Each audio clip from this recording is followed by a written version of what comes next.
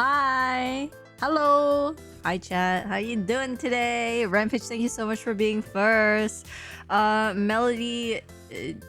Melody? Melon, thank you so much for following. Welcome to the show. I hope you enjoy yourself here. How is everybody doing today? Today is gonna be a scary day. It's gonna be a spoopy day. We're playing more The Letter, okay? But excuse me, maybe we'll go on for a little longer and try to finish Ashton in one go. But we don't know. I don't know how long Ashton's thing is going to be. So, we'll see. Hi, how are you today? I hope you're doing good. Today is spoopy scary day. I would have done some more art, but you know what? We're here for the spooks, and I'm here for the scares. We're here for everything. Spoopy scary day. Oh my god. Are you guys ready to watch my heart rate spike like there's no tomorrow? I do have Dead as Disco open for our ad break games. Boom. I got you, babies. We got ad break games every single time. I would play Osu, but I feel like Osu is gonna be even more complicated because some of the songs are too short. Some of the songs are way too long. With this game, at least we know that the songs are going to be the correct length. It's gonna be fun. It's gonna be fun. How British can we get today? We're playing a guy today. It's been a hot minute since we played a male character in this game. How long has it been? It's been 2 characters because we played 2 female characters, then Zachary, then 2 female characters. Now we're going 2 male characters back to back. Hi Danger, welcome in. Thanks for the toggle.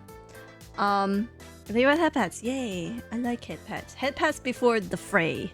Headpats before the absolute chaos that is going to be this game. The game gives me so much stress for no reason because it's like absolute silence and then boom. Oh yeah, I got a new baggie for my phone so I can carry my phone around in a tiny bag instead of a gigantic bag all the time with nothing in it other than my phone and my charger. There's like no point in me having a whole ass tiny bag on me if I'm just gonna have my phone in it. So I bought an even tinier bag to carry just my phone and the charger and my essentials, you know. Yeah. And then I got my Shiba bowl. I got my Shiba bowl and it's so cute. Oh my god, I opened that bitch and I was like, oh my heart. My heart is so adorable. If you guys are in the other Discord server, I did post a picture of it in the other Discord server. Oh my god, it's so cute. It is the most adorable thing I think I own currently. It's so precious. My god, I would die for this bowl. I would die for this bowl. It's so cute. Oh my god. Also, I bought German kebab. Well, I didn't buy German kebab, but I bought kebab from this place called German Kebab. And god, I can't finish that stuff. I still have half of it down there along with my dessert. By the way, wait, what is it? Let me have my receipt. Don't you dare. So I have my receipt here. So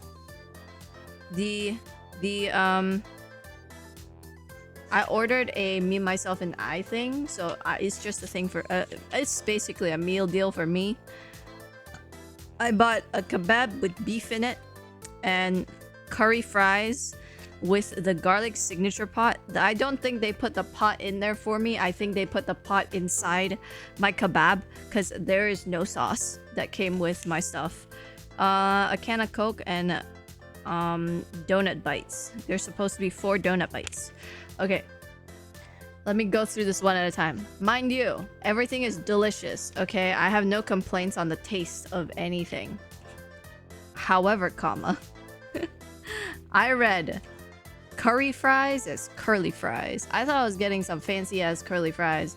No, I was not. I got fries with curry seasoning. And I was a little upset about that. But you know what? I reap what I sow. My dyslexic ass thought I looked at the menu and saw curly fries. It was not curly fries, okay? It was curry fries. It was still good, but I'm upset. I'm upset that I did not get me them curly fries. Anyways, the donuts. I expected a donut, like a donut, right? You know, like those mini, because it's a donut bite, right? You think it's like bite-sized little round things. No! This is not a bite-sized little round thing. It was not a bite-sized little round thing. The donut was basically in...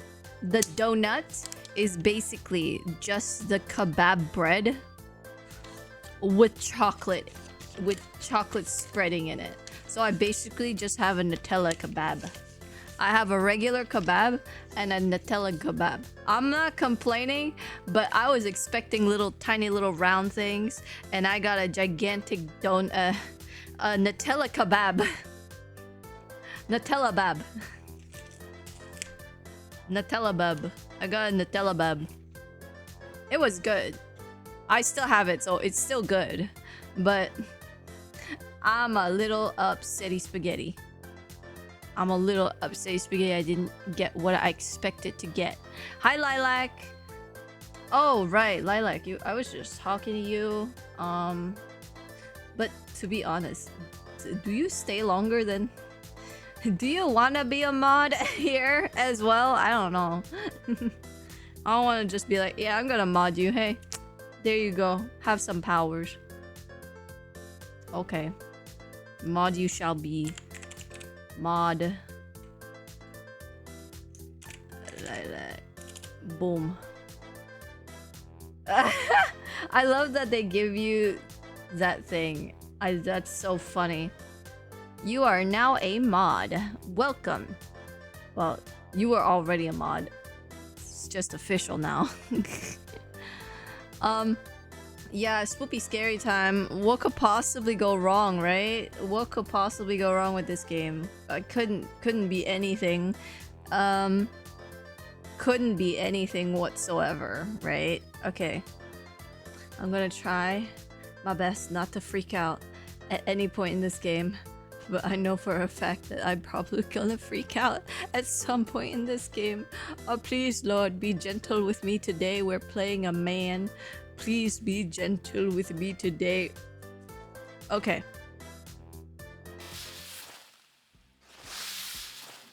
I'm so ready. Why am I so far into the corner? Hello? God damn. I was just casually just leaning away. Just casually leaning away. My heart rate is already up there. My heart rate is already up there. I'm already freaking out. I'm already scared.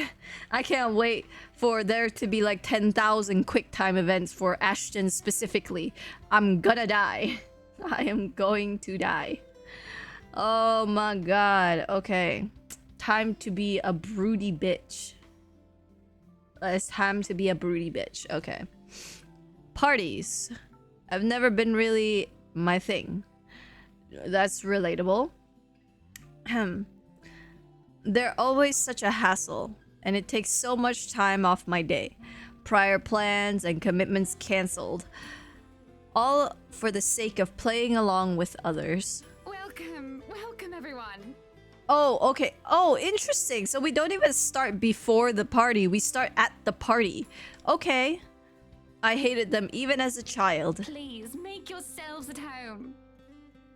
This is an interesting point to start at with Ashton, is just at this party. That's interesting.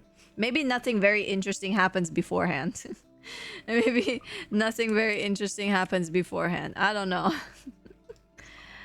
But Mom often insisted she'd slick my hair back, put me in one of those stuffy dinner jackets, and if there were any children around, urged me to make friends.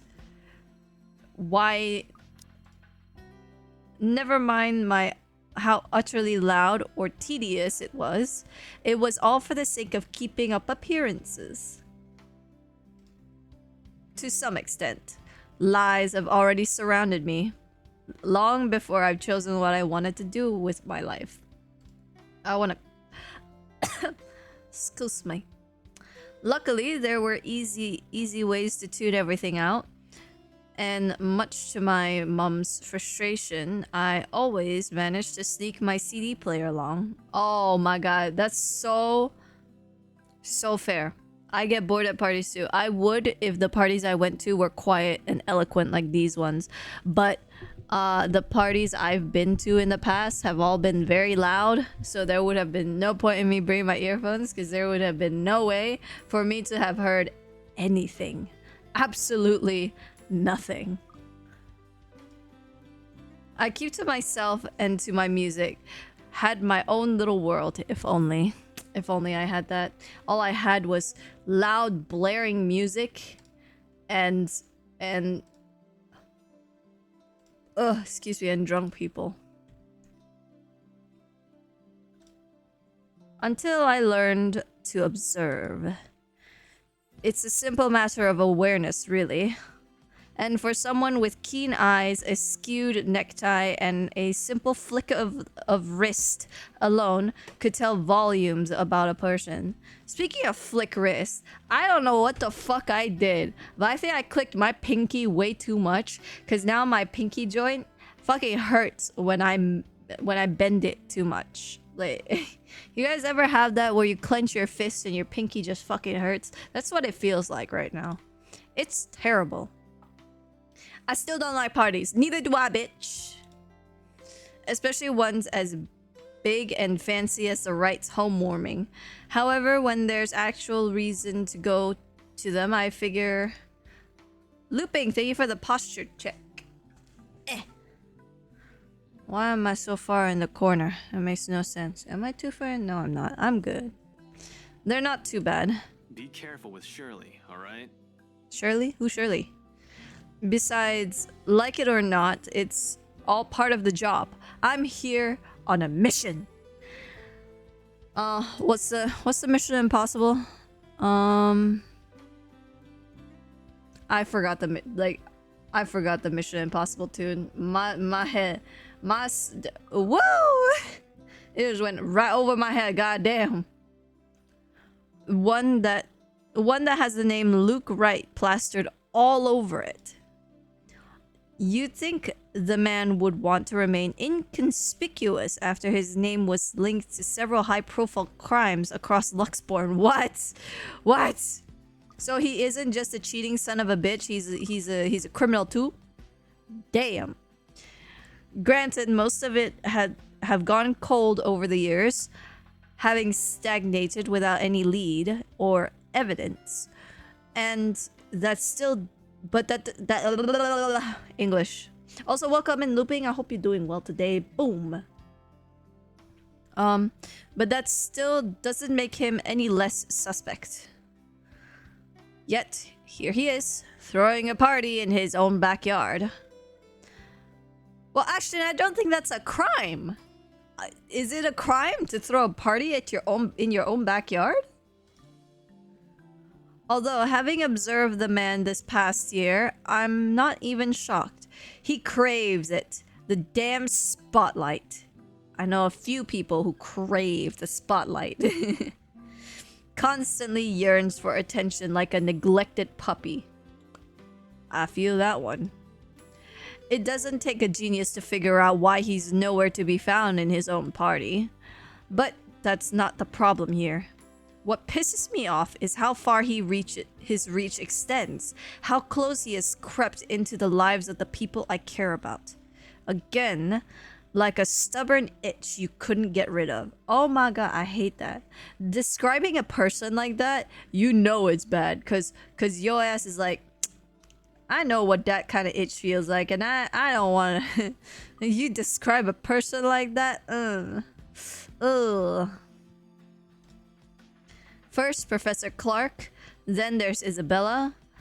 I also spotted Z-Man here a while ago, and now there's also Rebecca.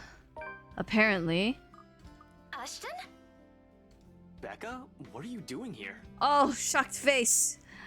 Pikachu shocked face. invited. Really? I had no idea you were friends with the host. That explains things.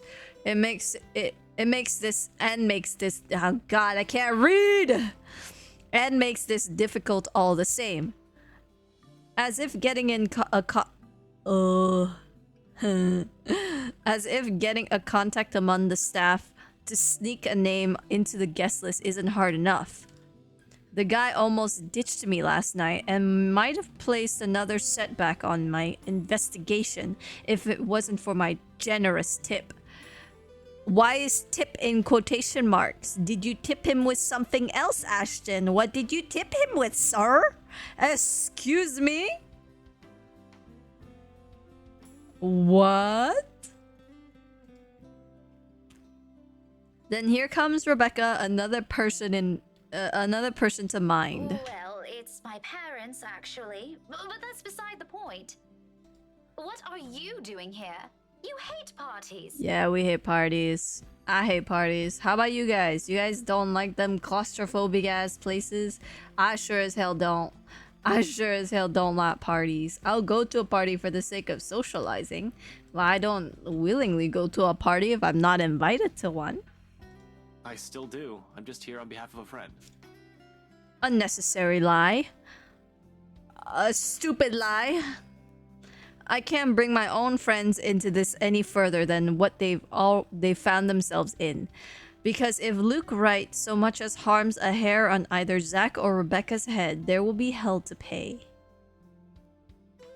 Okay.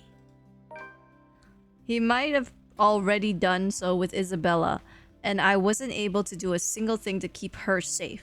He didn't do anything to Isabella, bro. A ghost was haunting her, and she got ran over because the ghost was distracting her from across the street. Oh my god, Ashton, you cynical piece of shit.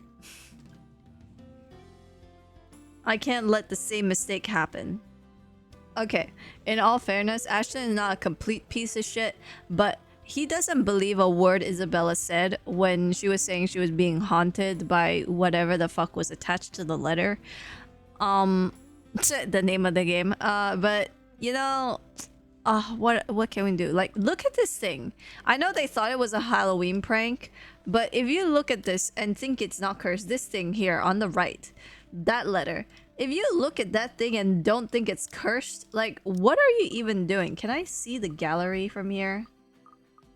I cannot. That's unfortunate. But you get what I'm saying, right? Like, you can't look at that and think, oh, that's totally not cursed. It's just a prank. Like,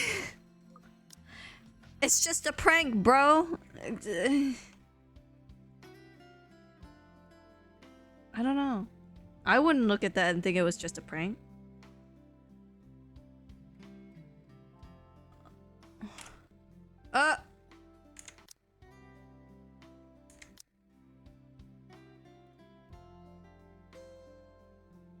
Skip interrupted. What did I do? What did I do? I just clicked control to unmute myself because I muted myself. What do you mean? What did I do? What did I do? I don't know what I did. I doubt he'll attempt anything in front of others. I doubt he'll attempt anything in front of other people, though. It would be great if I could read, you know? It would be great if I could read, but my stupid ass face cannot read. I cannot read. You see me? My dyslexic ass can't read. Hilarious, right? I'm a voice actor. I'm a voice actor, guys. I can't read. Oh my god.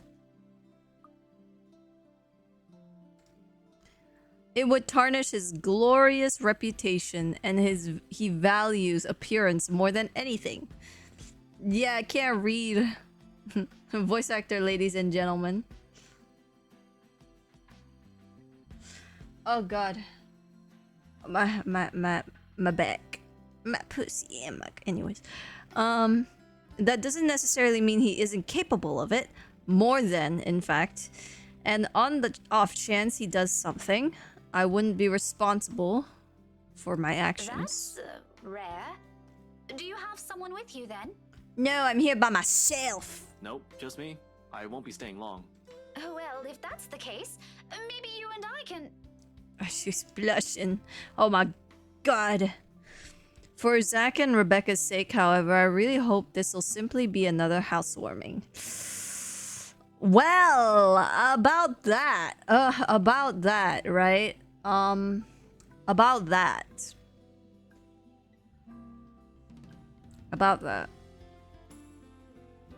Yeah, that's not gonna happen. That's not gonna happen, buddy.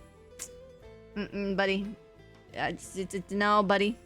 It's too bad, buddy. It's not gonna happen that way, buddy. Even though something tells me it's anything but. Yeah, you should trust your instincts. It's gonna be anything but a regular housewarming party. It involves literally the biggest names in all of Luxborn. You think this is gonna be a normal housewarming party? Call it a detective's intuition or whatever. When Luke Wright's involved, nothing good has ever come out of it. I can't let my guard down here. Even more so when a familiar car slows to stop and out comes... Chief? Oh, right! That's what he fucking looks like. Oh my god, I forgot how stupid some of these people look. My presence here might be odd at best, but I have an excuse. One that this man handed to me himself a year ago, along with a heavy dose of flattery for the newly promoted detective inspector. Can't exactly say the same for my good old boss, can I? Although to see him here chatting it. Ah! No! I didn't mean it! Go back. Although to see him here chatting it up with Luxborn's rich and famous isn't such a big surprise in itself.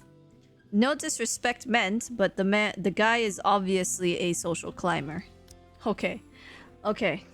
Thank God thank God we can go back to the logs, because oh my lord, I didn't mean to fucking click that button. I didn't mean to click that button. What is surprising is the fact that he seems all too eager to mingle with a person of interest's wife. Just what the hell is he doing here? Ashton, what's... Sorry, Becca. I need to... You don't need to do anything. There's something I need to check for a bit. I'll talk to you later. Do you have a ride home? No. No, I had to take a cab here. My car wouldn't start this afternoon. You should have gotten that check, shouldn't you? But what about... What the shit? What the... Yo! Nah, I'm correcting that. Autocorrect with my brain. What the fuck is going on here? I told you to get that old thing checked before, didn't I? You can head back with me after this. Oh, my back. My back is itchy for no reason. See ya. Did I take my med? Okay? Yeah, I did take my meds today. Fuck off. Hey, be careful! About what About your own health, bitch.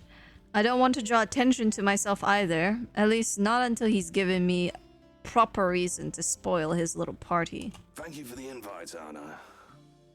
Oh my god, I forgot his... I can't take it seriously. His look and his voice don't match, and it's so funny. Husband still missing, I see. I should be saying the same of your darling Rochelle, Lee. Oh... The doctors again. For now, the best I can do is wait and remain inconspicuous, especially with the chief here, whose motives are dubious at best. If it means having to pretend I don't know Zach and Rebecca, or force myself to rub elbows with people I barely know, let alone like, then so be it. I can't involve anyone. So that's why he ignored Rebecca. Bro, you could have just told her beforehand that you probably can't talk to her. That's so... Wandering is out of the question as well, when there are guards in Chivy stationed here and there. I think that's what it says.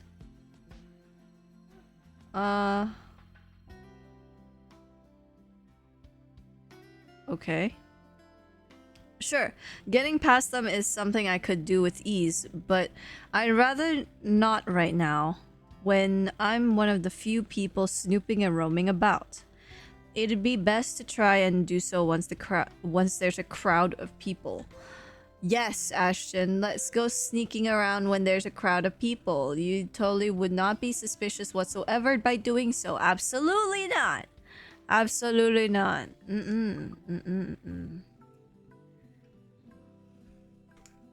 Hold on.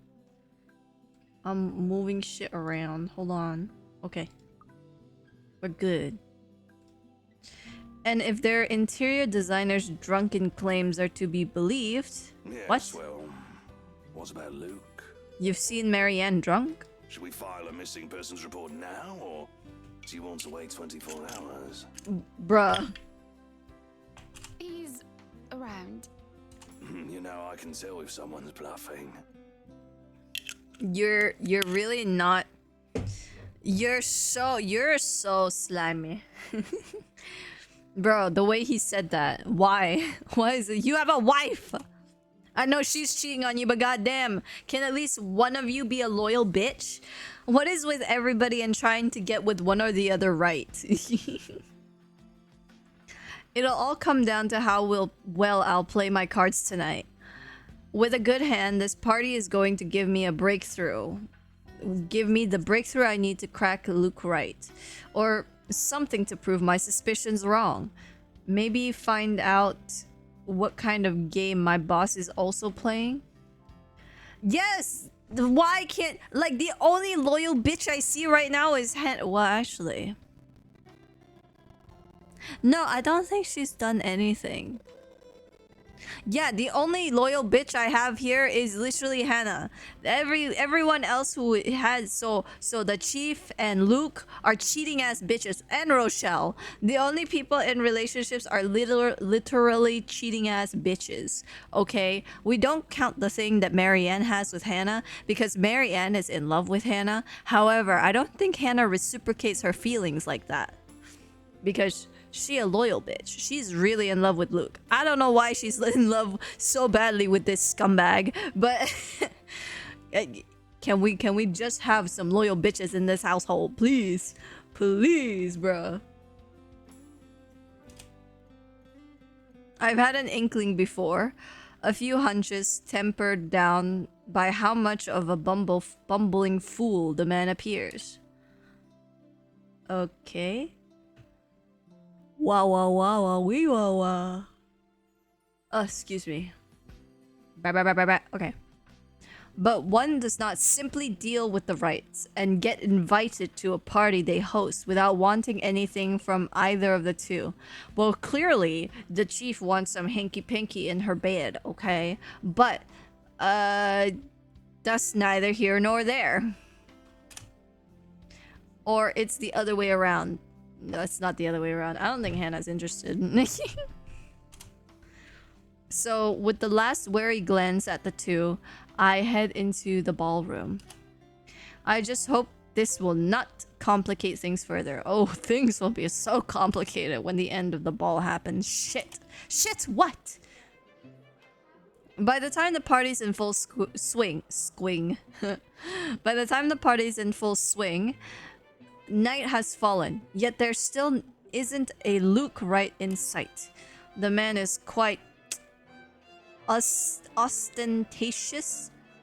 Ostentatious? Sure. But this? Frankly, I'm impressed.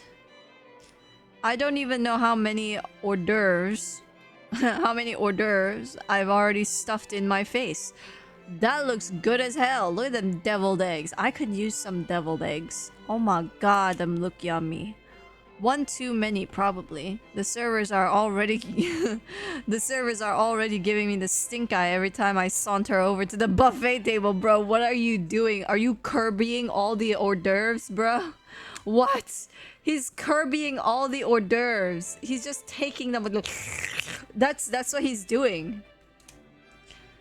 Blame your employer, not me. He's the one who has the guts to show up late. Besides, most of the guests' idle talk is concentrated in this area.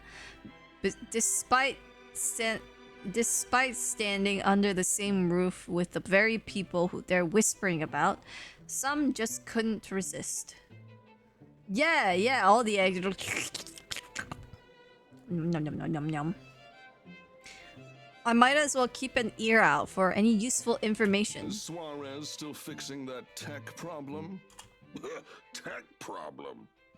He sounds like a fat rich man. The fat kind that can't put down his wine glass. It's been 3 years. Sooner or later, the blighter will put 2 and 2 together. He might have already. If the red tape I'm being slammed? Yes. If the red tape I'm being slammed with these past few months suggests anything, that or someone has been pulling the strings, I wouldn't... Escumi. I wouldn't be shocked. How's my volume, by the way? Am I peaking? I feel like I'm peaking. Let me check my volume. I feel like I'm peaking. I am peaking. God damn. Ba ba ba ba ba. Okay. I've been peaking this whole time. God damn. She. Sorry. Oh my god. I've been peaking so much. I didn't even realize. I've probably been peaking so much the past few streams. I'm so sorry. Anyways. I turned it down a little bit, but if it's still fine, then I'm gonna keep it like this. I was looking over at OBS and I'm like sneaking into the red every so often. I wouldn't be shocked. This case would not have gone this long if Scumbag didn't have a mule of some kind in the force. Shush you, we all know Suarez just wants an out. I knew he was bad news the day the merger with Evans Incorporated happened. Ooh? Fair. Glad I did not have to deal with that. I'm Scottish! I can't. Yeah, I can't. I hear the accent. I can't help it. But keep it down, someone might hear. The wife especially. This kind of negligence has always been an advantage, but sometimes I wish I could be smashed drunk while doing this. But if you were smashed drunk, bro, you wouldn't be able to do anything. Also, what the fuck, Wi-Fi? What happened just now? Hold that thought. Am I still here? I'm not. I'm in fact not here. I'm gonna give it a couple seconds. God damn.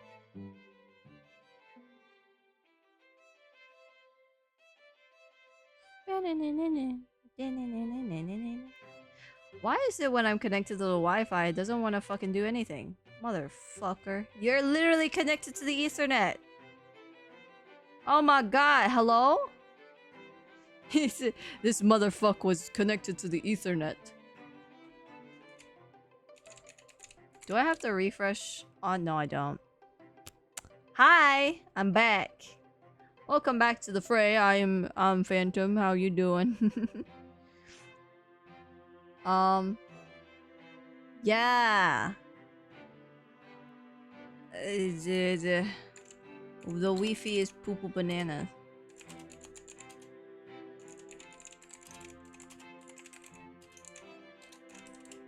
The Wi-Fi is poo-poo.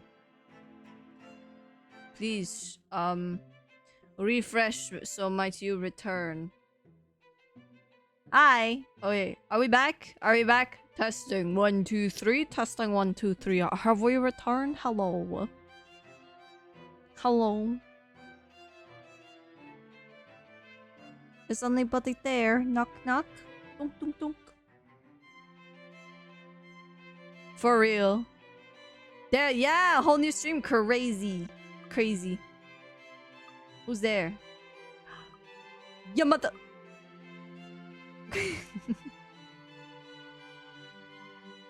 Okay, so Asha was saying he wishes he could be smashed drunk while he was doing this reconnaissance.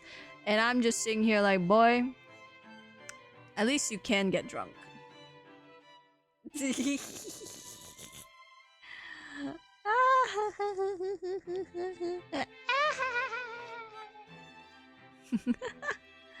I'm gonna try to snooze the ad breaks for a little bit because I feel like it's so unfair. Every time my Wi-Fi does this shit and it resets and then the stream resets, so the ad break comes back. Get the fuck out of my face, bitch. Okay. Having sharp ears also means you get to hear the most unsavory things. Who cheated on who this week? God damn, bro. Why can't you just stay in your lane? What is with these people cheating on their spouses? Like, what? Why? Why?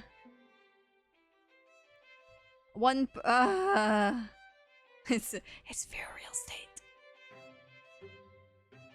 The one person's motive for bashing someone's skull against a wall, or a father's excuse for burning his own daughter. What?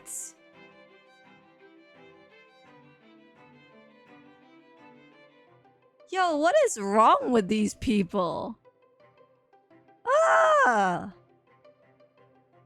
That sort of stuff. He talks like this is normal. You're a cop and you're like, that's, yep, this is fine. Stirs cup in the flames. This is fine. After a few years, it gets tiring. You get desensitized to it. Bruh. But humans could also be downright awful. Sometimes there simply isn't enough brain bleach in the world. I wish I had some brain bleach. Brain bleach on my face. Sadly, the wine is a no-go tonight, and mostly for show. I'm up for another drive later, for one, and I definitely want to be sober in case anything comes up. Bro, just get passed out drunk. It's fine. Rebecca can find her way home. It's fine. She'll steal your car. She can drive, right? Yeah.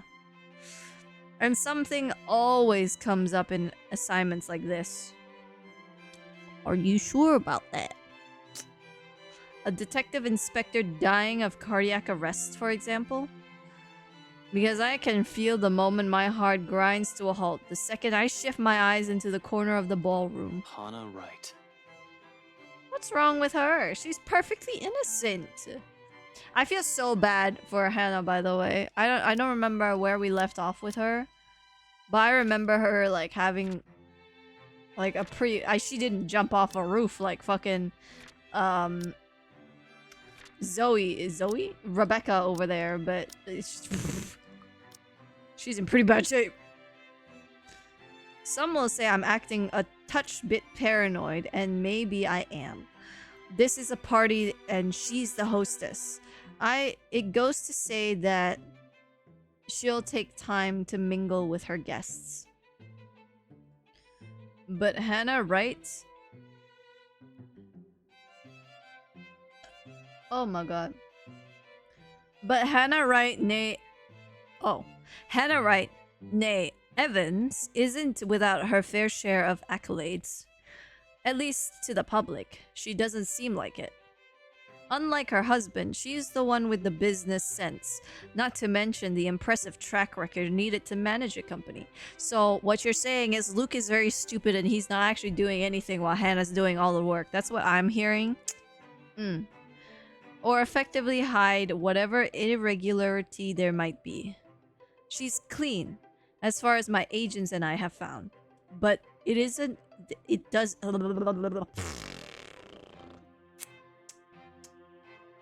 But it doesn't rule out the possibility of... Oh my god. I can't...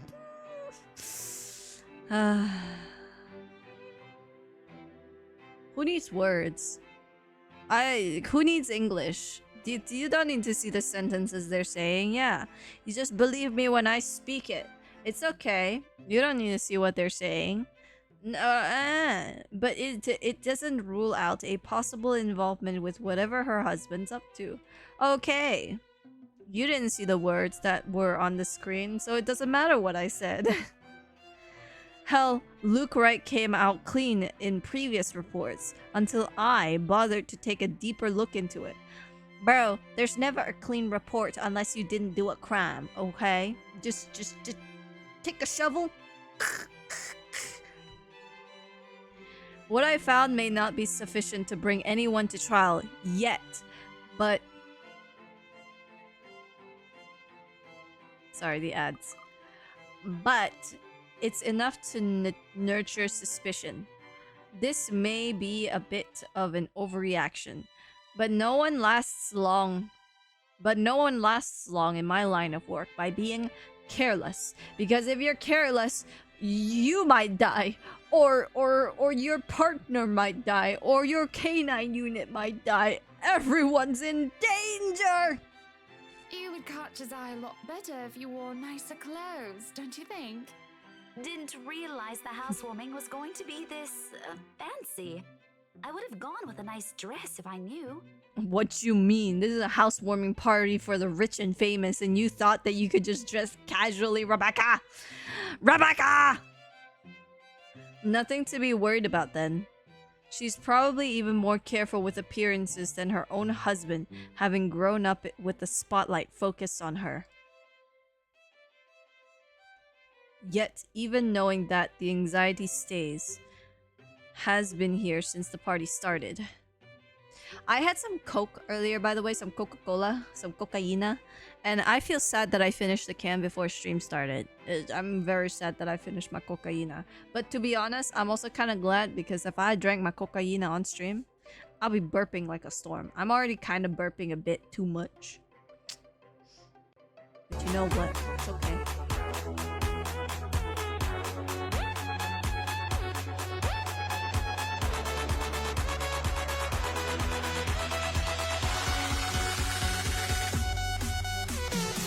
Blah blah blah blah blah blah blah blah blah blah blah blah blah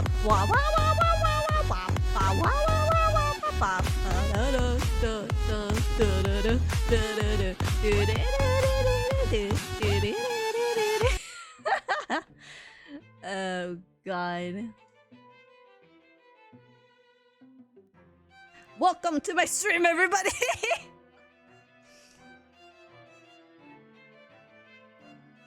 Thanks for the redeem. Oh, that was 10 biddies. Thank you for the 10 biddies.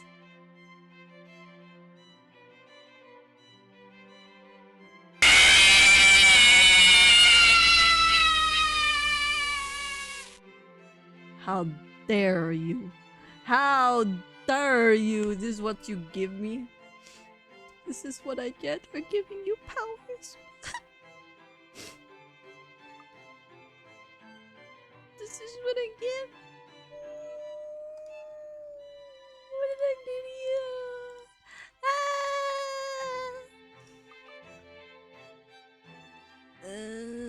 you?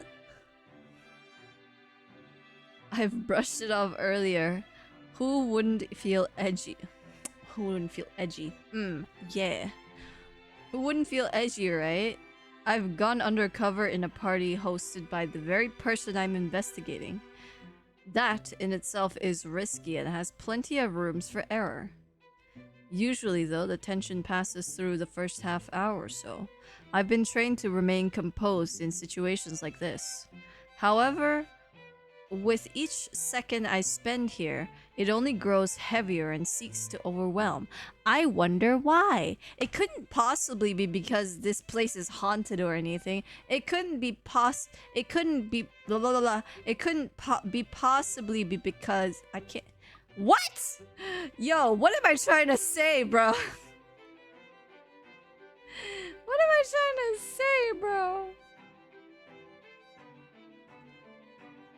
An odd feeling that someone's watching me instead. Oh god.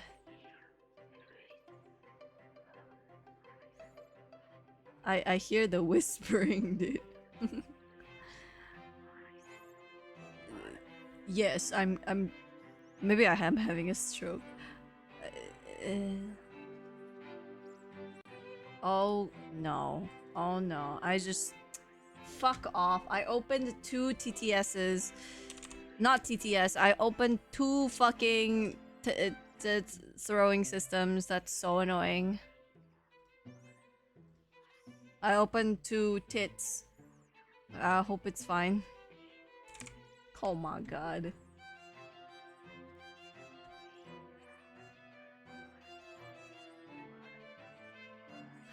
I'm good. Maybe I am. Am I having...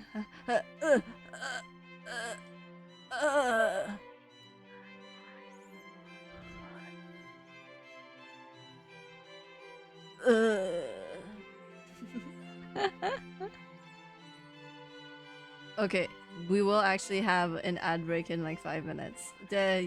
Welcome, welcome, Night. Hi, hi. I hope you're doing good, Night. Crazy. Yep, not even clickbait. Not even clickbait. Two tits.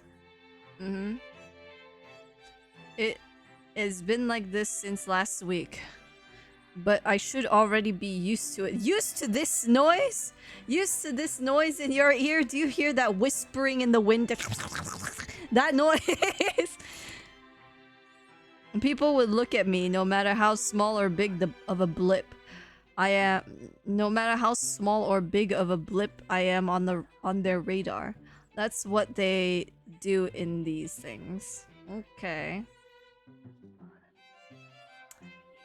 But what when the feeling of eyes burning into my back lingers longer than necessary? Lilac. The noise, yeah, it's like oh my god, it's just so like please, please, I beg of you, please be gentle with me, please. I've been looking around everywhere and then to catch the culprit. Stop that, Chinu. No luck. Chinu! I wanted to save you! And despite my efforts to push the sensation as far down as I could, tiny pinpricks continue to sting the back of my head. And the ghost of the cold touch creeps up my limbs. Oh my god. Until my gaze switches back to Rebecca and Hannah Wright. Oh, ha! Yeah!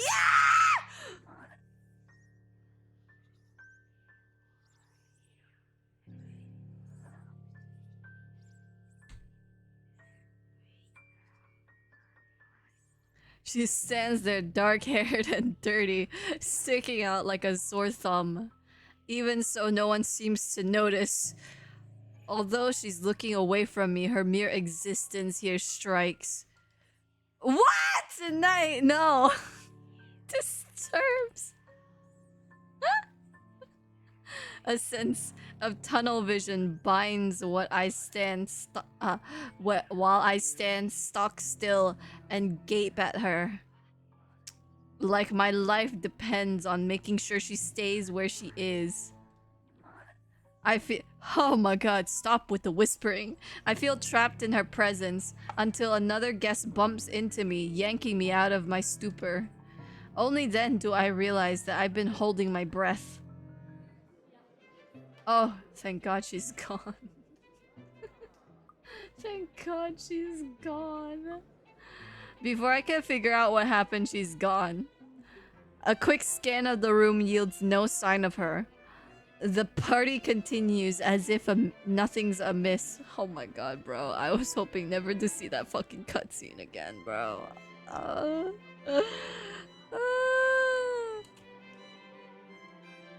I'm not really one to judge, but I'm sure someone like that would not have been allowed in a fancy thing like this. Yeah, no shit. No shit. What else could it possibly be? Ash, you didn't see it? I'm not going back. I'm not going back, Lilac. I'm not going back for that shit. What has the security been doing? Are they really that incompetent for someone so distinct to easily get in without notice? There should have been an outcry by now, particularly from the host. She's been standing almost an arm's length away from the woman, and yet she simply continues to talk to Rebecca. Oh, the professor!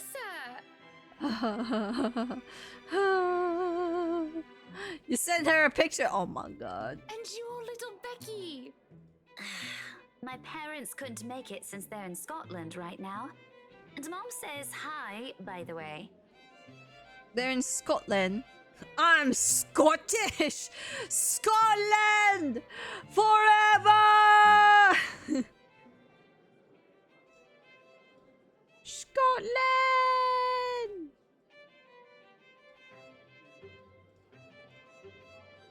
Wait, I wanted to... Scotland forever!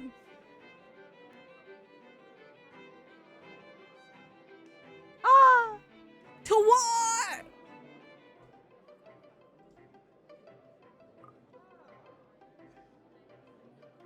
Ba-da-da-da. I am back from war. It was a grueling sight, and there were no ghosts in sight. Mmm, delicious. Is there something in the food then? Oh. Okay. Ad break! Ad break time! Ad break time! Ad game! Ad game. Where's the fucking ad game? Hello?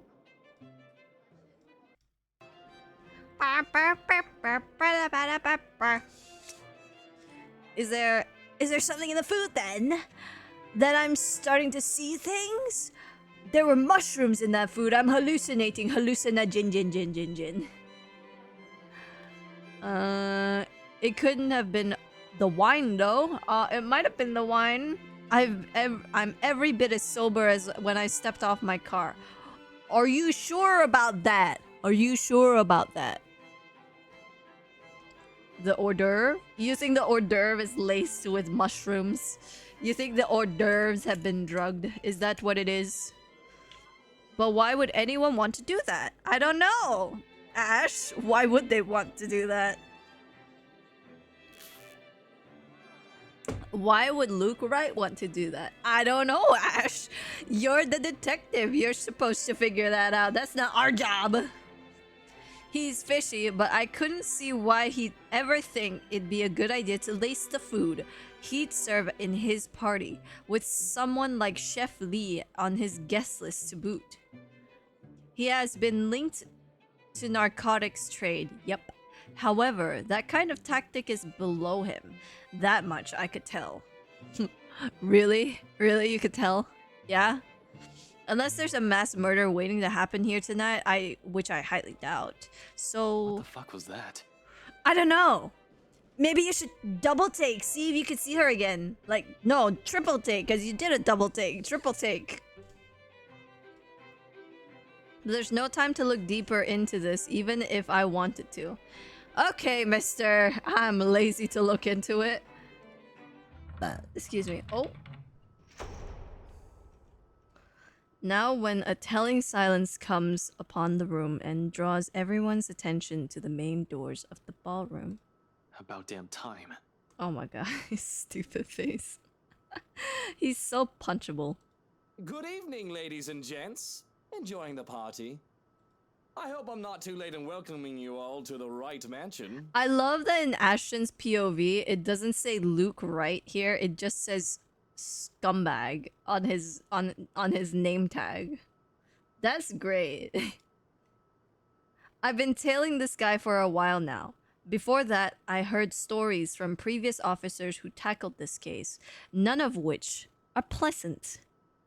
Mind, I'm not counting the incident with Professor Clark yet. Pleasant is glossing over the gravity of it.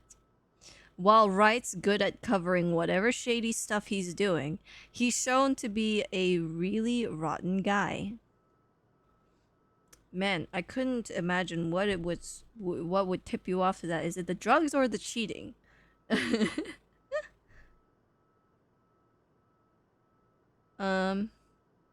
Was it the drugs or the cheating? Which one do you think? At least that's the case when he thinks none of his peers are around to judge him. I've lost track of how many counts of verbal abuse and harassment cases the guy has been pinned with. Ooh. He's probably been pinned with a ton.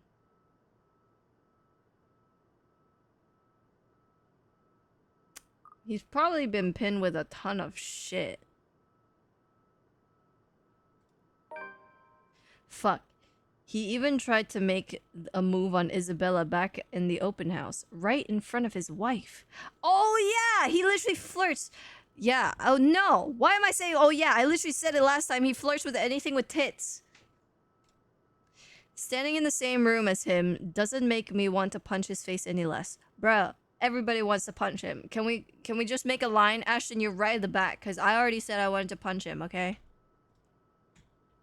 Actually, the urge is stronger, but protocols. My case, first and foremost. My own opinion of the man shouldn't get ahead of my purpose here.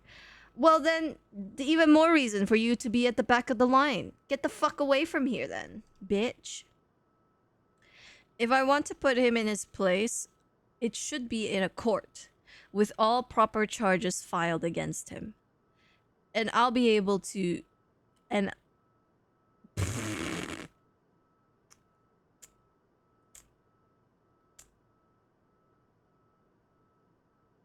And only I'll... God, I can't. And I'll only be able to do that once I've gathered enough evidence to pin this bastard down. There we motherfucking go. Jesus Christ. English is my first language, by the way. Welcome one and all to our humble abode. Tonight, if you have yet to find yourself in your roles, you are our ladies and lords of the court of your king and queen, if you would excuse my presumptuousness. So, enjoy the feast that has been laid out for your senses, as we only allowed the best to be served. Enjoy the rest of your night, everyone! Suppressing my annoyance, I prepared to step away from the crowd. Slipping away like a fish. Like a fish. Amidst the cheers and claps, now is as good a time as any to move. Try to find that something the McCulloch woman talked about. In the first place, I have no plans to actually shake hands with the slime ball himself. A fake smile is plastered on my face while I pretend to listen to one of the other guests gossiping about him. Gossiping about him.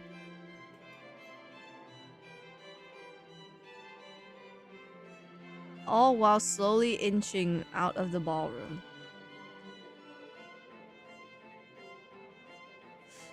Unfortunately, before I could get any further... Are you feeling ill, Rochelle? Oh, right. Drama! See, the sprites here in this illustration looks way better than the sprites that they usually use. Perhaps you need to sit down and... Rich people only have two ways to resolve their mess. Either they quietly deal with it behind closed doors, or they create an even greater problem out of it, and it just blows up in everyone's faces one way or another. Fun. No! Shut it, you munter! I ain't talking to you! I'm talking to this scumbag over here! Mutter. You bloody bastard standing there with your smarmy smile! Not even a few seconds in, and this already is proving itself to be a big public spectacle. Oh my god, public spectacle. Why spend money on a television to buy daytime soap operas? You could just go in one of these parties and see the action unfold in real life. That's true. You get free food too. Ah, that's so true. Really, if I were an actual guest, I'd just take this as some sordid form of amusement. Watch your tongue! You're on thin ice, Rochelle. Yeah, I would die for some free food. Did you see those hors d'oeuvres? The hors d'oeuvres that he was eating? If not the deviled eggs, they're so yummy looking. Wait, I wonder if there isn't. Oh my fucking god. There isn't a picture. I have to go out to the main menu to even show you. That sucks. Where's your husband? Who even invited you? You! He sounds like a disgusting bitch. But I'm not a guest who's here for a good time. I need to focus on him, even through this whole sorry tale. So, I wait. I listen. I observe. Interesting, isn't it though? There's the chief inspector's wife.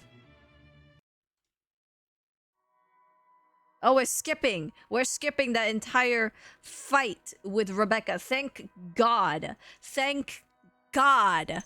Oh my God. If we had to go through that entire bullshit with Rebecca all over again, I would have keeled over and died. Holy crap. The morning after starts off quiet. Even the whole Samwell residence seemed unusually still. The open hallway when I stepped out is devoid of tenants. No sound coming from the other units.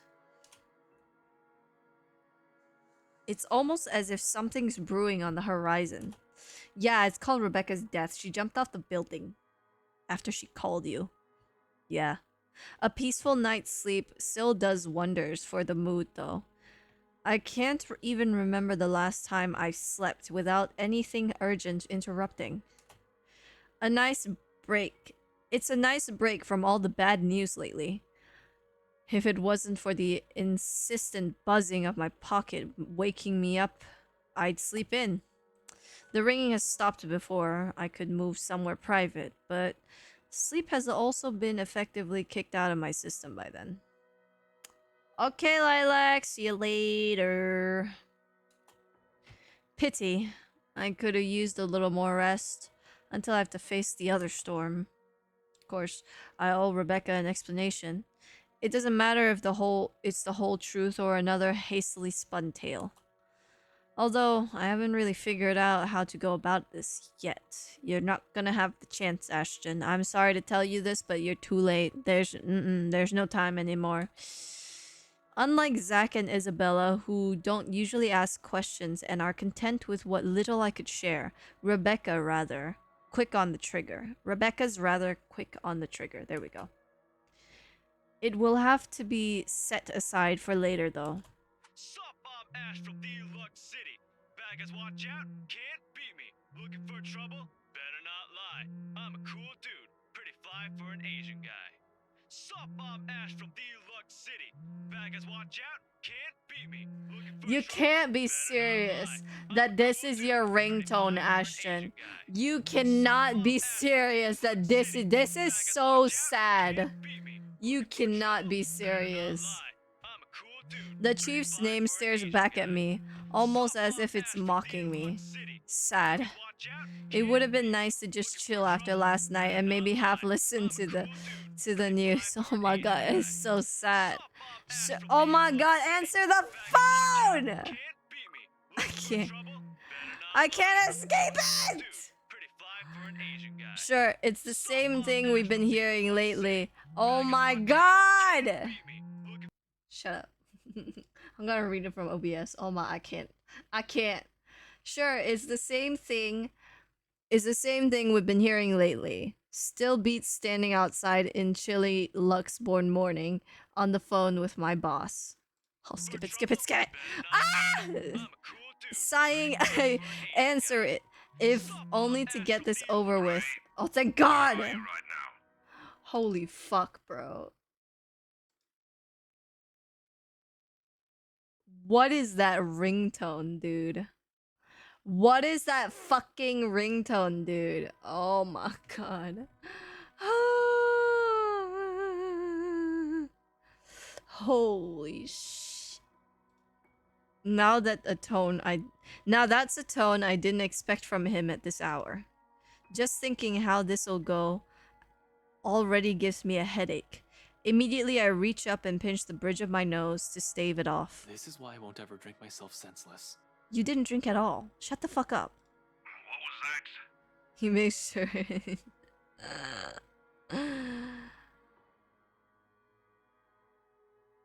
No, because if that's actually his fucking... Okay, if that's his ringtone, I'm gonna die. Because he's basically saying he's a fly for an Asian guy. And he's the only one with black hair and black eyes in this entire game. Are you... oh my god.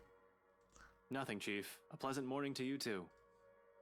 He's probably calling to rag on me or complain about his wife, which is really none of my business unless it affects my case. It seems like the usual rich man cheats on his wife on wife deal. Bruh, I hope to the fucking lords above that if I was rich, or if we were rich, me and the husband, excuse me, if we're rich, we still stay. Loyalty kink right here. I'm sorry, I'm a loyal bitch. If you're not also a loyal bitch, you're for the streets. Although I would have followed up on it if it were somebody else's wife. But figuring it's the chief's, hey, I trust him to come clean if the missus is related to the right's shady dealings. This is why I left before they even hauled the woman out last night. I'm not going to go around investigating cheating husbands and wives when it's probably just that. Chief appears to have a different idea in mind, though. There's nothing pleasant in the morning. Anyway, where are you? There's something pleasant in the morning. You could wake up in the morning and see your darling husband or wife. I guess not you, because you just discovered that your pregnant wife is not pregnant with your kid, but everybody else, except for Hannah as well, because she's having a tough time with Luke over there, that fucking bitch. I told you millions of times before to keep your lines open. He did, and not only him. Zach, Rebecca, Isabella, all of them have said the same thing numerous times in the past. But I was undercover last night.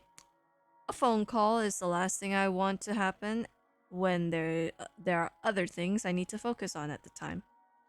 Besides, we have radios and work-issued phones. Why isn't he using one of those channels if it's this urgent? Just woke up, sir. As awesome as it is to hear your voice this morning, it really is early. If you could give me a few minutes just to wake myself up, that'd be swell. No need for that. This won't take long. Is something wrong? Am I needed at the precinct ASAP? Oh no, everything's good over there. Just look, kid. Pray. Don't take this personally, alright? You're off the Luxborn firm case. Starting today. Ha! Well, I did not expect to hear that either. This must be some kind of cosmic joke. I allow some awkward seconds to pass. Chief must be pulling another one of his awful pranks. Out of his bad mood, or a severe hangover, maybe? Everyone knows that when given a chance, he exercises no control with his drinking. If it wasn't for his wife causing a stir, he'd probably be trashed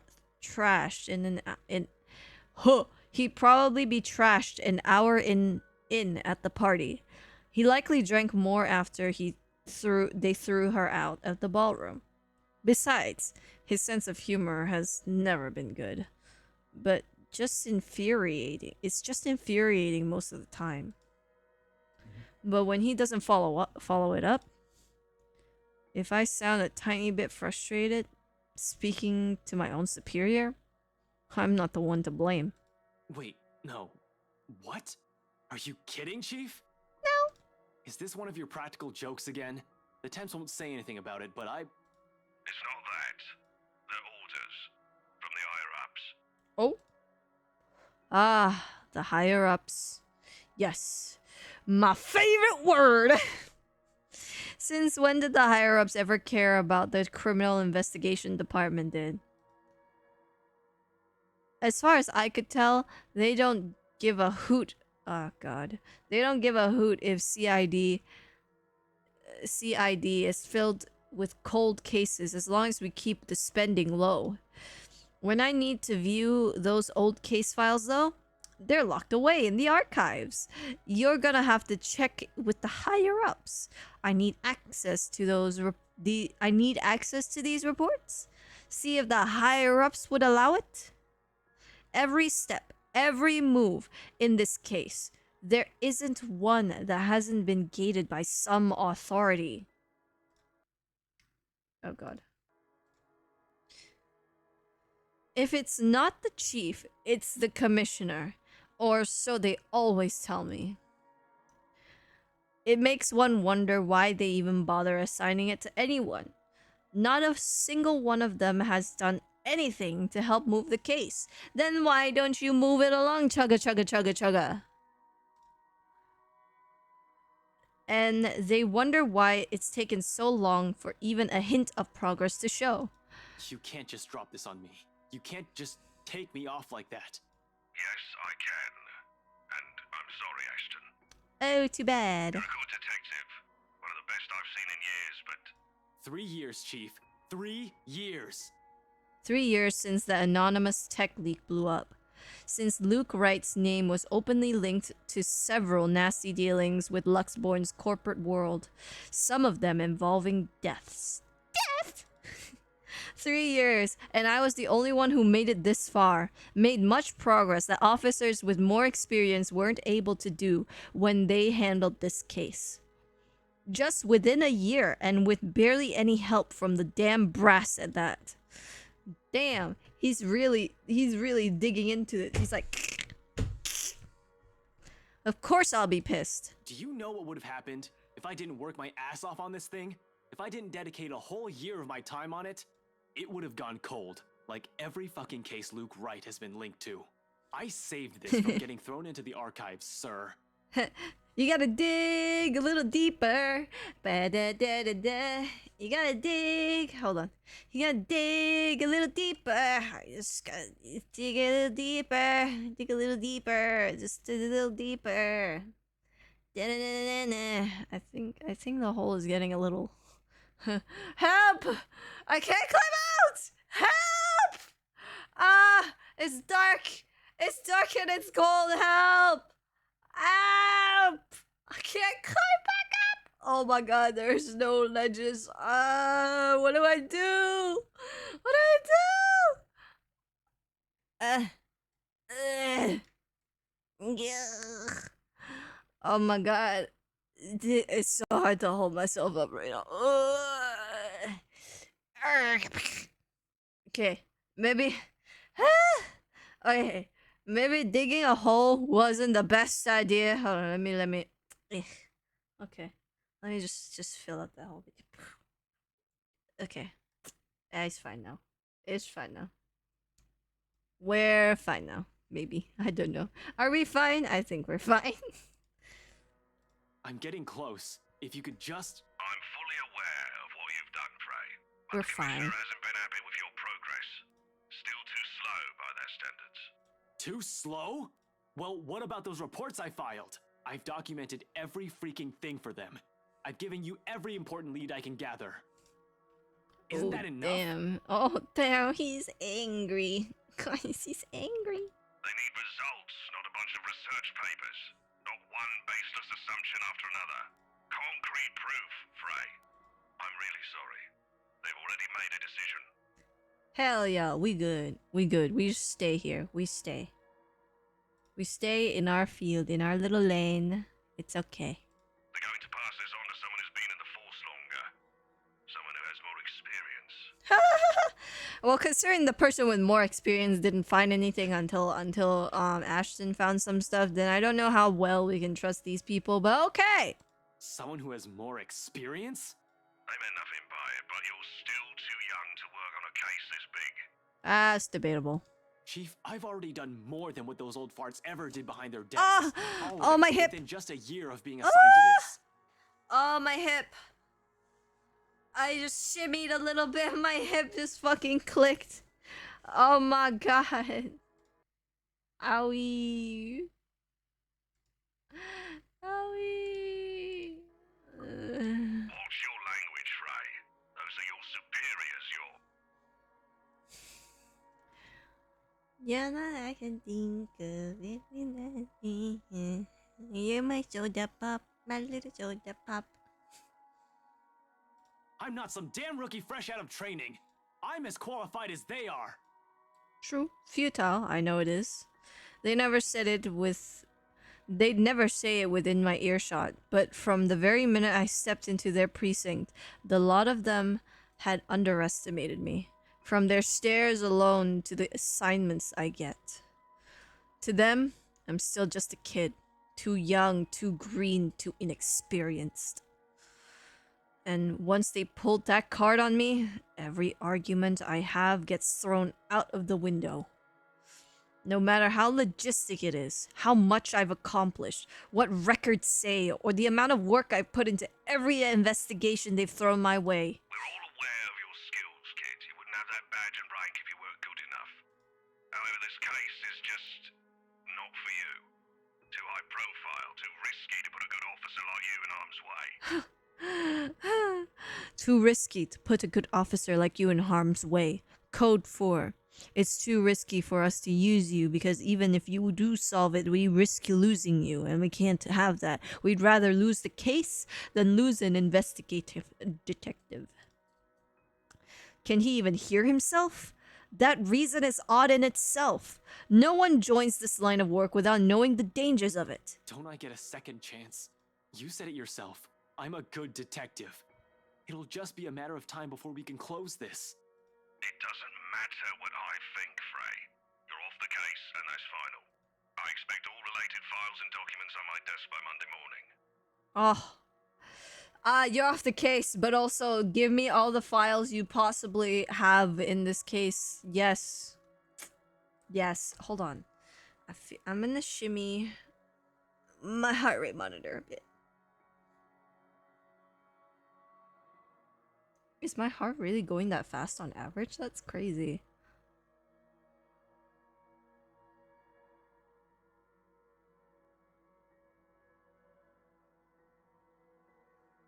That's crazy if my heart rate is actually going that fast on average.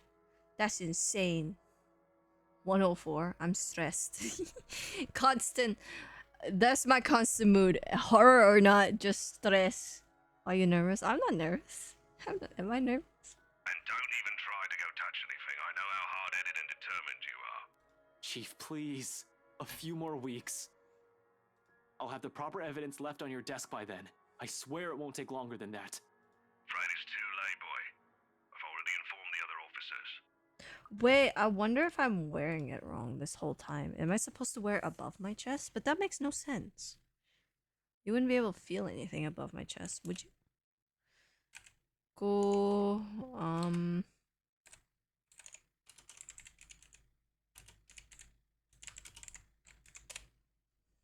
Cospo. Let me see, let me see. So this is the one I have. It's the heart rate strap. Where is there an example of someone wearing it? Oh yes, there is. But yeah, they're wearing it below their chest, but they're not showing like how a person with boobies are supposed to wear them. Description.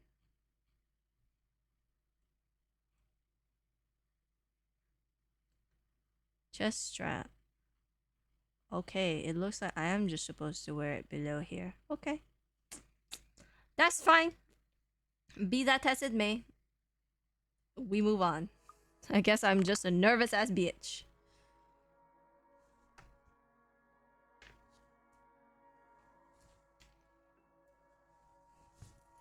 I wouldn't be surprised if I'm just a nervous ass bitch. Look, stress, depression, anxiety. Anxiety.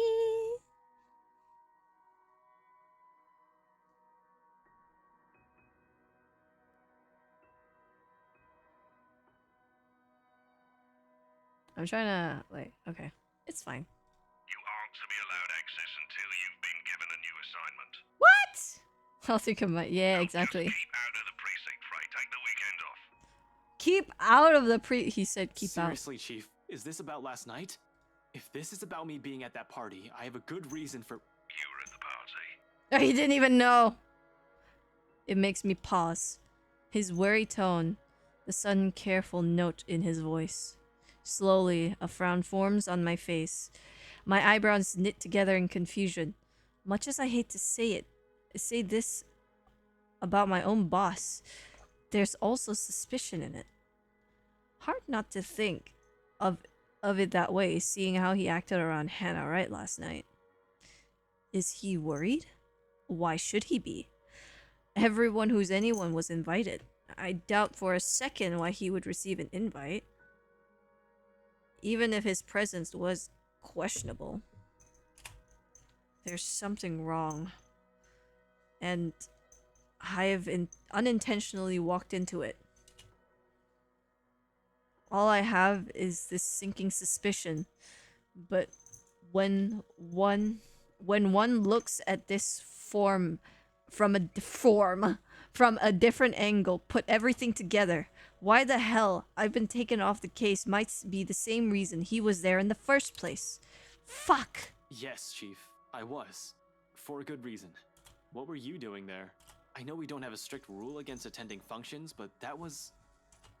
He coughs, and it almost sounds like he's choking on his own excuses. Lies? Wait, hold on. I need to take this hoodie off. It's starting to get a bit too hot.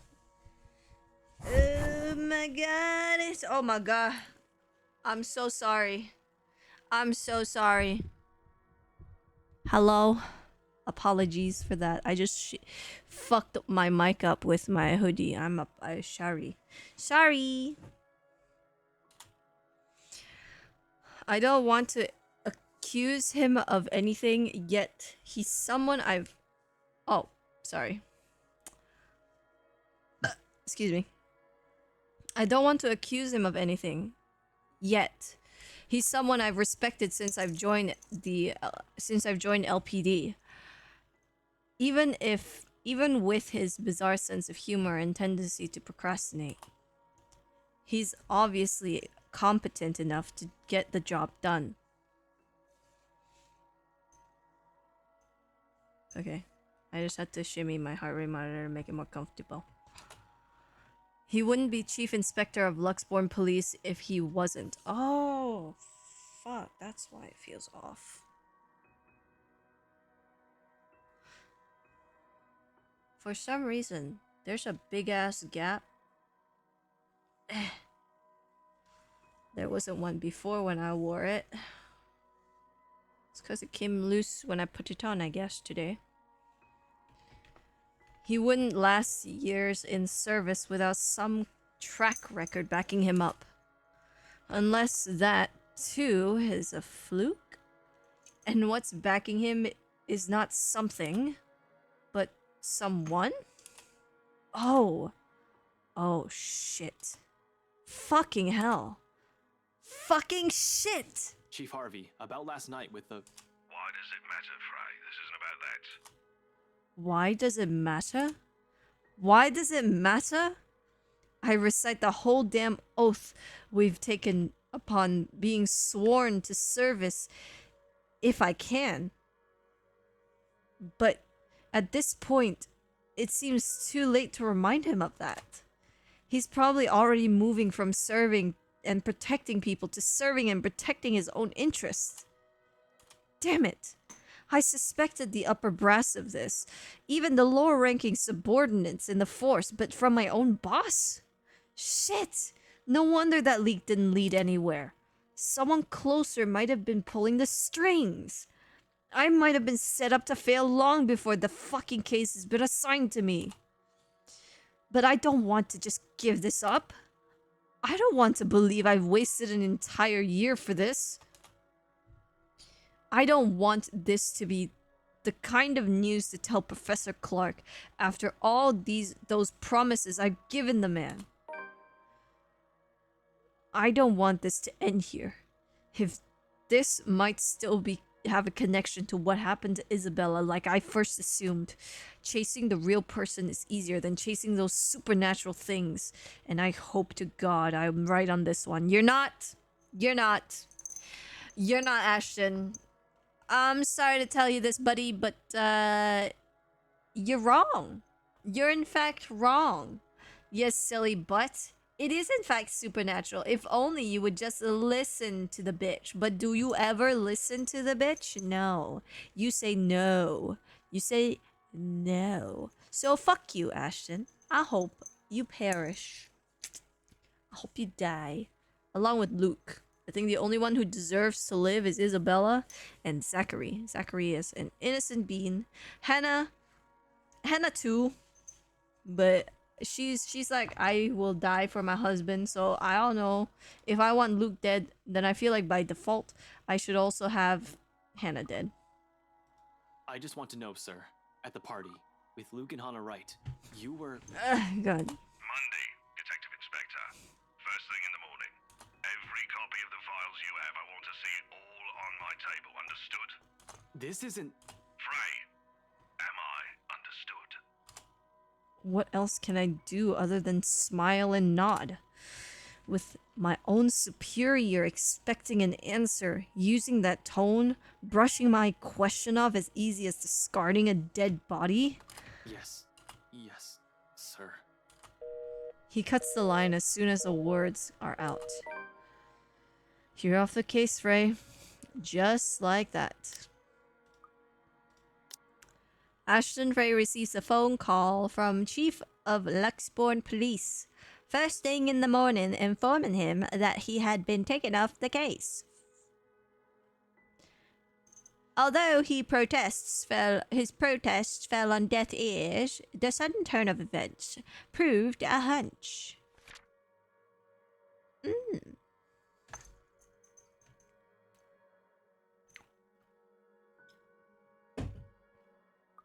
Oh, water. Funny why this caught me off guard. Wait, what? That's not what it said. Funny why this still caught me off guard. Wait, no, that is what it said. What? I've discovered years ago how different the actual thing is. How far from reality everything I've believed in as a dreamy-eyed kid. Everything there. Oh my god, I can't fucking read. There are no high-speed pursuits every day, no thrilling gunfights or exciting cases in every step of the way. Only paperwork, lots of red tape, and dealing with the politics and bureaucracy.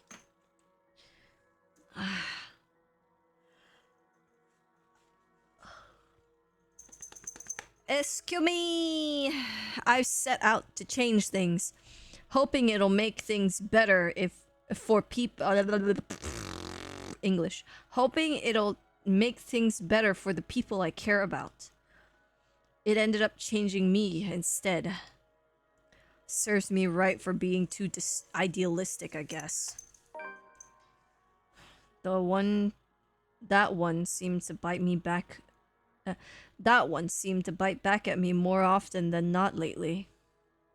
If what happened at the hospital is meant to convey anything, this is probably the universe telling me that it's better to remain the skeptic I really am.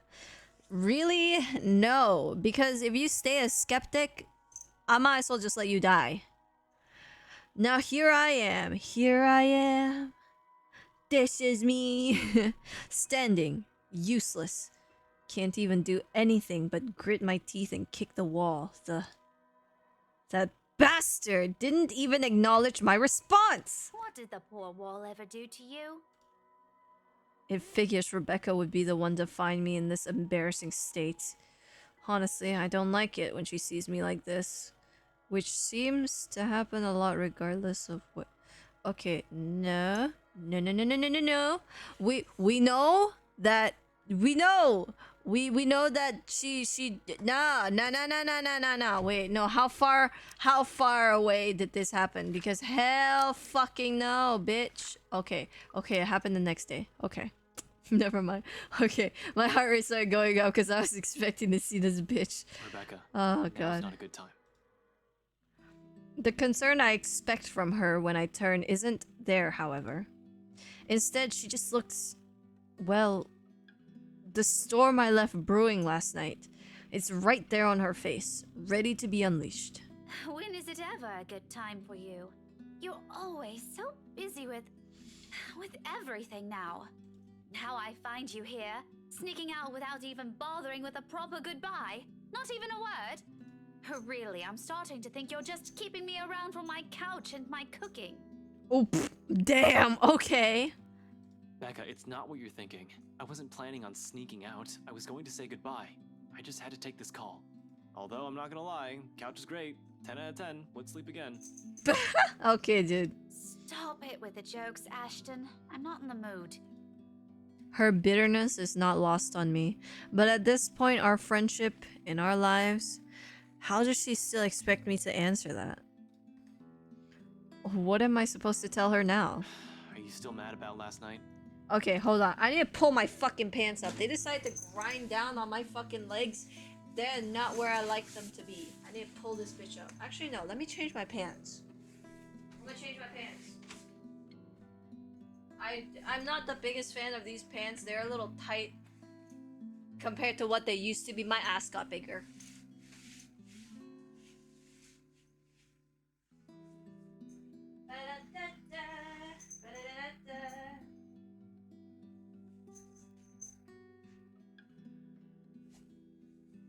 The struggles of ass. Yes, the struggles of ass. Yeah, that's what I'm gonna call it. The struggles of ass.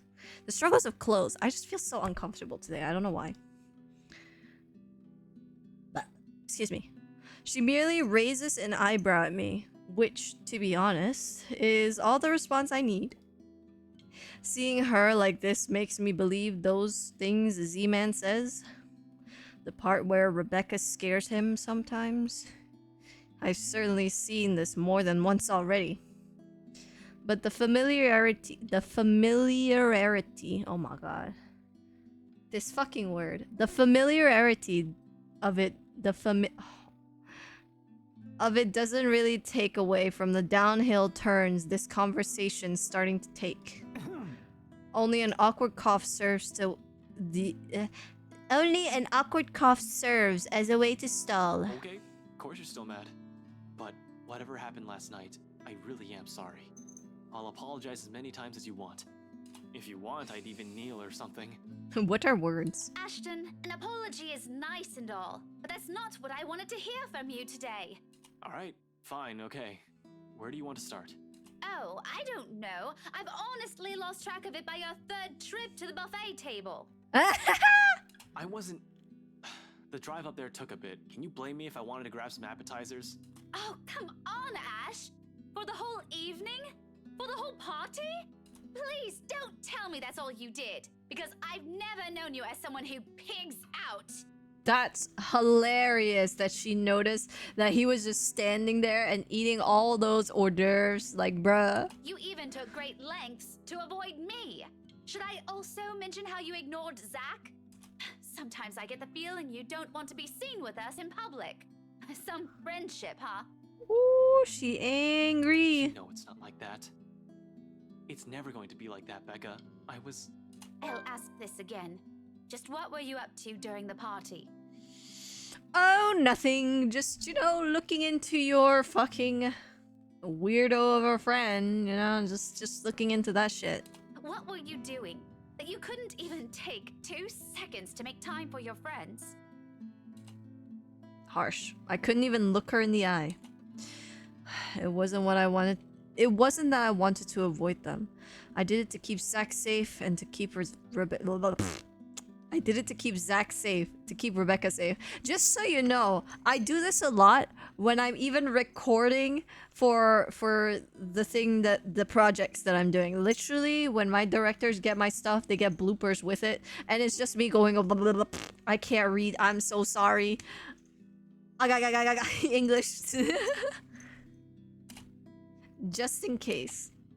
Client or family friend, it was still a party hosted by a person of interest, by a man accused years ago of murdering a person's wife to get what he wanted.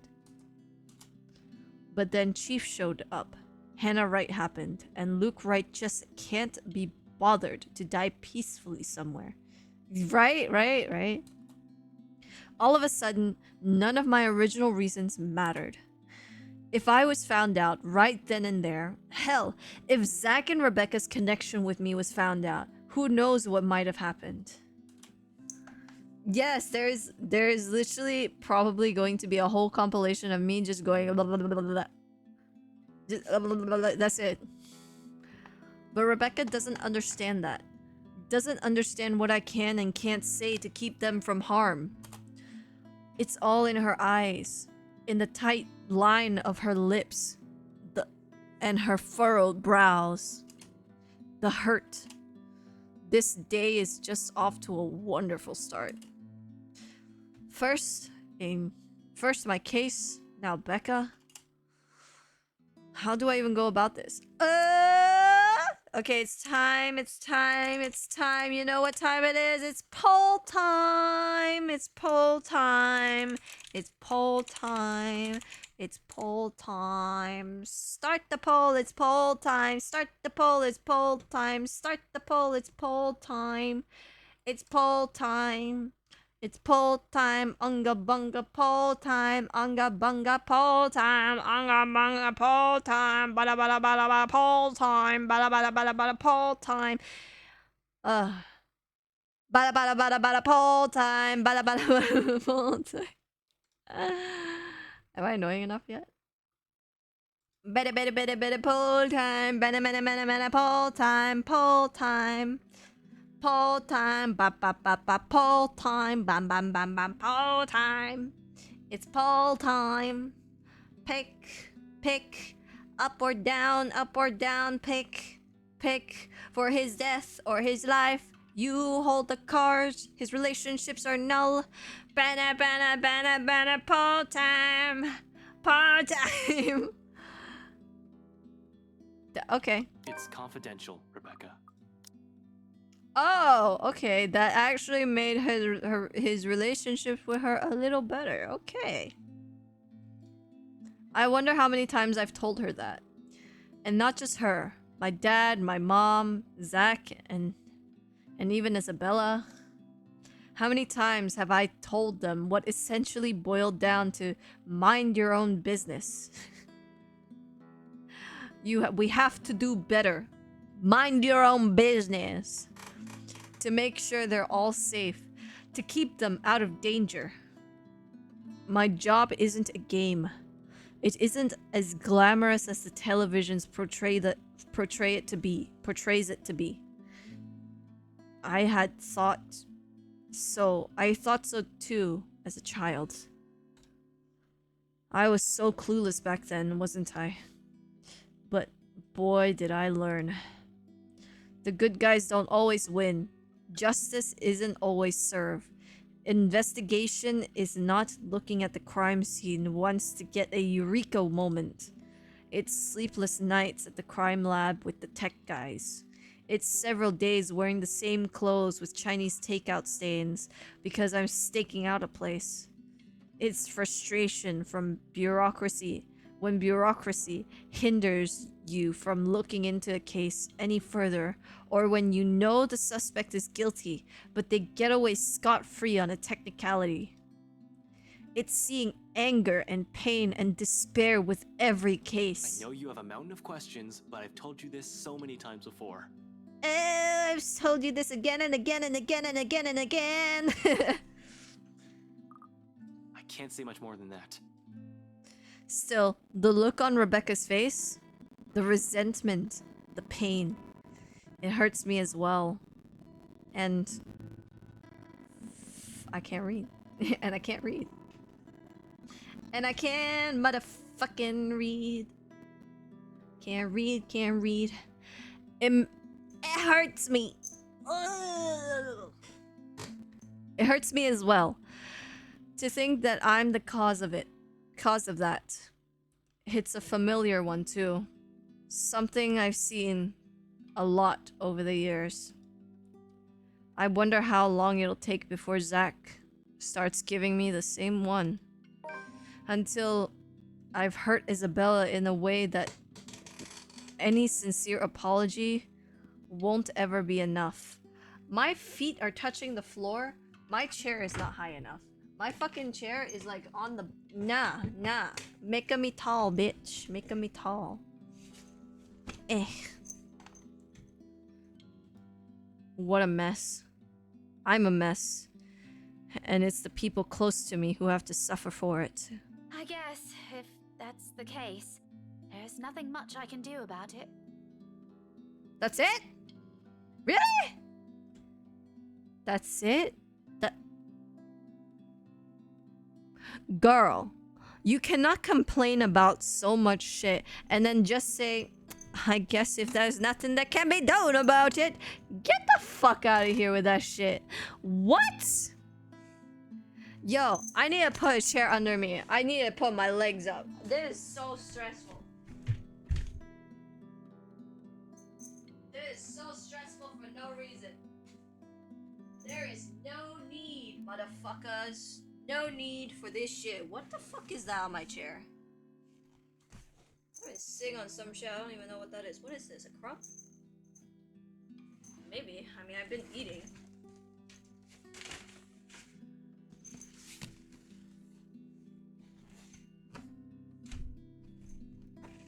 I don't even know how this thing is gonna fit down here. Oh my god, geography, mathematics, geometry. Go in. Come on. I need something on my feet. Oh my god, this thing might be a little too high. This thing might be too high. I am realizing my mistake, but I need to put my feet up. I need to put my legs up. You're ever like off? Oh my god, my heart rate, what the fuck? You're ever like sitting on a chair and your legs don't reach the floor and you're like, man, I wish I could rest my feet on something. Well, now I can. Fuck you. Be jealous. You're off being a hero, I guess? And I shouldn't rag on you for that. I could never get used to how quick she just forgives me for whatever shitty thing I do. Zach and Isabella too. They've all been patient with me, unlike I with them. Yeah, bitch! Give them the courtesy, you motherfuck! He said, nah, bro. I don't deserve any of them. Yeah, you don't. I don't deserve any of them for the kind of person I've turned out to be. I'm hardly a hero, Becca. I'm just... Ash. Wait, I need to bring my food over and put it on the hook so that at least I know my food is here. I don't want it to be like off in the distance. Thank you very much. I expect to retort. I expect a retort. Another one laced with bitterness. Instead, she laughs. Half-hearted, with barely a hint of cheer in it, but it's a laugh nevertheless. Honestly, I don't know what to make of that. What to do with myself upon hearing it. It's almost like the mere sound of it is meant to pierce. The least you could have done is tell me. But, excuse Maybe me. I could have helped. Kept an ear and an eye out for you. I don't know. I could have been Irene Adler, maybe? Oh my god, girl. Her smile doesn't quite reach her eyes, but the mask. She tries so hard for me. I give her a smile of my own, though I imagine it comes off as unenthusiastic as hers. It's far easier to slip back to banter when it's like this. To just brush off everything, at least this way, we wouldn't have to deal with the awful things. The woman? Don't flatter yourself. Nancy Blue, more like. What? Her sidekick would beg to differ, Ashette. Wow. I couldn't stop how do you pronounce that fucking word? Is it weird? Right? Huh? I'm gonna go with weird. I couldn't stop a weird grin from forming in my lips. She's probably still has the photos from that contest. Keeps it in her old diaries. I never did find either of the two after I threatened to burn them. In the end, I just never brought it up again, hoping she'd just forget about the whole thing. She didn't forget about the whole thing because it's probably the funniest thing she's ever seen, bitch. But the small smile on her face says a lot. Those were the good times. A lot simpler, a lot more peaceful. Now things have changed. We're no longer the same people we were as kids. You were expecting to stay the same the whole time? Bro. Growing up together doesn't mean it always has to be just the two of us in the first place. It's a dumb notion to believe in. When nothing ever remains constant, things will inevitably change through the years. I am inevitable. In fact, it already has long ago. Not just with the people we allow into our respective lives, but also with us as people, as friends. It really does get complicated as we get older, doesn't it? Not everything has to be, though. Not everything has to be, though. Even if it's in the form of a promise, I have no idea when I'll be able to fulfill. I swear, I'll explain when it's all over. You will never get the chance. You will never get the chance. You'll never get the chance. You'll never get the chance. Never get that chance. The silence afterwards brings an even heavier air between us. Something that Rebecca, thankfully, doesn't allow to linger more than necessary. I suppose you have to go now, huh? The situation's already awkward as it is. Dragging this out will only make it more... what? Difficult? Messed up? As if it already isn't? Back to your case again? Back to your case again. I don't really have to. I have no case. As far as the job is concerned, I have the weekend off until I have to report to the chief on Monday. Although, I don't want to just throw the towel in on this. Orders are orders. This isn't like the movies. I don't get to say fuck off, throw my gun and badge at him, become some vigilante, save the day, and get my job back. I'd rather get my ass thrown in jail than do any of that. Okay, that's a bit much. But it's also not in my nature to sit still and do nothing. It'll drive me crazy if I just idle about. Besides, there's someone who has to know about this whole thing. There's someone who has to know about this whole Luke Wright thing. Yeah, I need to go talk to Professor Clark. And there's something else I need to look into. 3-minute break! 3-minute break! 3-minute break. We play the punching game. We play the punching game with music. Oh, we should try one of the other songs. Yeah, we should try one of the other songs. We should try one of the other songs. Yeah. Let's go. Oh, damn. Okay, they put the different enemies. They put the different enemies on me.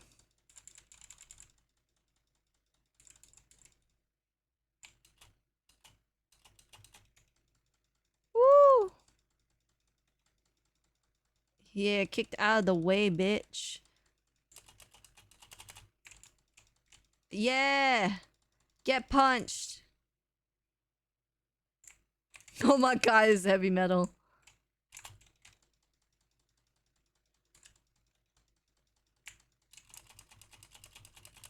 Oh! You motherfucker.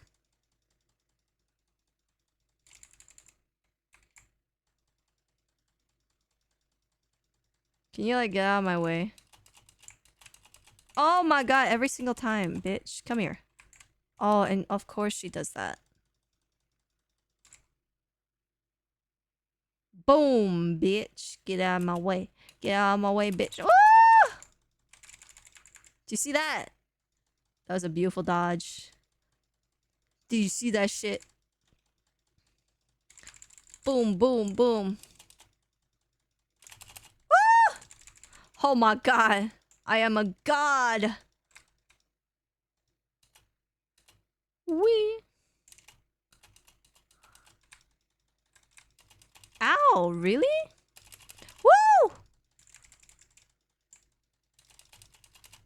Oh, I did it. I dodged her shit.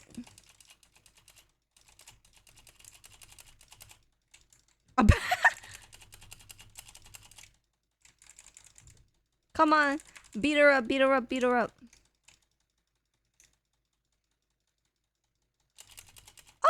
Oh my god, I just got tossed into the ether.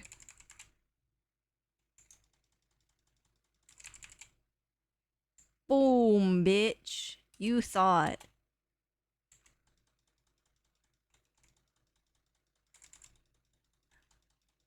Yeah. Beat him up, beat him up. What is this guy trying to do here?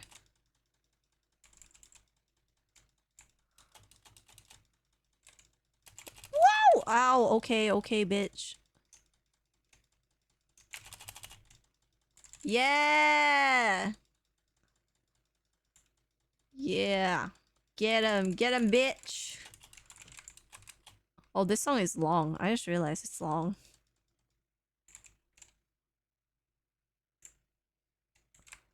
Yo, yo, yo.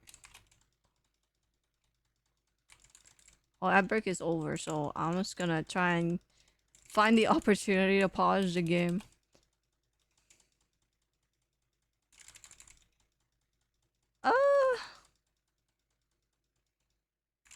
I'll just finish the song. It's only 1 minute left. It's okay. Wee, wee, wee. Hola. Oh, the song gets slow a little bit. Wee. Haha. Oh, what? How'd I do that? That's cool. That's cool. Holy shit, there's a lot of these. Oh!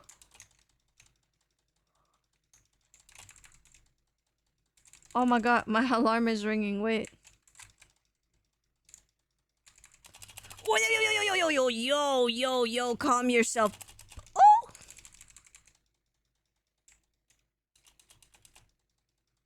Bam, boom. Yo, 2,121. Oh, yo! Oh my god. Oh my goodness. No reds, no reds. Oh, there's the red. Oh god. Ah! I am a god on the disco floor. Woo!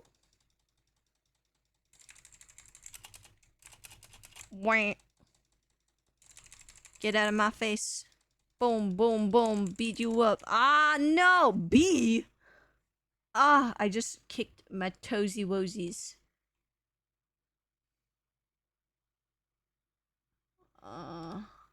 Honestly, I'm not surprised with how it's doing. Yeah, it's fair. That's fair. Yeah, I'll take it. I'll take it. B? Okay. Let's just try again. Anyways, the other master she mentioned last night specifically, the same stuff Zachary has also been trying to tell me. Things even the news have been blasting over to the general populace lately. Evening, afternoon, morning, all deaths with the same modus, blames on a single serial all deaths with the same modus blamed on a single serial killer. Or is it still the case? Found dead in the early hours of the morning today. The fire was contained within the room and no other tenants were harmed, according to Luxbourne police. It's really interesting, actually, the way that they kill. They specifically only kill the people that they target. The ghosts do. We grasp at straws as the murders are concerned. As far as these murder... Oh my god, English! We're grasping at straws as far as these murders are concerned. Maybe I should just speak Spanish. I thought... Right? Right? See? See? ¿Cómo estás? In the first place, I'm not even the one heading this investigation. Yet, look at me, treating it as if it's another high-profile case on my shoulder. How sad is that? Although all three of my friends have mentioned seeing something strange, I don't want to go into that line of thinking for now. Bitch, you literally saw something strange last night. What do you mean I don't want to go into that line of thinking? What do you mean? Not yet. Not until I've exhausted every logical argument I could throw at it. What? That's your excuse? To be honest though, I don't know how to take all of this anymore. But looking at the closed door of Isabella's apartment, I couldn't bring myself not to act. And after Rebecca's claims last night, if another person important to me ends up in the hospital because I didn't listen, there wouldn't be enough regret in the world. Well, she's not gonna end up in the hospital. You better grab a pot. Sorry, that was dark.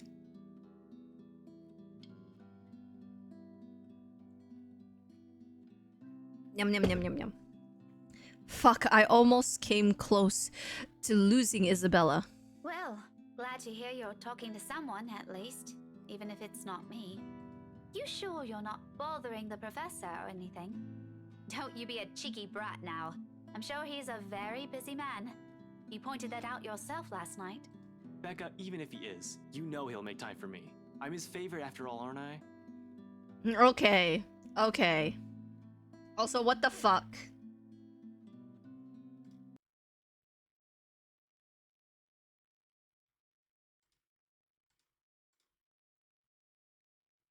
Eh?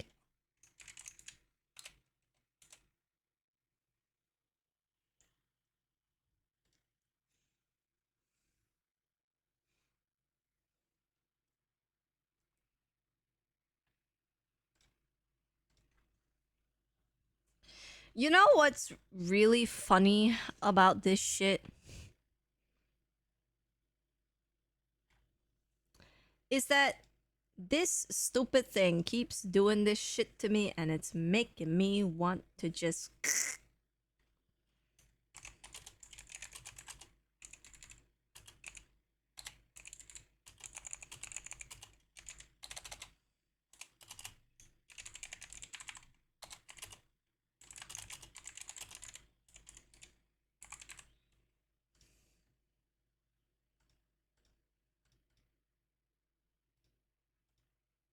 Hey Zoro, welcome in. I swear we haven't only just been streaming for a minute. We've been live for a bit. Okay? To those people who... Is that the... Nope.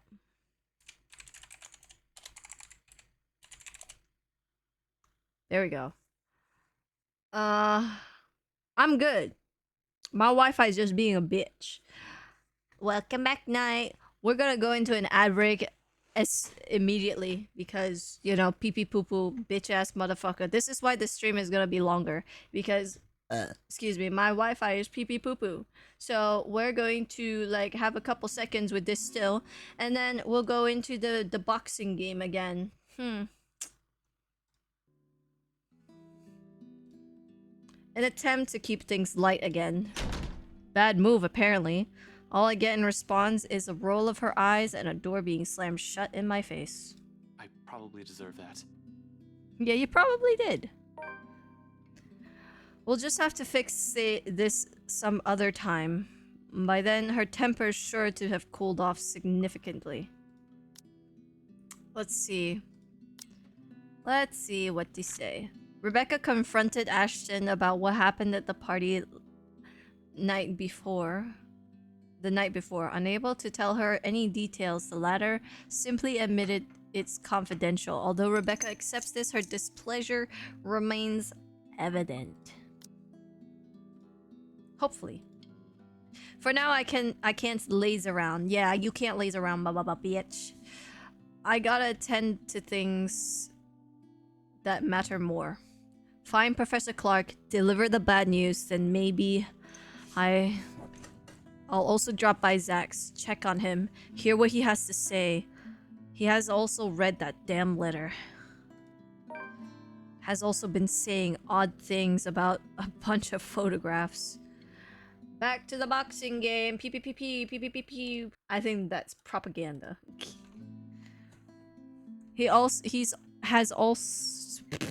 I've already read that. I might as well, while I'm here, playing a paranormal detective? Or was it supernatural? I can't remember. Whatever. it wouldn't hurt anyone if I tried to get to the bottom of this. To the bottom! Dig to the bottom! Here we go again. Dig to the bottom! Dig to the bottom! Boom boom dig! Dig! Dig to the bottom, but don't dig to the bottom, boom boom dig to the bottom, dig dig dig to the bottom, boom boom dig to the... Hey! I think it's kinda dark down here. Dig back up. Dig back up. Dig back up. Dig back up. Okay. I'm good. The hole was at least made with stairs this time, so I can go up and down. If nothing comes out of this, good. Everyone can shut up about stupid curses and we can finally get back on track with our lives. On to more important stuff. If there is something. I'll cross that bridge when I get there. And so, with a last deep draw breath, I step into the morning, setting aside my own problems for now, all the while carrying a new set of uncertainties within me. If I'm lucky and Professor Clark has no other obligations today, I know just where to find him. A moderate crowd has already gathered at the park by the hour I arrived. People walking their dogs, kids playing a game of tag, and a few who were simply content to lay in their blankets with a book in hand. That's nice. This sounds pretty nice. Cheers and laughter, mostly from children and families, leads the place with some kind of warm atmosphere. I think that's supposed to say leave. Leaves the place with some kind of warm atmosphere. I tend to avoid the park precisely because of this. No use reminding myself of the could-haves when it's already over. Mom's doing well with her career. Dad's also fine the last time I visited. Although neither remarried, they're both content with their lives as it is. Oh, okay, so his parents are divorced. Gotcha. I'm probably the only one still caught up with it, hence my aversion. But all in all, it's still a pleasant sight to see. If you're the kind who takes joy in such sights. Professor Clark does, and as expected, I found him enjoying a walk around the place moments later. He stops as soon as he sees me, a small grin spreading across his face when I approach, his hand raised in casual greeting.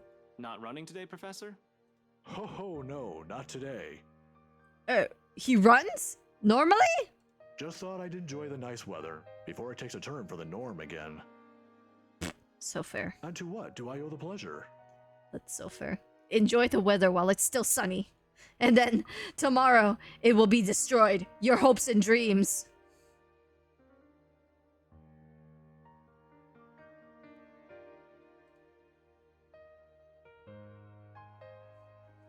Huh?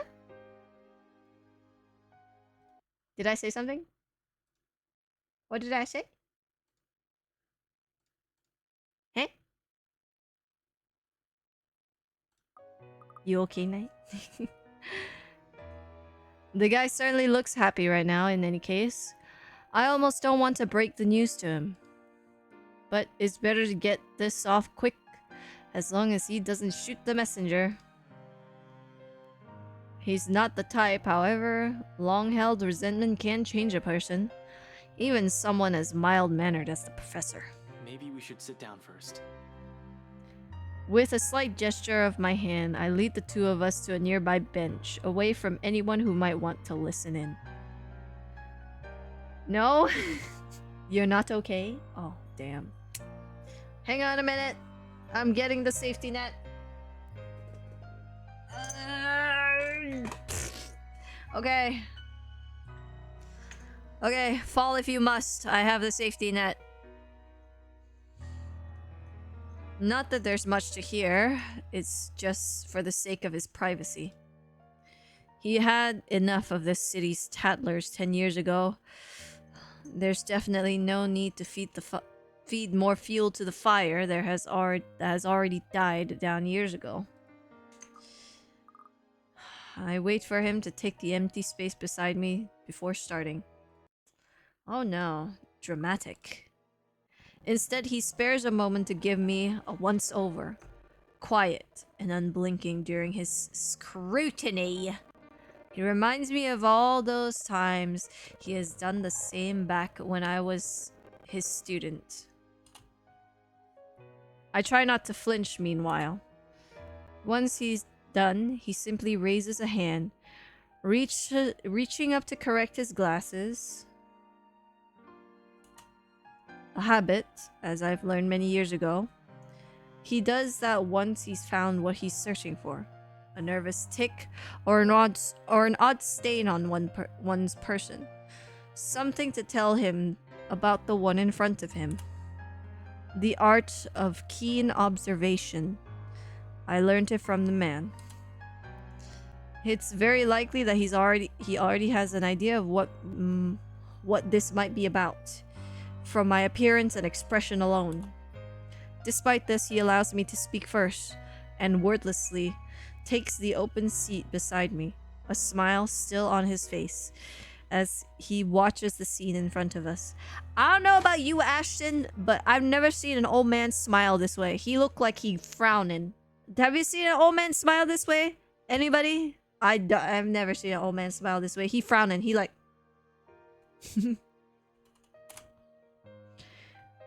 Funny how the world simply goes on while we sit here with the shadow looming over us. I was hoping to talk to you about the, the case.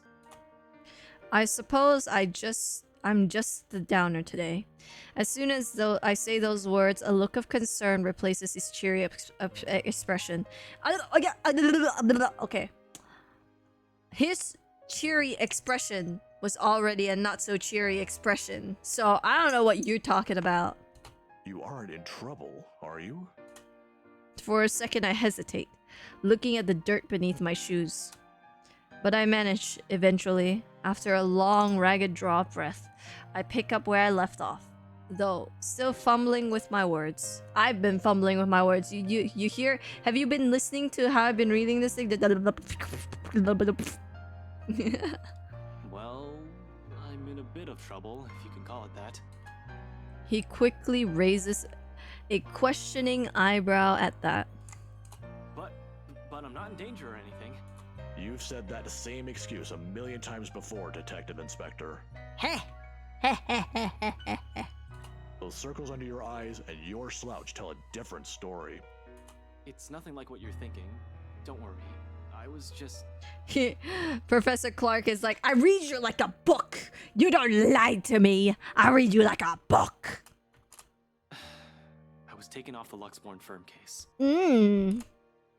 I expected anger, frustration, maybe even disappointment. But all he gives me is a small sigh of relief. Is that so? Well, at least you aren't in danger. Okay. Liz wouldn't be too happy if she saw you like this right now. Liz. Aunt Liz. She insisted I call her that. Wait. Excuse me. Aunt Liz. She insisted I call her his late wife. A sweet-tempered woman by so many standards. They were never blessed with kids and contented herself with simply managing their bakery. But she's the closest I had to a mom in the few years I had known her. The professor, too. Wait, you consider the professor your mom? You considered the professor your mother. I mean, okay, I'm not gonna judge. In the absence of my own parents in my life, the two filled the ache their separation left in me. Believe me, you'll get an earful if you show up looking like that on her doorstep. How many years has it been since? 9? 10? I can still remember it vividly. Two men, primly dressed, briefcases in hand, and a stern look on each of their faces. They were already frequent visitors to the bakery for a few months. Something about the lot being a prime property in downtown Luxbourne. I thought they were hoping to settle a deal with them, but neither of the couple gave in to their demands. Why should they? That quaint little shop was a dream for them. Aunt Liz sent me home early that night after a fruitless wait for the professor. The next morning, news of the bakery razed to the ground had spread across the whole city. One casualty. A few weeks later, the property was sold to Wright Enterprise. A fucking hotel now stands in its place. Of course, an investigation was launched after the incident. The name Luke Wright was briefly at the center of it, but with the lack of any evidence, the case ultimately went cold. The professor hides it well, however. However, I can tell that he hates that man to this day. He might even blame Luke Wright for every tragedy that happened in this city. He has never blamed me, though, when I'm equally responsible. I knew something was off the moment those men stepped inside the shop. I should have saved her that night. I could have prevented anything from happening to her. Called for help or whatever. I didn't. So it continues to eat me until this day. The guilt. The Luxbourne firm case would have been our chance at reopening that old case. If we could prove Luke Wright of his crimes. Instead, we're back to square one. Yet all he has for me are words of comfort. To think he can still be this concerned about me after my carelessness, after I've broken another promise a second time. People never cease to amaze me. You might think that you have failed as an officer. Or maybe you think that you have failed me. Well, you're not wrong. He definitely thinks that. And you know more than anyone. I would love to see that man taken down. Yeah. If anyone deserves to be tried in high court, it's him. Goodness knows what awful things he's done. Yeah. But I'm glad nothing's happened to you while you were working on this. That's what's most important. I'd hate to get news like that again. Suddenly, he stops. A thoughtful look flashes in his eyes. As his thumb, the wedding band on his ring finger, before he continues. Another habit. I feel that.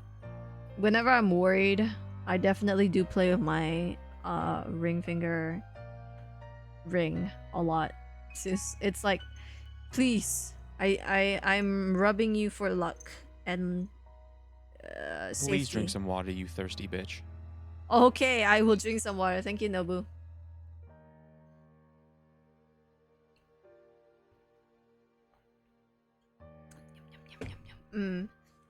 Agua. Oh, God, agua. I love me some agua. Hi, how are you doing? How are you? I hope you're doing well. He has never removed it since that day. Has never thought once to remarry. Even when he managed to continue with his life and return to some semblance of normalcy. Aww, that's okay. Now you get to be scared with us. Now you get to be scared with us. It's his way of honoring her, I suppose, when he couldn't bring to justice the man responsible for his loss. Some people are just hard to forget. It's not like another death. Yours or even his will bring back my wife. Silence falls between us afterwards. Oh, now he's smiling. He wasn't smiling earlier when they said that he was... When Ashton said that he was smiling. But now he's smiling.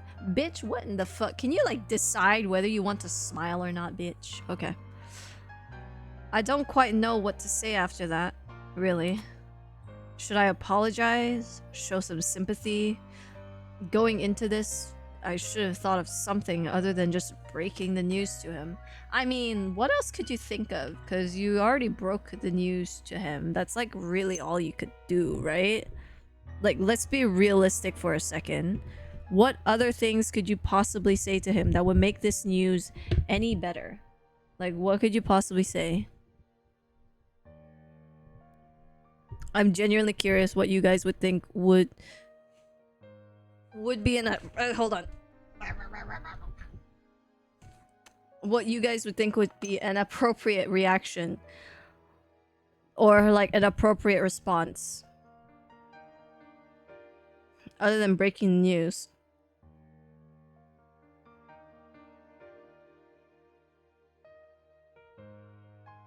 Because if I'm breaking news to someone, as much as I would think of like a retort, not a retort, but like some semblance of comfort, I'm also not going to be thinking of that. It's like a hurdle I'm going to jump in the moment I have to jump it. As it is, it seems the only thing we can do is feel sorry for each other's misfortune. In another occasion, under different circumstances, I might have accepted that, but... And I don't know if I've told you yet, but the one in the news recently, excuse me. the girl? Yeah? She was the one you kept mentioning before, yes? The girl you frequently hang out with. Oh? They said she briefly worked for them as their real estate agent for the mansion. Yeah, Isabella, yeah. I've just heard about it. Although, for what it's worth, I'm sorry about what happened to your friend. Oh, thanks. I don't know if this has anything to do with it, but if this is that man's doing... It's not. It's the ghost. There's a ghost involved. It's actually good. This one has nothing to do with Luke. Your wife maybe had something to do with Luke, but not this one. This one's a ghost. This one nothing to do with Luke. Professor, please. They come out more strained than usual. More than what I'm accustomed to when speaking to the older man. Maybe if things around me hadn't started going beyond my control, the letter, the mansion, the supposed curse behind those, I'd still be quick to blame it all on the bastard. But as much as I want to keep holding him responsible for it, to add another to his list of sins. Please don't finish that. All this time, I've prided myself over being the one to always know. But ghosts and curses?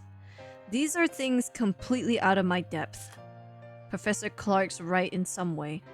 Things would be much easier if we just blame Luke Wright for all of this. At least finding evidence would be a breeze, and I'd be all too happy but to put him in a place he belongs. Although, if he was, in any way, also complicit to what happened to her, legalities have my hands tied. But maybe that's my fault. I must have missed the ticket to closing the case once and for all last night. If only I had done a better job during the party. But then the commotion... There was Hannah Wright and Rebecca distracting me from my purpose too. I'd include that gatecrasher as well, even though it was only for a moment. So many things have gone wrong last night that... This isn't a prank! I saw something! Oh my... Yeah! Oh my god! Stop! Oh, I don't want to keep seeing her face! Stop! I can't even look over at OBS to escape. I can't even look at OBS to escape, bro. See? This is why I didn't want to tell you guys. It's not a joke. Will you guys listen to me first? I saw something in the house earlier. It stood right in front of me. I'm trying so hard to look in the other corner of the screen and not have to deal with this shit. But if there's a quick time event at any point, I'm fucked. I'm sincerely screwed. If I hadn't gotten away, that thing might have... Last night, at the party. But it's real! Oh god, thank goodness. I saw. It happened after, when I was trying to get away. I almost got stuck in the same room with that thing. I can't remember what specifically that room is. I think this was when Isabella first found the letter. I'm not entirely sure. We're all in danger. I thought you were my friends. Why don't you believe me? That woman. Why don't we all calm down first? I'm sure Isabella has her reasons too. No need to be hard on her. Also, I need to like get back to doing my stuff because I feel like I feel fat. I don't feel like I'm getting fat, but I feel fat. That's all. Thank you for coming on my tech talk. Shit. If that was what Isabella had been warning us about, if it was the same thing Rebecca talked about last night, or what Zach told me about a few days ago, how many of these instances have I dismissed since reading the letter? How many have I ignored and passed off as some side effect of fatigue or lack of sleep? Even last night, the hallucinogen lacing the food is the first thing I considered, purely because that's what my training dictates. It's a mindset I've grown used to. It's the set of gears in my head automatically takes in a situation like that. Of course I'm not discounting all of that yet until I have enough information. Something to form a conclusion from... I read that in such a terrible way, it didn't even sound like I completed the sentence. Yeah, I feel fat. Sitting here, I feel fat. I feel tubby. I feel like I've gained weight. I probably haven't, and it's just food belly because I'm eating still, and I ate like a little bit ago before I started stream while I was setting up. But I feel fat. I feel like a little tubby wubby bitch. My abs are disappearing. My non-existent abs are disappearing. Proof in whatever for it may come. In whatever form it may come. Bro, the spelling mistakes are throwing me off. But thinking straight is impossible when all of a sudden all your beliefs are being upturned in the most violent way possible at that. Please don't do some stupid shit right now. Jesus, I need a sounding board. I need to talk to someone, and Zach's the best person for that. I have to go. Already? Wait, Ashton, where are you? I don't have time to stop and listen to what the professor has to say as I bolt up and run like a bat out of hell. Doink! Ashton hurried to the park where he found Professor Andrew Clark. After a bit of hesitation, he informed him of his dismissal from Luxborn firm case. While Andrew assured him that it was fine, the matter continued to bother the detective along with a realization. Excuse me. Getting back in my car in record time, I don't waste a second to hit the road and drive to Zach's place. If any one of us knows anything about what's going on, who can help sort the muddled mess my mind is in, it's gotta be him. He listened to Isabella. Zach's the kind who prefers to laze around. Oh god, I hate my hiccups, bro. It hurts so much.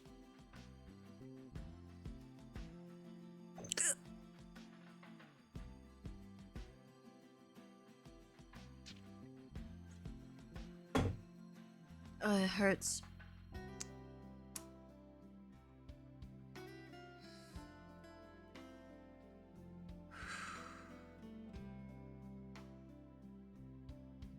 Am I good? Am I good? Can I keep going, bitch? Thank you. Zach's the kind of person who prefers to laze around his apartment on a weekend, especially after having a busy week like the last one. I feel that. The big guy's nowhere in sight when I arrive, though. Figures. People don't seem to be where they should be when I need them. Looking around, I find no sign where he might have gone to. He usually leaves a note on his fridge if he's out for the day, just in case someone drops by. As there isn't one, he's probably just went out for a quick walk. I hope. Maybe he ran out of eggs or something and went out to buy some? He is out of eggs after all. I put my running mind to rest for a while. He always has to have some, be it for an omelet or something he's baking. All I can do is sigh and close it behind me. I'm still worried for my friend, of course. A messy bed suggests he was out in a hurry. He didn't even bother to fold his sheets. His cell phone's left behind as well. Another odd thing when he has made it a habit to never leave it behind in case client calls. At least the locked door points to the fact that it wasn't a forced exit. I can take comfort in that, but not so much. Anything might happen, and completely letting my guard down is out of the question. In hindsight, I shouldn't have left Rebecca alone either. I'll have to check on her later. In the meantime, Zach. But with no other clue where he is or no other way to contact him, I have no choice but to wait. Sure, I could give the room another thorough run through, but I don't think Zach would appreciate me upending his place. Besides, I haven't eaten anything yet. I might as well take this chance to cool down a bit, right? Anything to distract myself so that I don't just charge headfirst because of whatever paranoid scheme that comes to mind. Okay, I can't read, but you get the point. Returning to the kitchen, the first thing I see is a bag of chips while I rifle through his cupboards. Another muttering a permission and an apology its owner won't hear. I grab it, set myself on his couch, and turn on the television. The screen lights up, right as some awful noontime drama starts airing on Channel 9. Nothing like sitting in front of a TV with a mindless drone running in the background and waste away the time. And waste it away I do. The afternoon has hit The afternoon has hit its last few hours when movement comes from the other side of the door, and Zach's heavy treads break the monotonous drivel of the TV. The lock clicks and the knob turns, and slowly it swings open to reveal a very exhausted looking Zach. What? Did he run a marathon? Sup, Z-Man? Light as my tone might be, his arrival eases the restless edge in me. Who knows what I would have done if something bad happened to another one of my friends. If another minute had gone by without him showing up, I might have resorted to unconventional methods. English, can I speak it, please? Ash, how many times do I have to tell you not to call me Z-Man? What's wrong with Z-Man? And stop breaking into my apartment! Call the cops on you, but doing that feels like a joke in itself because you are one. That's hilarious. You ever have that where they have that stupid thing and they say, "Yeah, I call the cops on you. I am a cop." Shows badge. I didn't. You gave me a key the last time I did that, remember? After the last one you broke, I can't keep replacing the knob just because you think it'd be amusing to lockpick the hell out of it. Oh my god, I can just imagine he's just sitting there until it breaks and then decides to open because he forced it. Bro, that is hilarious. And hey, is that my... It's scary how the friendly banter and easy smile comes naturally. You ate all of it! I was saving that one for the weekend. Oh no! Oh yeah, he did eat the chips. I'd be mad too. You know what? I'd be mad too. Anyone touch my fucking snacks, bro, I punch the lights out of you. I will go to jail. I will go to jail because my snacks are my energy. Don't mess with my food. I'll replace it. I'd do it, even without thinking. And that speaks volumes about how comfortable I am around him. That's nice, isn't it?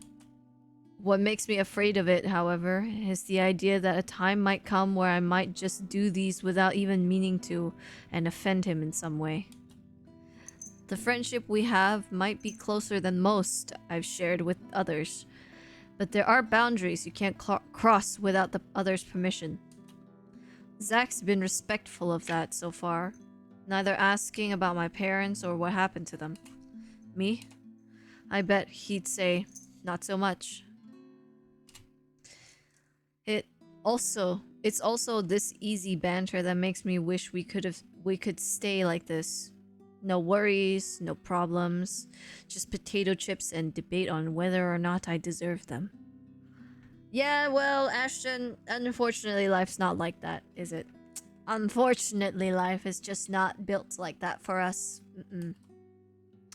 But, as always, I have business. As soon as I see the chance, I take it, and I ask him about the odd things that have been happening lately, including that letter. What did he say about the photographs? Huh? Oh, there's no guarantee it's a supernatural thing. It doesn't always happen. So, that's a dead end right there. Now that I think about it, bothering that guy for this feels pretty silly now. But with the dreams lately. Oh, dreams. He's having dreams. I dream about my man. I dream about how I will spend the rest of my life. Sorry. I thought it was That's easy. all? Did he say anything about the damn letter at all? Bro, calm yourself. Did you ask him even? Yeah, that's really everything. The letter kind of slipped my mind. The photos were more important at that time. There was some stuff about the local horror stories, though. Talked about the curses, and he was really fascinated with the story about a wraith asking for a sacrifice to move on. A what? A wraith? Like the wraith in DBD? Kinda nasty if you ask me, but it does make sense if you simply go along with it. I'm not sure how this will help in the grand scheme of things. Why are you asking about this anyway? Because I'm worried, man. Sorry, I'm putting medical tape on my finger right now because it feels painful to like bend it, so I'm just trying to keep it straight. Sorry, my finger's not gay. Well, at least the pinky's not gay anyways. As expected, as we go through all this, Zach starts to look at me like I've grown a second head. Yeah, I would too, if there was ever a universe where I was standing in front of myself. Because even as a child, I never believed in ghost stories. The Lucky Charms and mystical objects from my mother have often been stored away or given as paltry gifts to those who would appreciate them more. Granted, I haven't eliminated every single possibility here yet, but what else is there to go off from? I try to stamp down the annoyance that comes from the thought alone. The worried look Zach shoots my way doesn't help one bit in helping me gather my thoughts either. When that's what I came here for. Somehow, everyone's just suddenly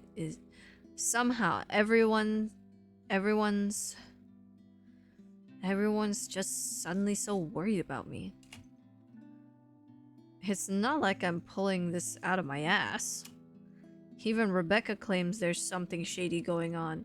I'm inclined to believe that there must be a scrap of truth to it. And when I look at those, along with Isabella's warnings, what happened to her, what's occurring around Zach, what has taken place around Luxborn since Isabella found the letter, Have you seen the news this morning? His puzzled expression is enough answer. Of course he hasn't. Another night, another nightmare. The guy most likely went out as soon as he got out of bed to shake off the images. Ah! What happened? The memories have never really left him.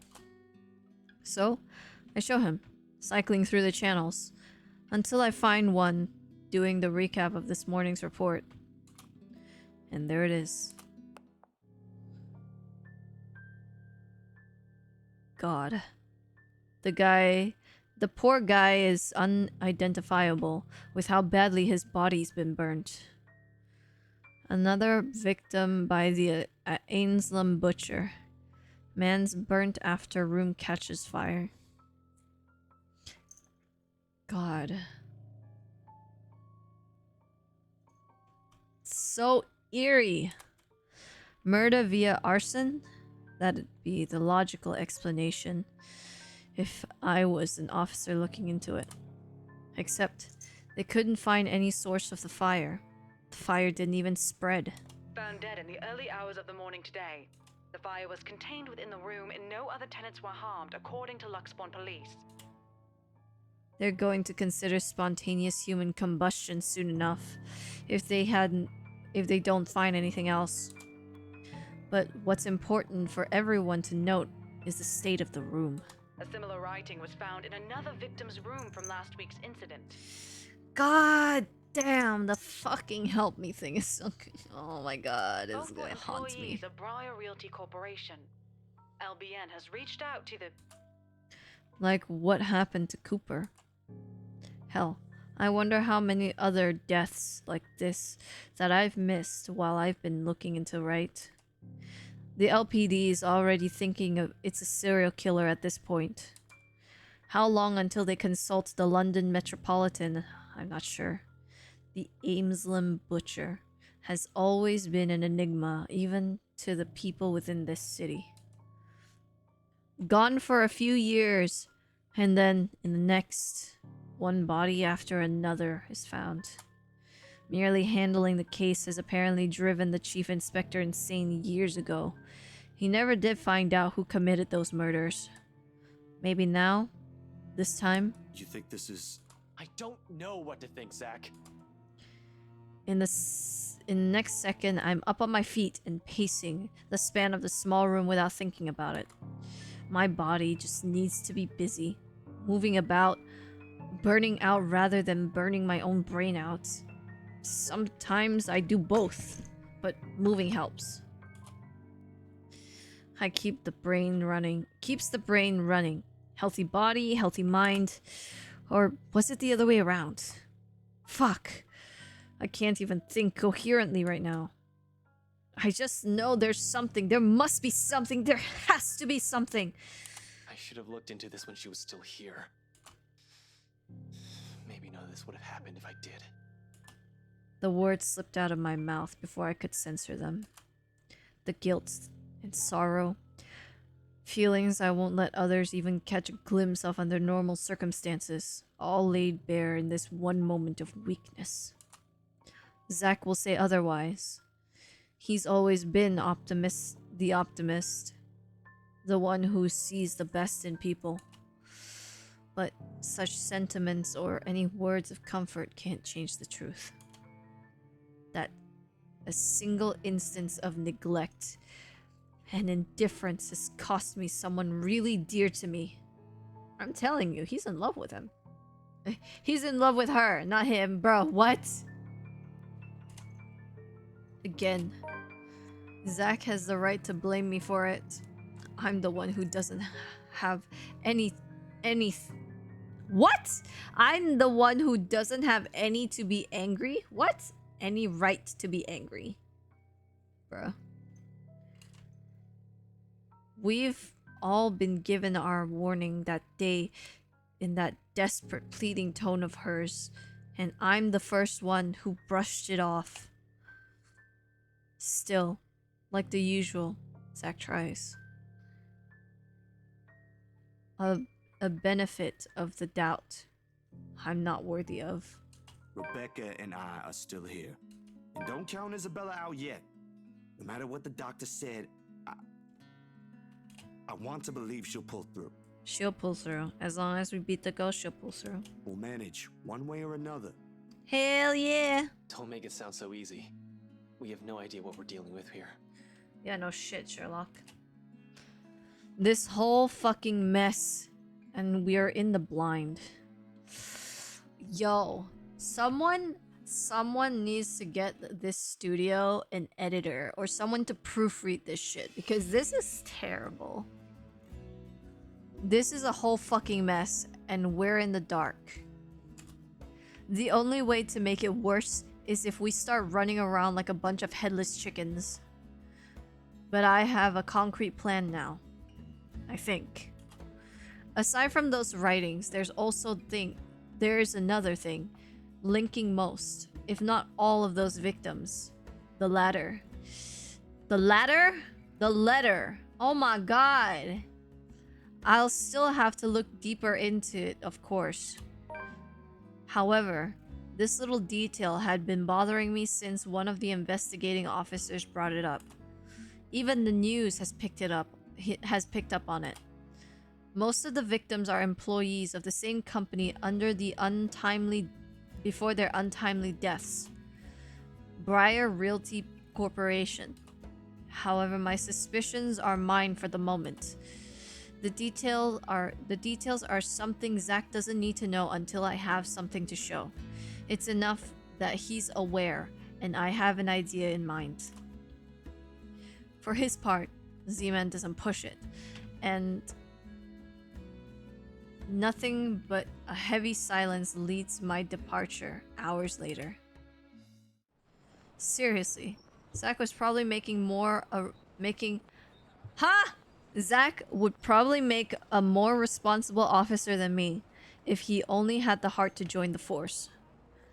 We could certainly use more kind people like him. But as good as that thought is, I push all of it into the back of my mind as I head to my car. Tonight, I can't stay distracted. The drive to the BRC is a quiet affair. More so, the hour-long wait of nightfall. Even the elevator song, can you hear it in the background?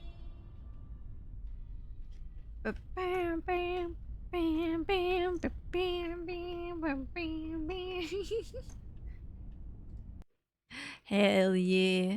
Love the elevator music. Okay, it's better than his ringtone. I'm telling you that much.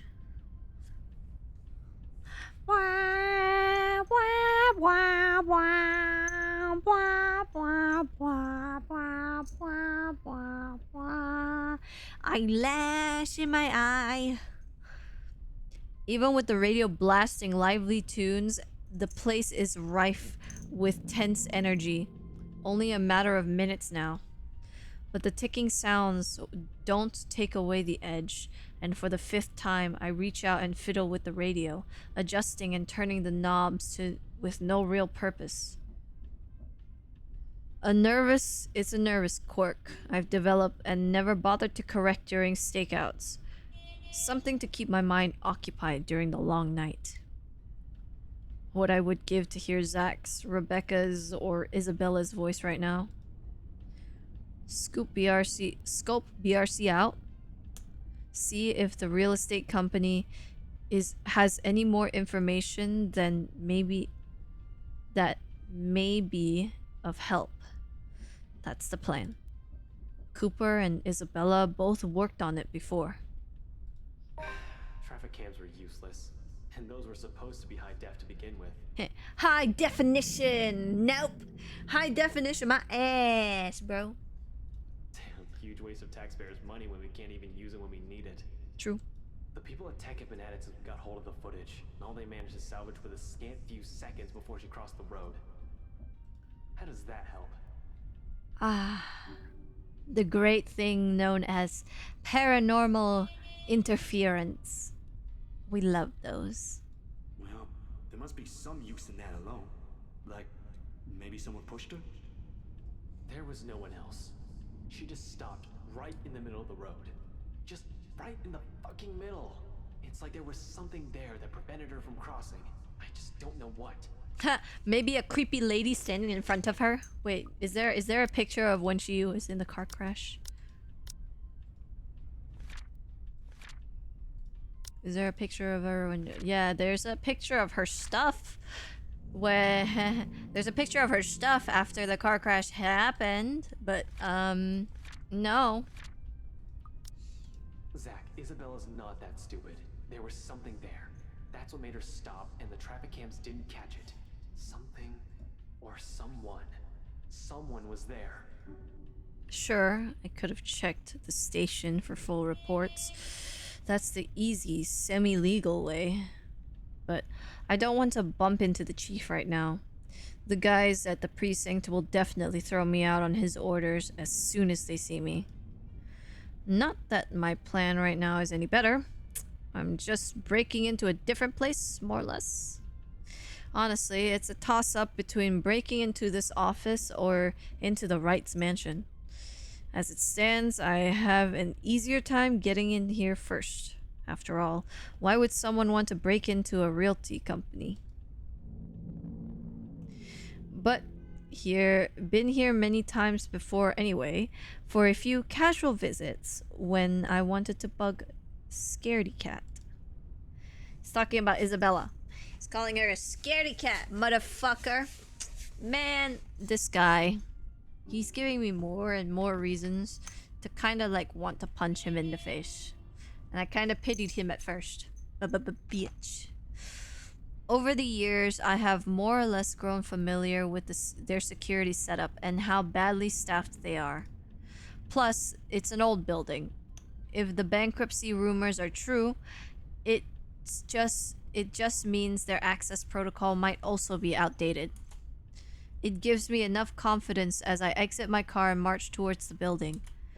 There are no side entrances, unfortunately. I'm going to have to do this the hard way. All things... What happened? What happened?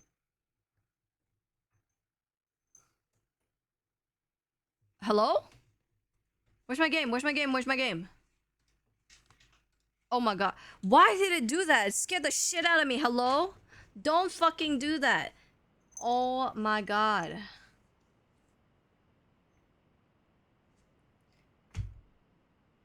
My game minimized because my Autodesk decided to like pop up and update and like shimmy my game to the side. I thought I fucking lost progress. Jesus, don't fucking do that, bitch. I've been sitting here for 3 hours reading this shit.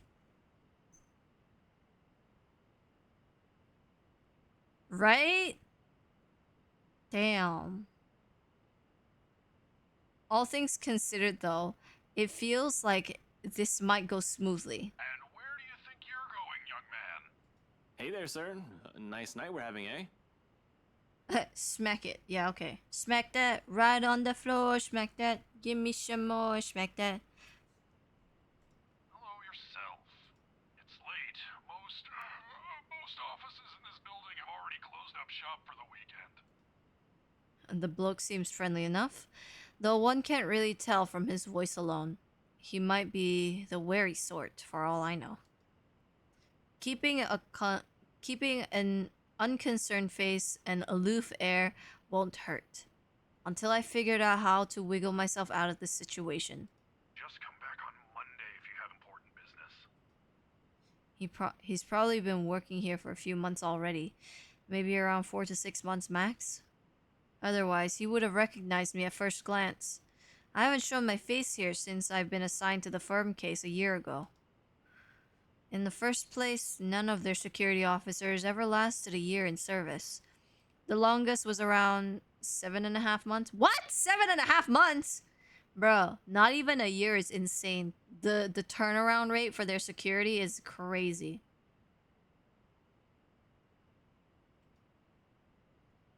I'll give this guy around that before he gets fired and finds a better paying job for the moment. His too friendly attitude is almost a gift. Really? Damn. Boss man won't be too happy to hear that. Boss man? Sorry, it's my boss, Mr. John. He asked me to get a few things from his table. Important work stuff, you know. John? From Briar Realty? The one and only. But, this sucks. I didn't realize the office closes early on weekends. Shouldn't have stayed for another movie. Damn. I'm gonna get an earful later. New hire, you see? Good thing Isabella is quite an Good thing Isabella has been quite open with stories from her office, no matter how mundane they all are. Granted, she rarely talks about her boss, but what I've gleaned from it is enough to fabricate a decent, believable story. You new hires are always so dumb and clueless, I swear. You guys come and go a lot these days, but I suppose that's because they pay you a lot less in commission than the older agents, huh? You can say that again, but it's nothing hard work can't fix. Sure, you can do that, if this branch stays afloat. True. What do you mean? You know, stuff in the news. You mean what happened with Rose Cooper? Patience is key. I can't rush this one, or he'll get suspicious, or I might make a mistake. Besides, if I'm going to be stuck here with him for a while, I might as well try and gather as much intel as I can. He may just be a guard, someone with no real authority, but most of the time, people like him are the ones who know more than they let on. Yeah, but even before that, we've got a couple of good blokes we never saw again.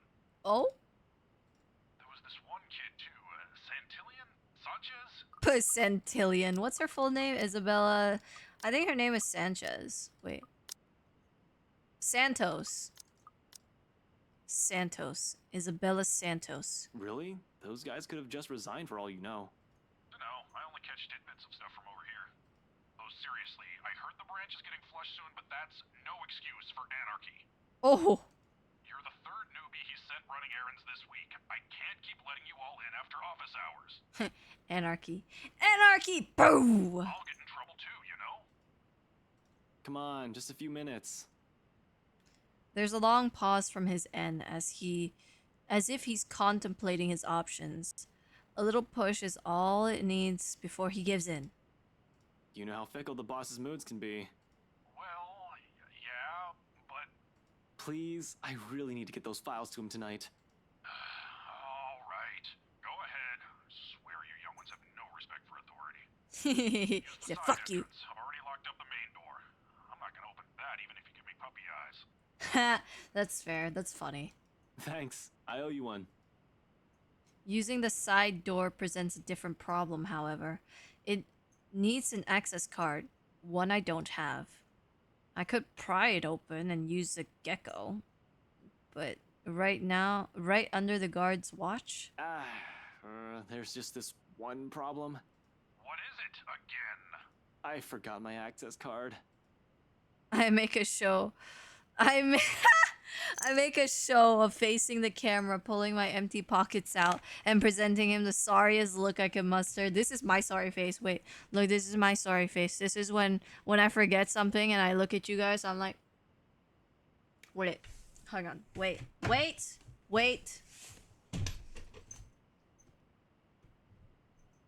I didn't mean to. Forgive me. That's my sorry face. Get foot. What? I didn't do anything. Please. I didn't do it. Bloody hell, kids these days. Is there any way for you to... Boy, you're lucky I'm nice. I'll go and unlock the side entrance for you then. You can use my card, it's on the front desk. You'll need to beep in when you report for proper work on Monday, though. And don't forget to turn off the lights before you leave, Kate? Okay. He cuts off the connection before I can thank him. Soon the latch clicks and the side door swings open. The guard, a stout man wearing a uniform still too loose for him, waves me over from the gap before he disappears behind his station again. Just my luck. Here I thought I'd have to use unconventional methods. Sure, I might be getting the guy in trouble. I kind of feel sorry for that. But it's not like he'll be keeping the job for long. If he's always letting people in like that. If BRC doesn't have long either, he'll be job hunting sooner or later anyway. He's lucky I'm not here to hurt anyone. If I were someone with ill intention, he might not be smiling at the end of the day. Oh my god, it's ad time. It's ad time. Yes. Of course, as I step into the building and grab his access card, I try to push all of these concerns as far down as I can. I need to focus. Work is work. Although, if this is a sign of what's to come, then maybe things are indeed looking up. I don't know about that one. It's a quiet ride up to the 7th floor, where the BRC Luxburn main office is. Seb, according to his access card, has been kind enough to switch the elevator's power on, just as I'm about to head for the fire exit stairs. Excuse me, which is a welcome relief. I am an active guy, but stairs? I don't want to tire out too quickly, just in case things get ugly. There probably won't be any trouble if the building is quiet, but you never know. I swear, the whole place definitely feels eerie at this time of night. Oh god, don't say that, don't say that, don't say that. But until I've confirmed anything, those are just stories. Worst thing can happen. No need to scare myself. Staying calm means fewer mistakes. Oh, I sure am fucking gutsy, especially with what I'm doing. I'm breaking a lot of laws here. Best thing that can come out of this is that Isabella's right all along. Worst case scenario? I find evidence that would implicate BRC and Luke Wright in a crime. And my meddling, if I'm not careful enough, makes an inadmissible in court. Though, I'll be honest, I strongly prefer losing my job or facing Wright over some spirit or ghost or whatever it is. I could always work around the problems with the former. Fighting a phantom. Okay, look, you don't have to fight me. Dude, I didn't do anything. I didn't do anything. Oh, my hands are up. Fuck you. How does one even do that? With a gun. Do guns even work with them? Sorry. Yeah, not going to happen. But tonight, I'm here to fix things. If I do it without leaving a trail, all the better. Good thing that's what I'm good at. Oh, this place looks so eerie right now.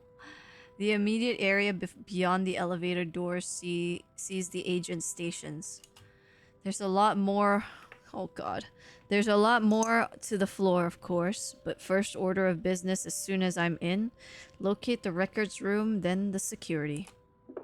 Passing the sea of cubicles, I can't help but take in everything in their office. A force of habit, for the most part. As far as I know, BRC Luxborn used to own this whole building. Offices in several floors, once upon a time, when real estate was still a lucrative business for the company in this side of the country. Yeah, time to fight! Time to fight! How to fight a phantom? Stick another phantom on it. I'll beat it up.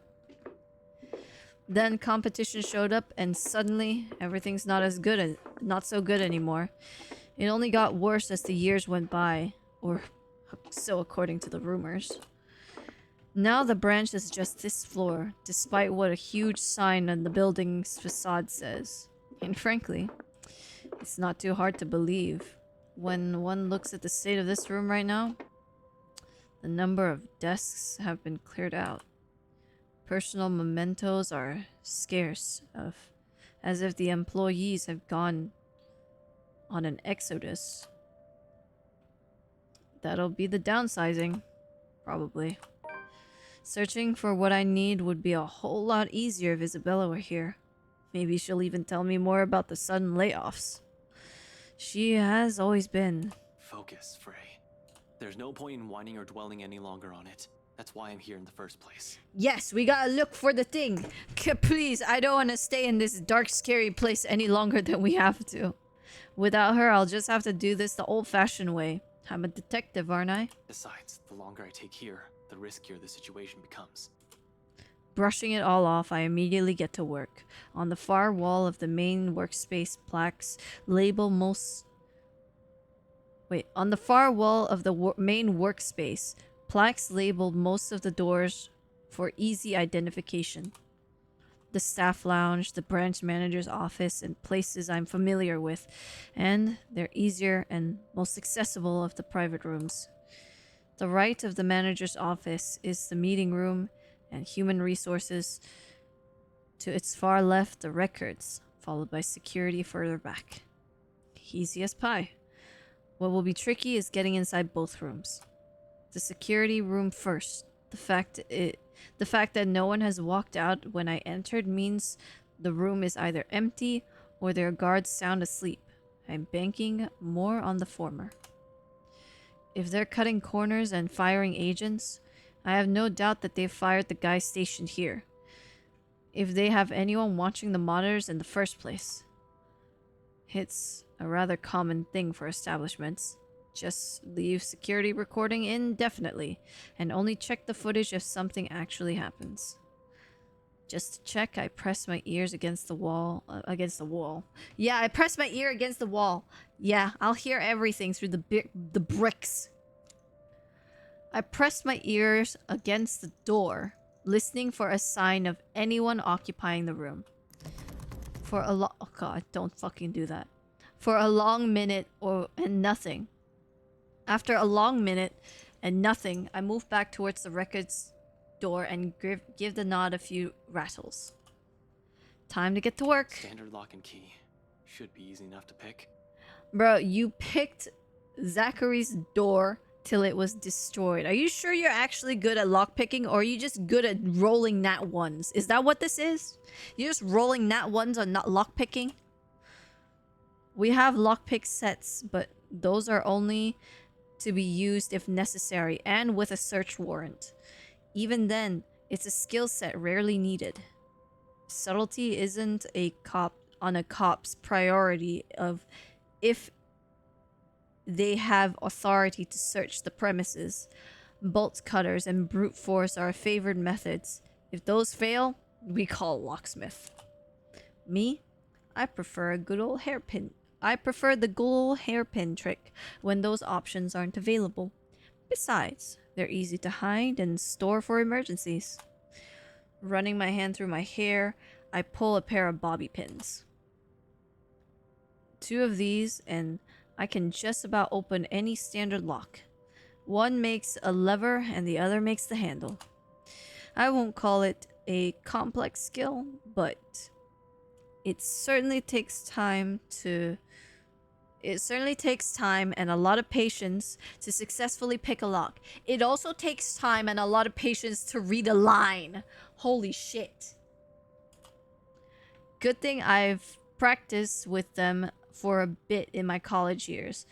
I learn more when they're accessible and standard issue for a law enforcement officer.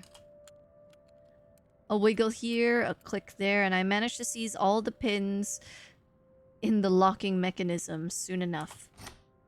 A slight turn of the knob and the records rooms ripe for the picking. Easier said than done. Now, where should I start looking? The property files and the property file. Oh my god! Oh, English is so hard. The property files are probably my best bet, as well as the people who worked on it, including Isabella and Rose Cooper. The sign-in forms from the open house can also help me track the clients. But it's a little too far-fetched to think those people have been affected. It would have been news now. Isabella has already found the letter by the time the open house has started. Besides, out of all the visitors, it's only the right couple who Isabella and Cooper has had a notable interaction with.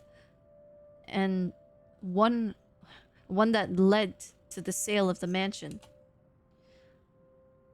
So, for the next half an hour, I work in complete silence, digging into every file compiled on the Ermengarde Mansion folder. I hate English. You know what? English is hard. I fucking hate it. Why is English so hard? Why is it so hard to speak English? Why is it so hard to read English? Why is it so hard to English? 我不要 English. 我不要 English. The client files I leave alone, like the sign forms. Buy the best guns you can. Thanks to Atalesar Alkarin for my sub gift. Oh, thank you. Thank you for the gifted sub. Let me do some squats. Let me do some squats. I don't have no spicy gummy anymore, so I gotta do some squats. Yeah. Exercise my gluteus maximus. 1,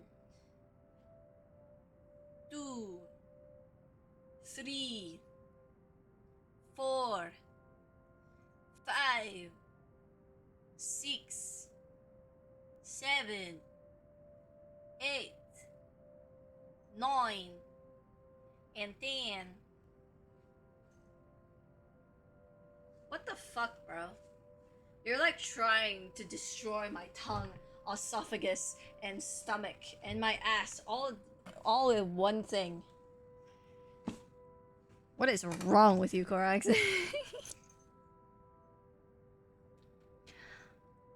The client files I leave alone like the signed forms. Better narrow this down as early as possible. The best bet is oh my god. My best bet are still the people who have worked closely with Cooper, Isabella, and BRC itself. After all, that's where the connections is. That's where the connections are. English is so hard. The person who made this game didn't proofread everything, and it's a lot of grammar mistakes. It's so good. The grammar mistakes are far between, but holy shit. Holy shit, are they there? Oh god. Not an easy task considering how thick the whole thing is. Just the correspondence and contracts are the restoration. Just the correspondence and contracts for the restoration alone makes up a stack of papers. That's an inch thick. Third-party service providers hired by for the masonry, radiators, woodworking, plasterwork, slate roofing, and a whole bunch of other things are well documented. Excuse me. Hell, every single contractor who worked on the project were listed individually, even if they were just there to do plumbing. It's a high-profile and high-cost estate alright. But with that scope comes the loopholes. Means plenty of room to hide something in, if there's something fishy going on. All I have to do is find a pattern. And it doesn't take long. Upon closer glance, despite the original owners shouldering the renovation costs, it'll be surprising if they've managed to break even in Ermengarde Mansion. What? Upon closer glance, despite the original owners shouldering the renovation costs, it'll be surprising if they've managed to break even on the Ermengarde Mansion. What? That sentence made no fucking sense.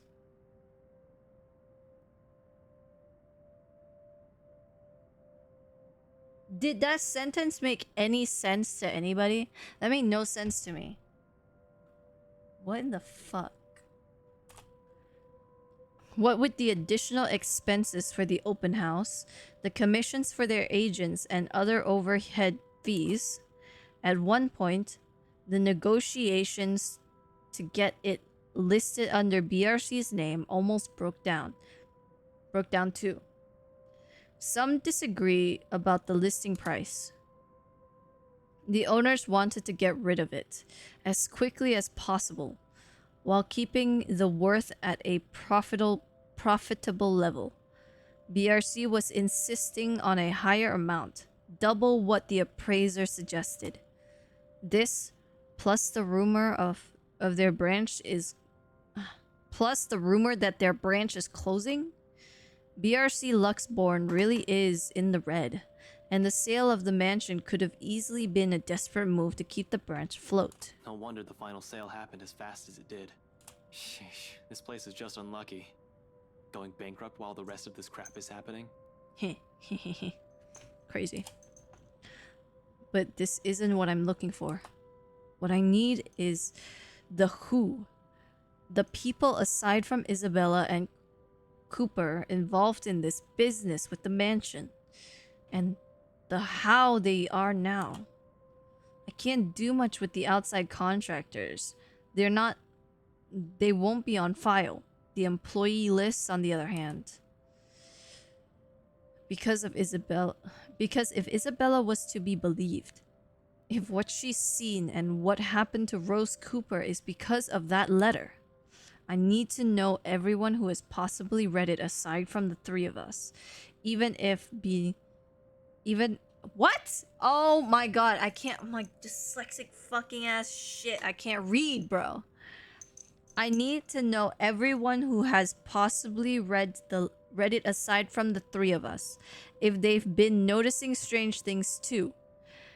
For all I know, these may have just been a terrible coincidence. I hate English, dude. I really do. Why is English so hard? It's so hard to read. It's so hard to read. Thank you for headbats. It's so hard to read. I hate English. I truly do. What is English? Why is English? How is English? I don't understand.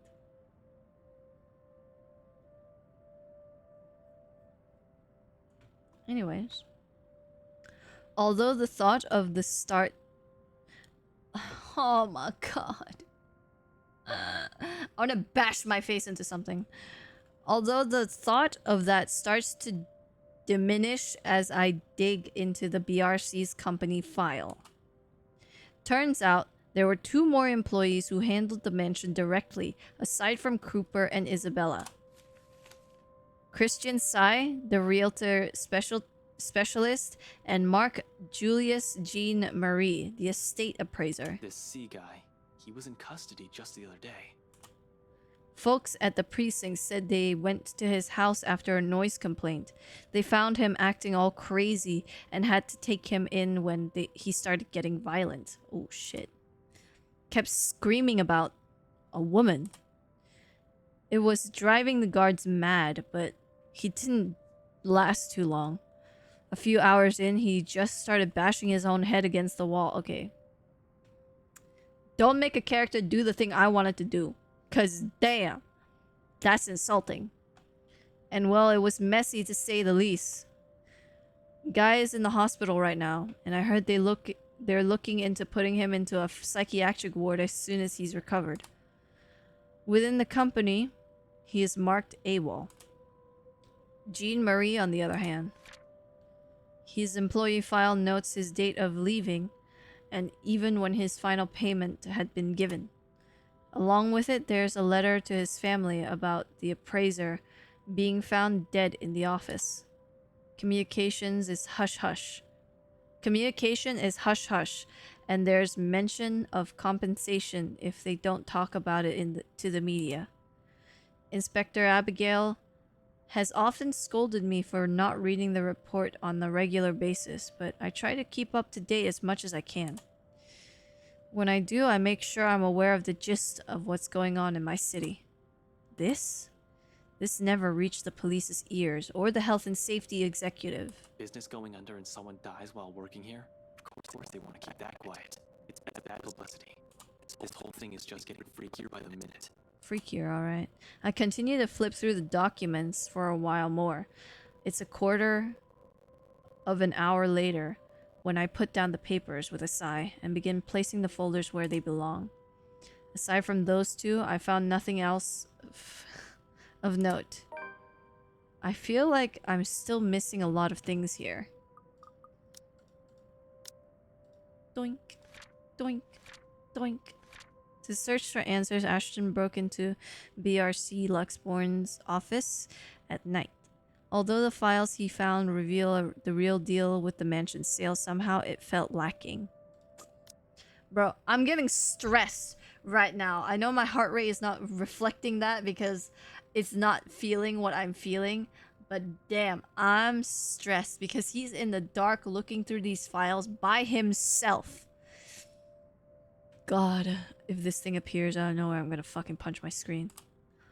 But it's about time I leave. I've taken too long. I make short work of creating duplicates out of everything I deemed important. The pages with names, addresses, and contact numbers will do. I'll start with the ones who live within the city. Once I finish, I tuck the duplicates under my arm and bring the originals back to the proper place. With that done, I lock the door behind me, tugging it twice just to make sure. I have my work cut out for me. It's not like I can ask for backup from the force. Now on to the next order of business. Removing the evidence of my little excursion here. I can't have my face plastered on the security footage showing me breaking the law, as it were. I'm gonna have to wipe the data of Seb's access card's entry too, so I won't incriminate the poor guy. Same with records room. The security is also using the standard lock and key. Good thing, my trusty bobbies are always here for me. Without much difficulty, I find myself facing the security monitors. The room's odor hits me. A sharp, nauseating stench as if someone has accidentally spilled a gallon of bleach here. Oh god, I hate the static. I hate the static. That already gives me stress that something might happen right here. And I do not like it. I don't like it at all. When was the last time they opened this place? Ugh, this place smells awful. Jesus, it's worse than the forensics lab on a bad day. It's probably because of the badly botched effort to clean the place up. Even in the dark, I can spy dark stains on the wall. I really don't have the time to try and play as... I really don't have time to try and play is this ketchup or soda right now. But I have this strange gut feeling who the mess might belong to. Has expected no security personnel. Mans the office's CCTV controls, and the standalone DVR setup is open for anyone. Normally, I'd have a heap of things to say about this sloppy security setup, but right now their negligence makes the whole task of erasing evidence easier. No fuss, no muss. The next one should be the access card data. Hopefully getting into their computer won't be too much of a hassle. I can feel my heart starting to palpitate. Like, it's not palpitating enough for the heart rate monitor to notice. Like, I'm starting to get stressed. The more static TV is going on my screen and nothing is happening. Because something's gonna happen and I know it's gonna happen soon. Everything up to now has been smooth sailing. There have been hiccups, I'll give it that. Though it does nothing to dampen the good mood I'm in. Once I shift my attention to the machine sitting next to the DVR setup, all of it swiftly evaporates. I'm no computer buff, but I can definitely recognize one more than a decade old. Simply looking at it makes me feel younger. I have no other choice, however, unless I pull the douche card and leave Seb to whatever trouble he might get into. I don't have the heart for such a thing. After all, the help the old man has unknowingly lent me tonight. With a heavy sigh, I powered it up and mentally prepare myself for a slow slug. Slow, apparently, remains an understatement here. It takes a whole 3 minutes for the thing to start up, and the OS hasn't even started loading. In my boredom, I start inspecting the live feeds of from the cams. Only two work.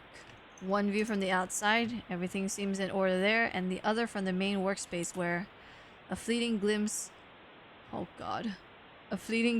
cursory glance, but the site stops. No, fuck, I knew it! I fucking knew it! I fucking knew something was gonna happen. I fucking knew it. Oh my god, please. Oh shit. Okay. The image is a bit blurry. God, no, stop. But standing there, right in the middle of the room, by one of the cubicles, I can make out as a form of a... What the hell is... I don't get too far into the line of thought. No few seconds after my words have slipped out, without any sort of warning, while I'm still trying to make sense of what it is. Oh God, stop with the grudge stuff. Stop it. A moment of Stop, bro. Stop. I don't stop. A moment of stop, please. A moment of paralysis. I can't. Bro, stop. Oh my god, stop. Thanks for the jacket toggle, Korax. A moment of paralysis. A gun! Yeah, wow, a gun! A moment of paralysis hits me when she stops right in front of the camera. Like a damn rookie, I go still in the face of danger. I definitely haven't been trained to handle the supernatural, and this one isn't it. And oh fuck. Her eyes bore into me. What eyes? What eyes, bro? Her eyes bore into me. The malice in them, piercing.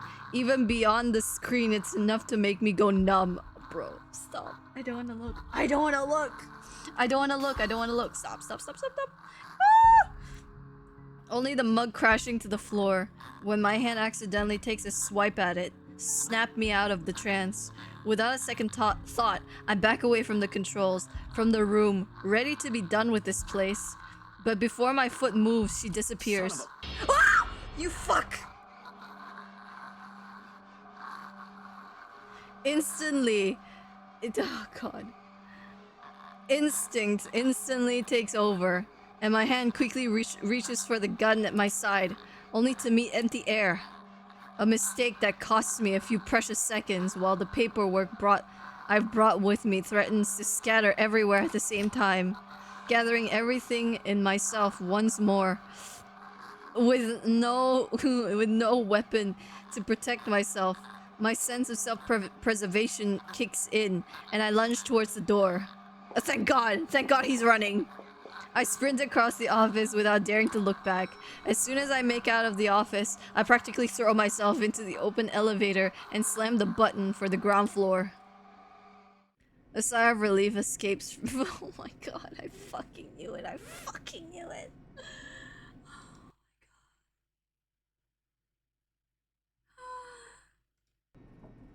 I fucking knew the static, the too quiet, nothing happening for so long. Nah.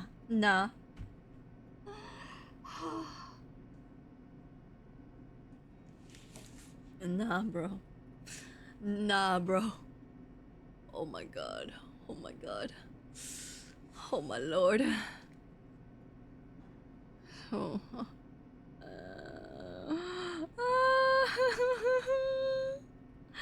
Oh, I wanna cry. A sigh of relief escapes from me when the elevator starts to descend. The clicking noise fades off into the distance. Shifting the stack of papers under my arms, I lean back and wait in an attempt to compose myself. Yeah, breathe! Oh god. My heart rate is surprisingly calm compared to what I feel right now. In and out.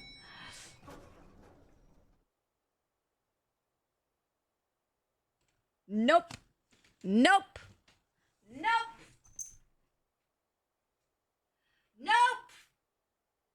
You hear? No.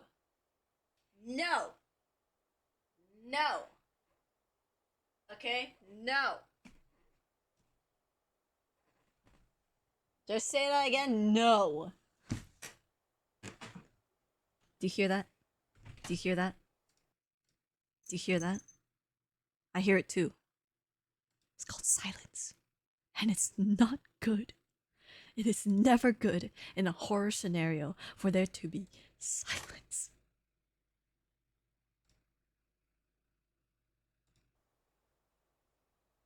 I hate everything. It's gonna start. Oh my god.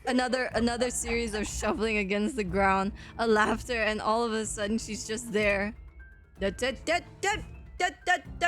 Nope. Nope. Nope. Like a twisted spider, she stares at me, a look of hunger in her eyes, and a venom in her twisted manner as she smiles. Oh, she's not there, she's not there. A glee she has well earned when I'm when I'm a damn fly that has been dropped right on the spider's web. Damn it! Oh my god, please. Without warning, she moves, mocking me with mocking me with each unhurried crawl she takes, knowing I'm at her mercy. Fucking hell, work, you stupid! Oh my god, please. Oh my god, please. My life is in the hands of a crummy elevator, literally hanging between life and death. I'm not going to die here. We might die here. Not in a damn elevator.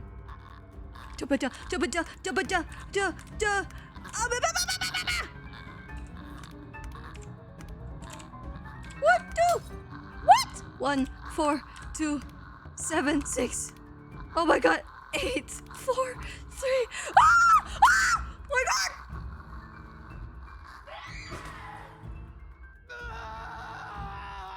I'm so sorry, Ashton. Fuck you. 9, 4, 8, 5, 6. Oh my god. 8, 6, 9, 2, 3. Oh, 8, 9, 7, 5, 4. Oh my god, please. 7, 2, 4, 9, 5. No! 7, 4. No, no, no, no, no, no, no! Oh my god, please. Oh my god, please. Hi, Feels. Hi. 8, 5. Oh, fuck off. 4. No! 1, 4, 3, 5, 8. No, she's gonna kill me. 1, 2, 7, 9. 8, 9, 1, 6, 7, 8, 8, 5, 1, 9, 4! Yeah! Fuck you! Fuck you! Oh my god.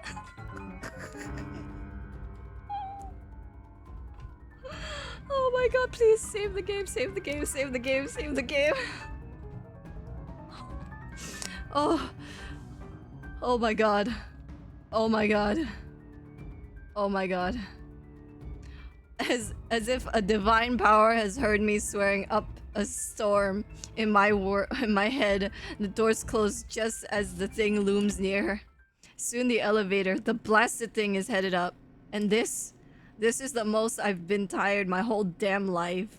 Not during training, when my superior first asked me to drop 100, not after a stakeout, but after smashing a fucking elevator button repeatedly. No fucking shit, bro. Oh my god. Oh my god.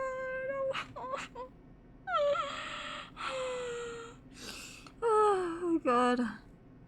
Oh god. I slumped to the ground, worn out. But if I don't let myself feel relief again, not until I'm out of here.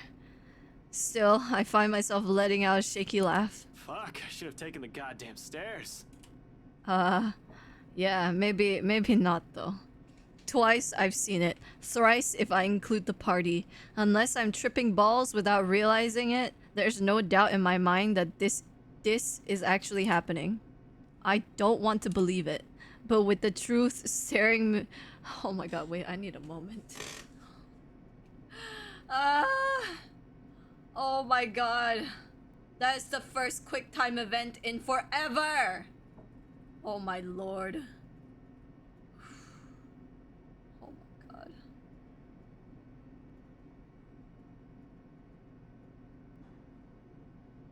Oh my god. Okay. Oh my.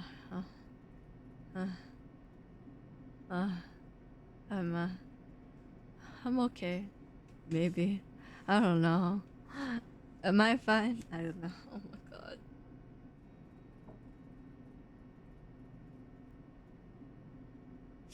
Oh, I'm okay.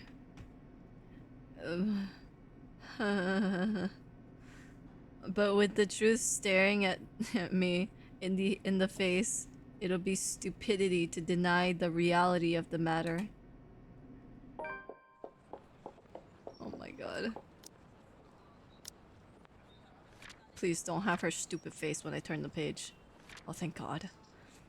Having found what he needed from the office, Ashton beat a quick exit, making sure not to leave evidence of his break-in. On his way, however, the elevator malfunction dropped him to the building's basement parking instead, where a familiar face welcomed him. Oh my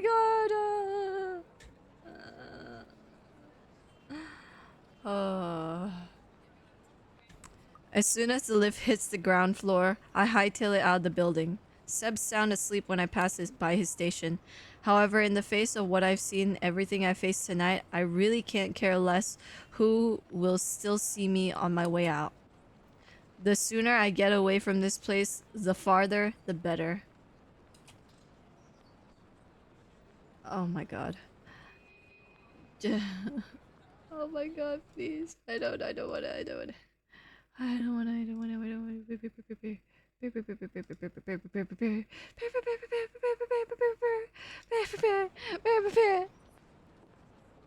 I'm just not sure if that also means being safe. She almost got me, damn it. The fucking thing almost had me. Yeah, you stood frozen. You wanna know what you wanna know what Rebecca did? She literally turned around and said, "I'm Scottish." Oh my god. Oh my god, I can't. Oh lord, okay. Shit, it was only by luck that I managed to get the fucking elevators unstuck. No, it was called excuse me, reattempts, because it took us so long. It took us 3 tries to even get it there, okay? Shut the fuck up. Had the blasted thing not work in the last second, I need fresh air. I need fresh air. I need some air. Fresh, breathable air that doesn't stink like death and gore all at once. I'm panicking. Christ, losing focus. I can't afford that right now. I can't lose it when Zach and Rebecca might be in trouble as well. Remember your training, Frey. Yeah, remember your training, bro. Another deep breath, and soon I'm starting the engines and driving off. After a little incident somewhere open would be good. Bro, I swear to God, if she's in the car, you can't have 3 at once, girl. You can't have 3 at once, okay? Someplace I won't get trapped. You're trapped in the car! Luxbourne Park brings a welcome relief, though only by some. The chill that seeps into... Oh my god, I swear to God, if the London Bridge song... If they start singing the fucking lullaby, I'm gonna fucking throw myself out of my chair. The chill that has seeped into my bones is still there. Furling and unfurling beneath my skin. If I don't move, if I don't busy myself with anything, soon my brain will go haywire. It's the last thing I want to happen when there's plenty of things to do. But this already answers all of it, doesn't it? Those deaths? Just how many copies of the letters are out there? Isabella can't have the only one if there are other people are also getting cursed. Could it be that the one she has shown us is just one of 5? Maybe even more? That whole pass this to 5 people business is ridiculous. But at this point, is it still? Oh my god. Oh my god, stress. Oh my god, stress. All in all, I found 2 deceased people who might have read the letter. 4 if we count Cooper as well as Isabella. And that's only with what I can find right now. I have no idea how the contractors and specialists hire from outside the company are doing. If they are in any way affected. How many more people are suffering? 1! Right here! Right here, sitting in this chair. I'm suffering, motherfucker. I'm suffering. Oh my god. I'm suffering. Bitch. How many are missing? How many are dead? I'm dead. You ready? Watch this. I'm dead. Yeah, I'm dead. Ugh. Someone resuscitate me. Ugh. I'm dead.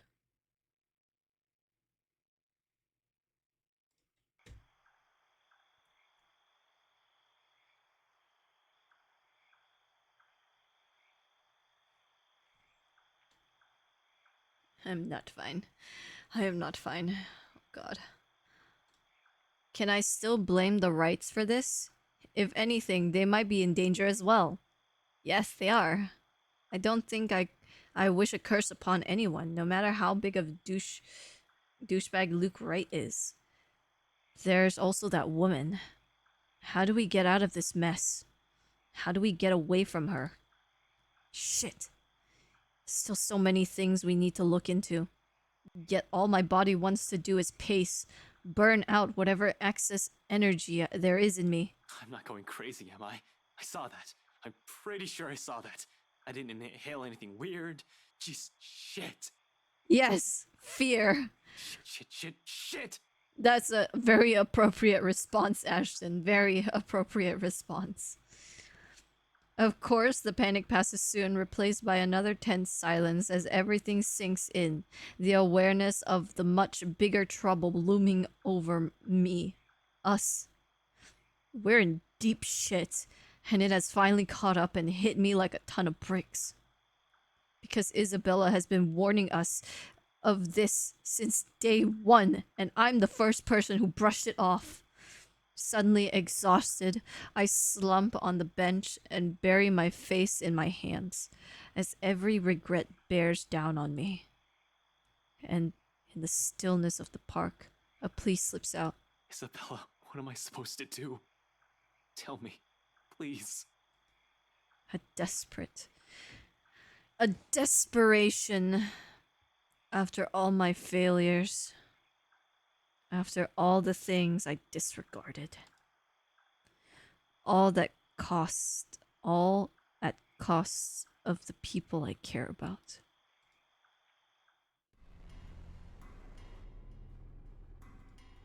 Darkness blurs the edge of my vision. Black tendrils twist and coil around my limbs. Soft footfalls echo from the far distance, scurrying, scampering, moving in an odd rhythm with the with the sharp, piercing notes of her laughter. A scream threatens to burst, but my throat closes off. Ever so slowly, a chill seeps into every nerve in my body, washing away every sensation in me. Apart from one, there was only fear. Once again, her laughter echoes, a sound both bitter and unforgiving. It is the last thing I heard before she reaches for me. The ground trembles. The world slows to stop. Oh, thank God. Oh, thank God. Oh my God, please. One was enough, but two in like a few minutes. Oh my God. Okay. Morning breaks in a blurry mess of vivid shapes and colors. Oddly, there is no feeling of terror or confusion gripping me, despite the vague images that has driven me from sleep. Awareness kicks in shortly, though slow and sluggish, as I blink away the last remnants of unconsciousness from my eyes. The early morning light already streams from the open windows when the memory sets in and the room I'm in finally comes into focus. Not a room, my car. I've bunkered down here last night after my nerves have calmed. When you almost get trapped in a confined space, there's no question about staying somewhere open. Not again. She might appear anytime. She won't catch me off guard. Again. That woman. Is she still one in the first place? One that we normally call a human? Hell no! Can it still feel guilt? Does it understand pain? Fuck. I take a break and I take breaking and entering charges over whatever she was any day. Pushing myself upright, my eyes wander idly towards the mess of papers I gathered from BRC last night. A proof that none of it was a dream, no matter how much I wish for it. Then it shifts to the view outside, right to the line of trees and winding pathways. There is some already strolling about the place. A few people here and there dotting the space my eyes can reach, but otherwise the whole park is empty. Quiet. For some reason I can't stand the silence right now. Not when that woman's face has been burned into my eyelids. Bruh. You close your eyes, you just see her figure. Whenever, okay. Okay. I swear I didn't write this. Whenever I close my eyes, I see her. It's a miracle I'm still able to get a few hours of sleep, even with that horrid laughing of hers still ringing in my ears.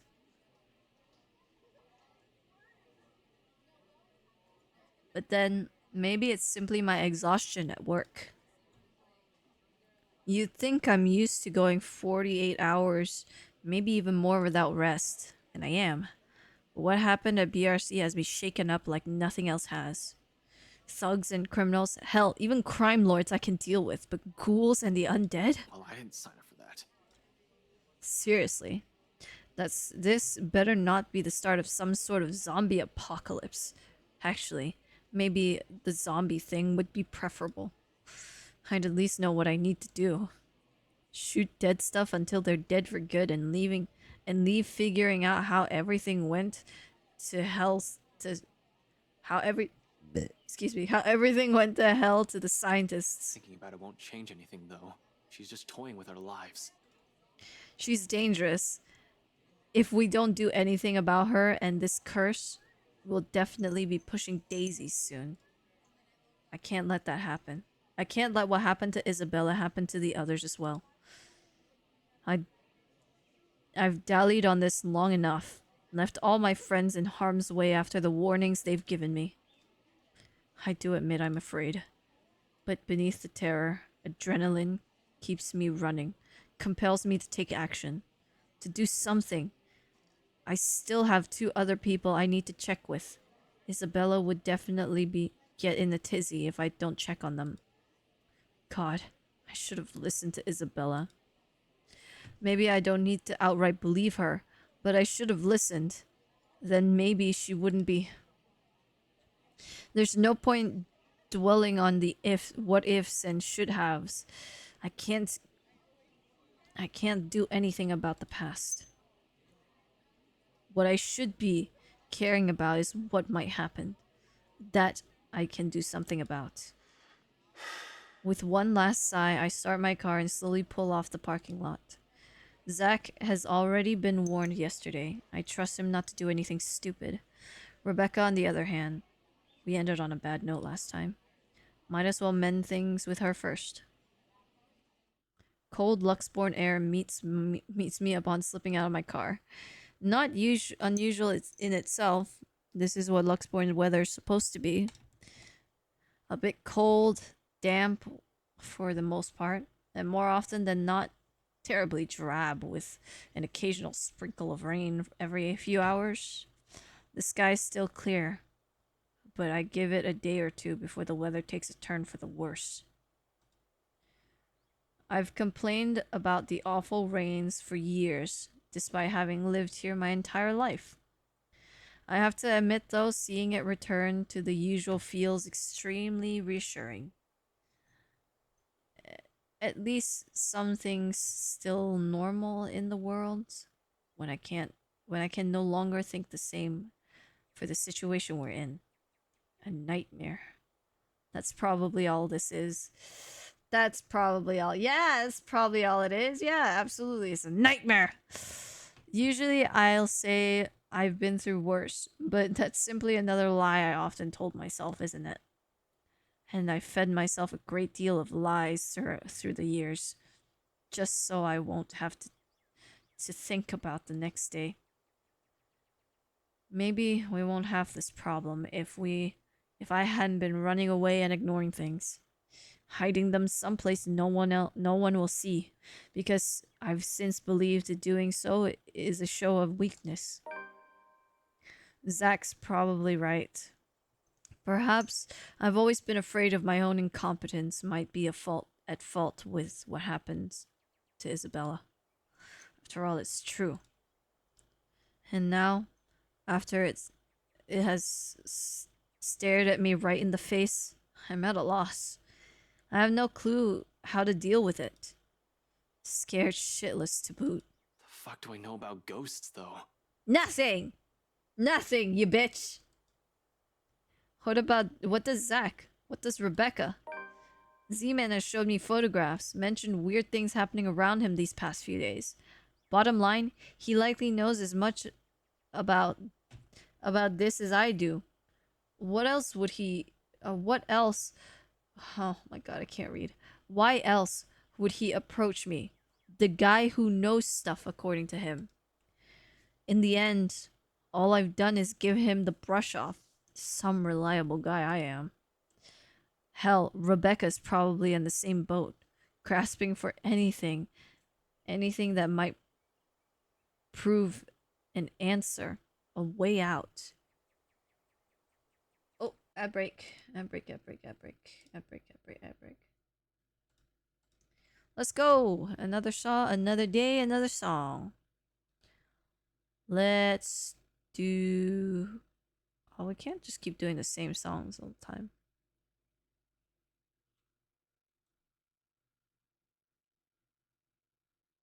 I didn't do this one, so we'll do this one here. Ba-ba-bam, ba-ba-ba. Okay. This will at least help me chill a bit, I think.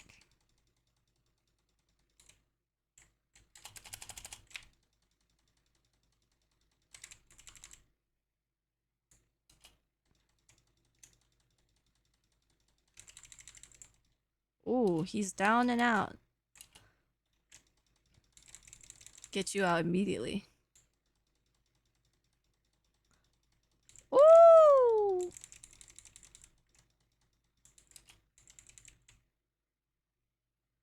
Oh, I timed that bad.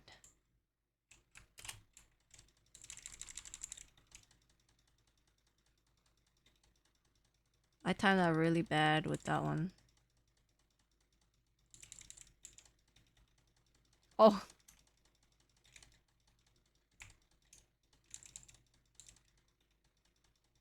Oh, yeah. Beat him up, beat him up, beat him up.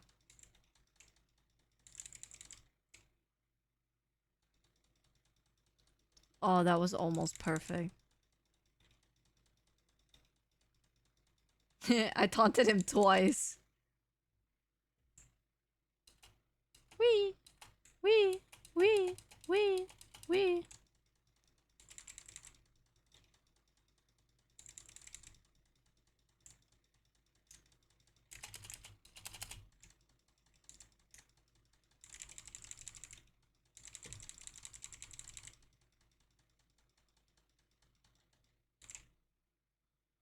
Boom! Yeah, yeah.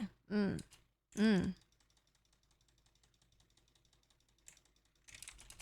Woo! Oh my god, that was so close. Come at me. Boom! Yeah, get fucked. Boom! Yeah, let's go! Let's go! Woo! Woo! Woo!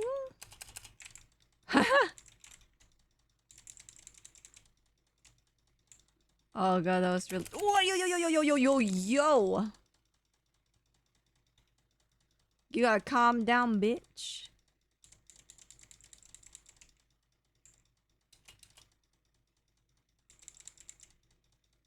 Heh. Ha ha ha ha. What? He went blah blah blah blah blah blah blah. Hello.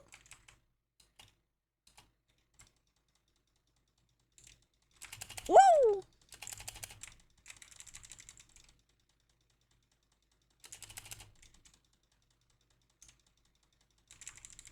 Yeah, get beat up, bitch. Woo! Beep, beep, beep, beep, beep, beep, beep, beep, beep, beep, beep, beep, beep, beep. What?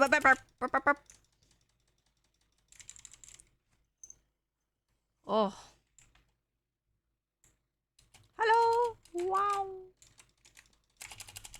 Oh. Man. Okay.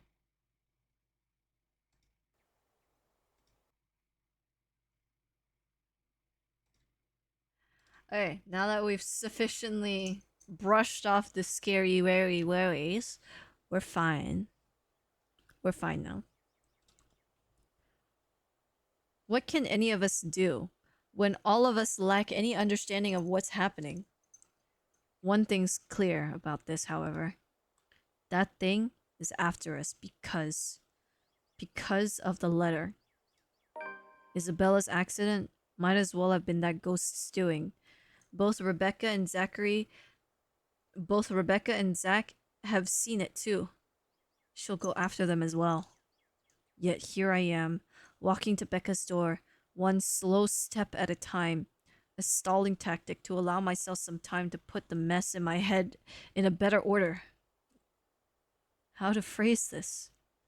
When there's a 90% chance she's still pissed about a whole different matter. It's the only reason I didn't check on her last night.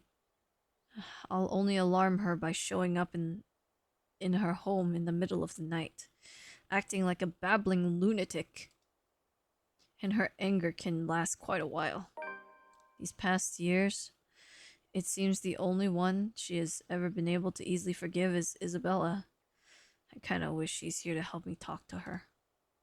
I run my hand through my hair and straighten out my jacket before knocking. Once, twice, 3 times, just to be sure Becca has heard me, even if she's asleep. She's usually awake by now, though. Hey, Becca, it's Ash. Open up. Don't tell me you're still in bed. If only. Seconds tick by. No answer from her. And dread has started to creep up. I've been trained to handle dire situations, but the feeling has been doing that quite frequently since last night. My mind begins to anticipate the worst, and the next minute, concern has mixed in with my thoughts, and I bang my fists on the door, louder this time. She'll definitely be livid, but I'd rather face her wrath than the dead body. Becca, it's Ash. There's something we need to talk about right away. Open up. I know Your girlfriend left early this morning, pretty boy. So if you could do us a bloody favor and shut up, that'd be real fucking polite. Oh. My hands paused short of landing another heavy knock. From the other unit, Rebecca's other neighbor peeks through his door, though I see nothing but a bundle of blankets. I'll say they need help from being devoured by their sheets, but it sounds like he's just fine. He's a huge asshole, too. Course of action, so people like him won't ruin your day. Act like the nicest person on the planet. Has done me wonders when I was a rookie patrolling the streets. No need to match his temper. Oh, did she say where she was going? I don't know. She said something about meeting someone or something. But what am I, her keeper? You know some people want to sleep in on a bloody Sunday, so keep it down. Yo, chill. Just looking forward to this weekend. Thanks, you damn git. Yep. Okay, you didn't need to do that. Well, there's no need to be an ass about it. I'll get out of your... He slams his door shut without warning, but not before muttering a string of colorful words about me. Probably things I won't hear him inside the 4 walls of his apartment. That's fair. Jerk. And at the end of it, a sigh. So Rebecca's not here. I must have missed her by an hour or so, but at least she's not alone. She should be safe, in theory. More so if the person she's meeting with is who I'm thinking. Nevertheless, I still can't help but worry. It's an easy thing continuing down increasingly darker lines of thoughts. To act brashly, to find out where she is and go first there, Go straight. Go first there. Yes, that's what it says. Uh-huh. Uh-huh. Yep. God, I love English. Oh my god, I love English so much. To find out where she is and go straight there without deliberating on my actions first. There's Zach to boot. Rebecca's not alone, and I can't say the same for the big guy. A simple phone call to both of them should do the trick. It'll ease my nerves at any rate. It's better to rush over to Zach's place, or assuming Rebecca's whereabouts, and finding out they're not where I've guessed they should be. Assuming the worst will come next, which I'd rather avoid this early. Sorry I'm moving around a lot. My arms feel so uncomfortable. And my head is itching. Any other reason, I won't bother them, but an emergency begs for urgency. This is one, right? Even if it isn't, anxiety from concern dulls judgment. Something I most certainly can't afford to lose at any given time, especially right now. Any means to calm it. Any means to calm it will do wonders for the muddled mess in my mind.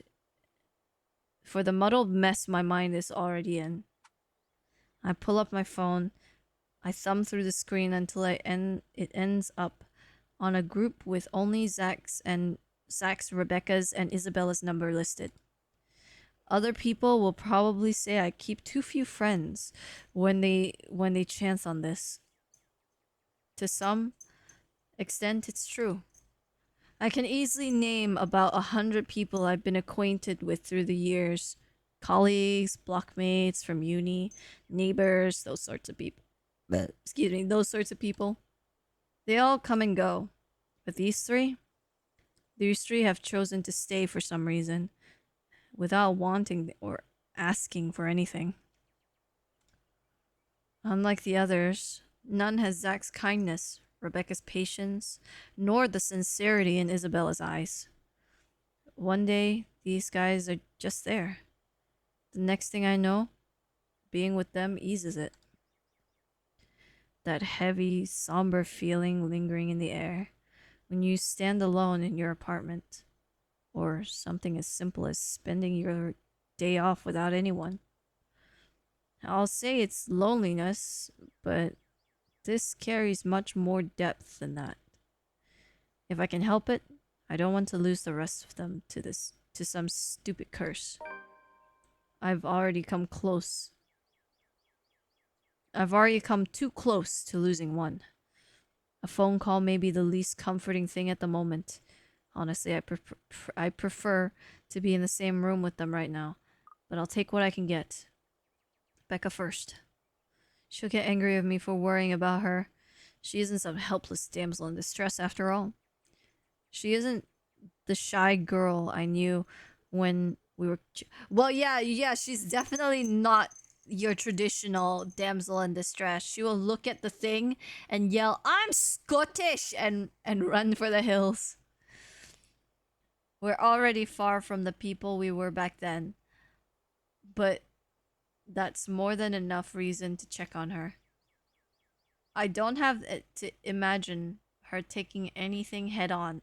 She'll do it instead of asking for help when she needs it.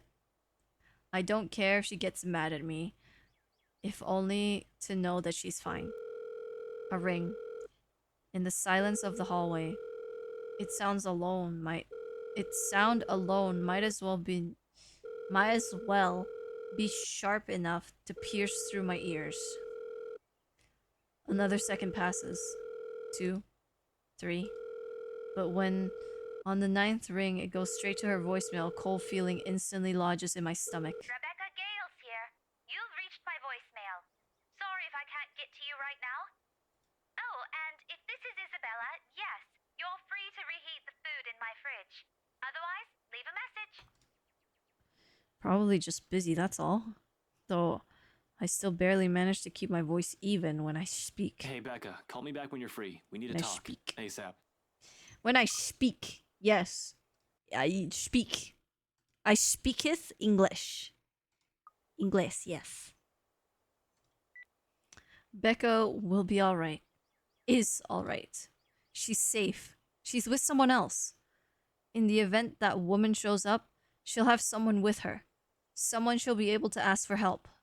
She's safe. She can handle herself. Becca might have a fiery temper, but she knows when she's faced with something she can't handle herself. Rebecca will see my missed call, and she'll call me back. Though I don't express it enough. Rebecca is someone I consider important to me. She's been my friend for the longest. Anybody else would have been fed up with me and left. The girl stuck by me no matter how big of a jerk I've been. There's Zack and Isabella now too, of course. I'll always be thankful for them around. I'll always be thankful for having them around. The worst times before, however, Becca was there. No one believes it when I say it, but I've surely had my awful moments as a bratty kid and as a horrible teen. Issues. I've too many of them to count and refuse to deal with for a time at least. That's what Andrew likes to tell me. I tend to think of nothing of it. He has mellowed down over the years, thanks to the professor mostly. But at times I do wonder if it still burdens me the way it did all those years ago. After all, I was terrible, especially around the time of my parents' separation. Looking back at it now, I had no reason to direct all my frustration towards everybody else. While I wasn't a kid who lashes out at anyone, preferring to keep it to myself and turning those negative feelings into more productive things. I've grown distant from a lot of people because of it. From my old friends back in my old school and the neighbors I hung out with before moving. A habit I've likely brought with me into adulthood. I was just so angry with everyone and everything. All I kept thinking about was myself, wondering why me. In retrospect, I was a selfish little bastard who thought the world revolved around me. That I should have been going through it. I believed my behavior was entitled, that I had the right. Tough times, but she stuck with me. Snapped me out of my little sulk, as she often phrased it. Whenever she sees the chance to bring it up. English. Why are you so hard? She didn't tolerate my bullshit, but she didn't leave me alone either. If anything, the whole thing made her stick around. Her concern may have grown a bit too overbearing as the years went by. But she's still an old friend nevertheless. I owe her a lot. That won't change. Damn it. Where are you, Becca? Another message left on her voicemail. Then, on my third call, I hang up. For the time being, I can't do anything more than wait for her to return my calls. Worrying aimlessly won't get me anywhere. Zack, on the other hand. That guy attracts trouble no matter how much he tries to avoid it. Doesn't help how he hasn't been too hot lately with a lot of people. His mention of plans yesterday doesn't sit too well with me either. He might be the next responsible adult after Rebecca. Out of the four of us, but I've still got to check on the big guy. Make sure he's doing okay. At the very least. Whatever he has planned on doing. All I'm asking is for it not to be idiotic. He's a sensible guy, I'm sure. However, desperation clings and pushes people to do rational or irrational, it doesn't matter. Clear thinking flies out the window the moment you're in danger, and a sincere hope he has not found himself in a tricky situation. His phone doesn't even ring before he answers, or his voicemail at least. Hey, it's Zach. Well, a voicemail anyway. I'll get back to you as soon as I can. So, just leave a message, yeah? And no, Ash, you're not allowed to lockpick your way into my apartment again. Just do what any other decent human being does and call if I'm not around. Thanks. Did he turn it off? Why? I don't want to assume the worst, yet maybe he's forgotten to charge it? Can't be. The guy can be a bit of a Boy Scout, even more than I am as a cop. He's the type who has an extra battery or a power bank in his bag if he ever needs it, and he always does. He won't say anything or brag about it, but he's got quite a rooster of VIP freelance clients. He won't just leave his phone dead in case he's on the field, particularly when people will likely be looking for him. Oh my god. He always leaves his connection open whenever clients or his friends need him. Zach is reliable like that. Why isn't anyone answering? His mobile is an out of range area sound more plausible. Wait. His mobile is an out of range area sounds more plausible, although the thought of it doesn't completely shake off the unease. Unlike Rebecca and I, he took the time to listen to what Isabella had been saying. And even if he didn't believe it, he was definitely the first one to offer help and try to do something. If he ends up in trouble doing whatever it is, so help me, I'm going to... Well, I can't be rash. I'm aware of that. Been running the same reminder in my head since last night. But if something happens, I'm certain my reaction won't be pretty. The added guilt from those times I repeatedly dismissed him will surely haunt me. Yo, Zach, call me back, alright? I wanted to check in and, yeah, just please call me back. It's usually a joke between us when I say he's the Watson to my Sherlock. I don't see him as some assistant to put aside until he's needed, like some people like to believe, though. He's not some pity friend I keep around to make myself look good. If anything, he's the one who stayed by me out of pity. Zach's the one who puts up with me most of the time, even when he doesn't need to. It's not a case of cool cop who helps out a minority. In truth, I was a hard-headed, hot-tempered, and reckless rookie, up until I met him. It wasn't anything sudden, and some part of me is still that rookie. But I've grown thanks to him.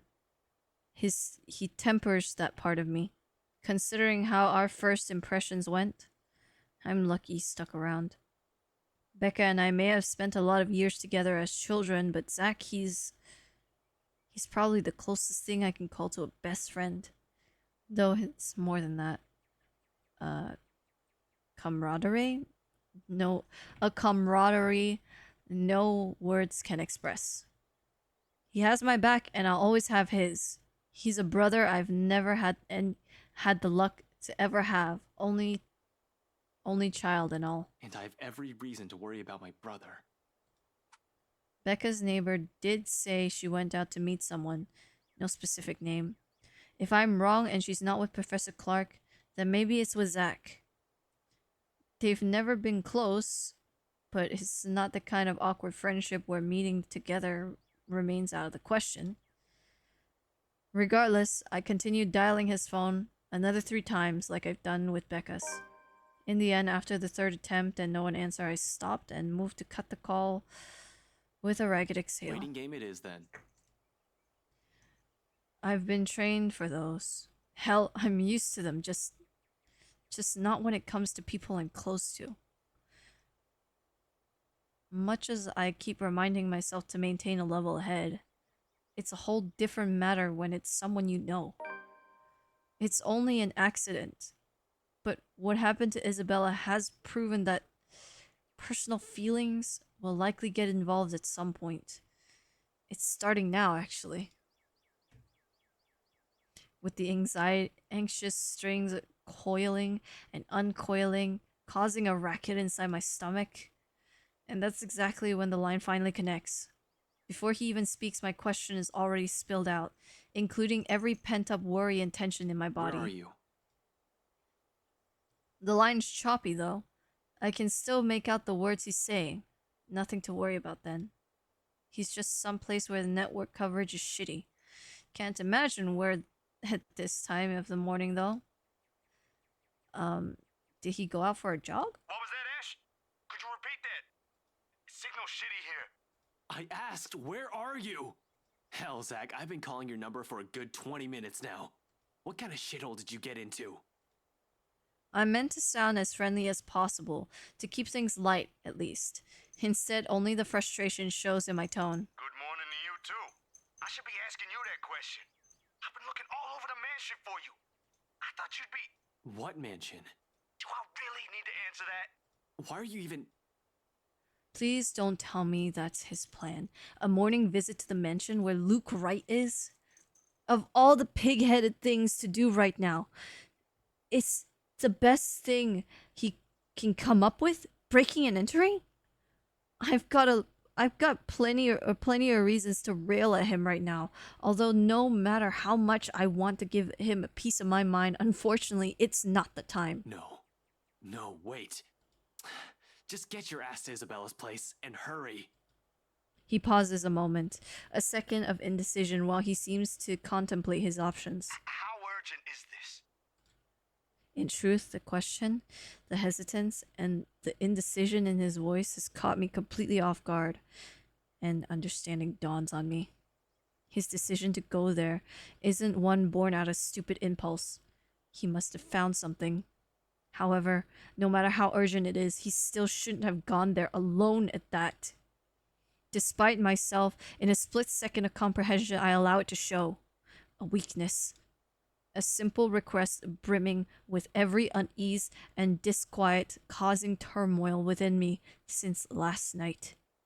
It bears a selfish hope that he'll understand, even through the unstable signal, that whatever's keeping him there, he'll be willing to set it aside for now. Pressing enough for you to stop asking questions and get yourself here. Please, Zach. Silence fills the other end of the line again. For a long moment, I assume he won't heed it, and I'll have to drive there myself just to drag him away from whatever danger he's skirting. Thankfully, he agrees. I'll be there in a few. An hour or two tops. Thanks. I'll see you. Oh, thank God, he's a reasonable bitch. Woo! Okay. After a close call, Ashton spent the night at the park, only to be kept awake by nightmares.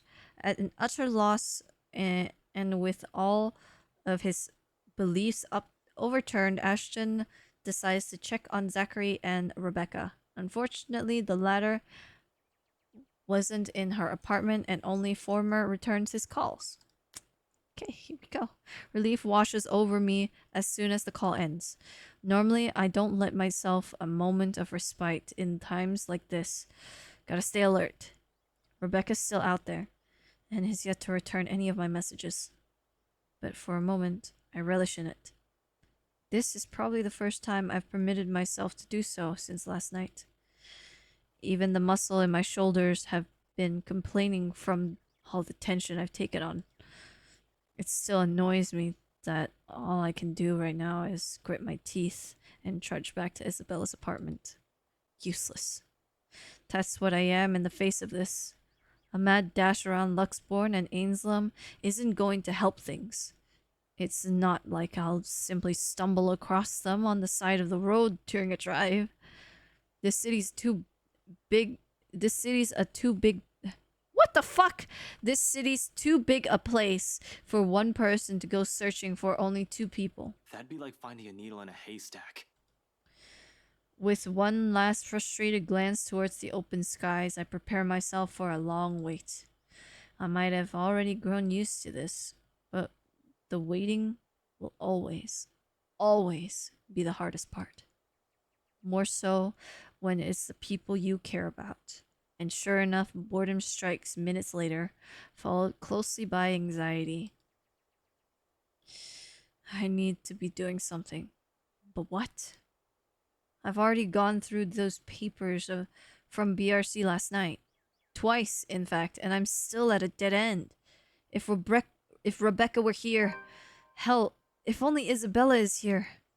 Unconsciously, my attention drifts towards the closed door of her apartment, and it hits me the second my eyes land on it. A split second of idea. I didn't bother to look into this, because all this time I've assumed it's an accident. But Cooper died. Isabella would have most likely received all the files from Ermengarde Mansion. In fact, she might not need to. They were partners, right? It's no longer a trainee-mentor thing. They both likely have the same copies of the documents. She might still be keeping some in her room. Something she hasn't been able to give us because of the accident. However, immediately after that thought forms, guilt also rears its head. The fact that I'm thinking about breaking into her apartment leaves an uneasy twinge in my stomach. It's wrong. It's so wrong. All of it is wrong. Inappropriate on so many levels of propriety I adhere to. If she's here, I won't even consider this. Really? Now? But if she's here, will she allow it? My gaze swivels back to the door. It's as if the thing's inviting me. One thing's for sure, however. Knowing her, she'll do any means if it'll save her friends from this curse. She can be stubborn like that sometimes, and it's enough to harden my resolve. So, muttering a silent apology to her and swallowing my guilt, I reach up to my bobby pins and begin my work on the lock. Under a minute, the doorknob clicks, and I silently slip into her apartment. Whatever I am to find at the end of this, I hope it'll point me in the right direction. Oh god, hold on. I need to drink some water. I need to hydrate.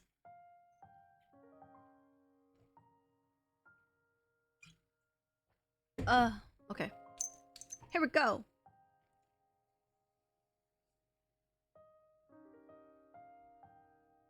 What?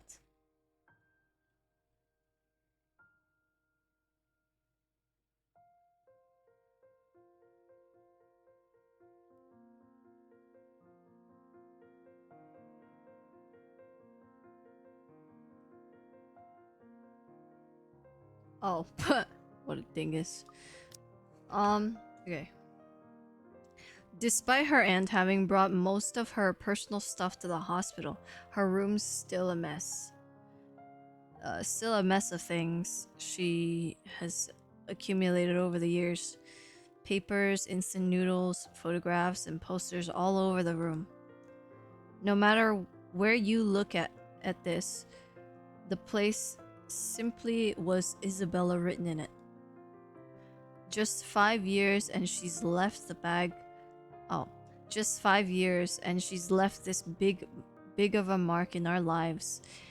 I'd be lying if I say her presence didn't change a lot of things. In Zach, in Rebecca, in me. However, there's no time to reminisce about all of this. As nice and nostalgic those memories are, there's work to do. Things to find, if there's even any in here. Excuse me. I won't know that by simply standing here acting nostalgic. Wasting no time, I head straight for her study table, where a chaos of papers and folders clutter the top. There are instant noodle cups still, plus a few empty pens and crumpled paper littering the table. All points of interest in the room, but my focus veers to the laptop first.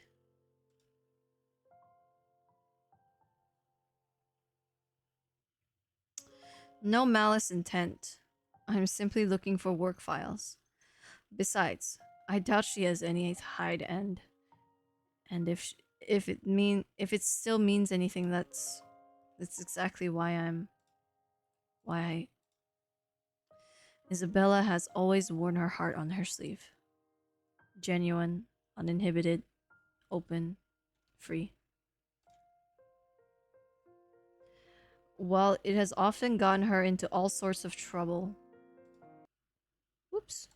While it has often gotten her into all sorts of trouble, her candidness, that wholehearted look she has always displayed and carried in her, God, I hate English so much, carried in her are things that will never have a reason to doubt. Others will say it's her warmth and that draws people to her, or her cheer. Neither are wrong, but neither have the whole truth of her either. Because those who never bothered to look beyond the surface will never see it. See her. See someone earnest. Someone who has always meant well, albeit her underlying stubbornness. Sees how she loves. An affection that is altogether both warm, steadfast, and unflinching. In many ways. For oh my god, for a lot of reasons, she's the kind of person I want to be around with. Oh, who made me feel I am still worthy of something. You never meet many people like that. Not in my line of work. Always with something to hide. Always with something to lie about. Eventually, when you meet too many of them, you change too. You become like them. Perhaps the biggest thing I regret about this, I never got a chance to change that before she... The laptop finally boots up and loads the operating system. Although as soon as it does, I am greeted with her password screen. For a few moments, I try my hand at a couple of obvious ones she might use. What? What? You think... Bro.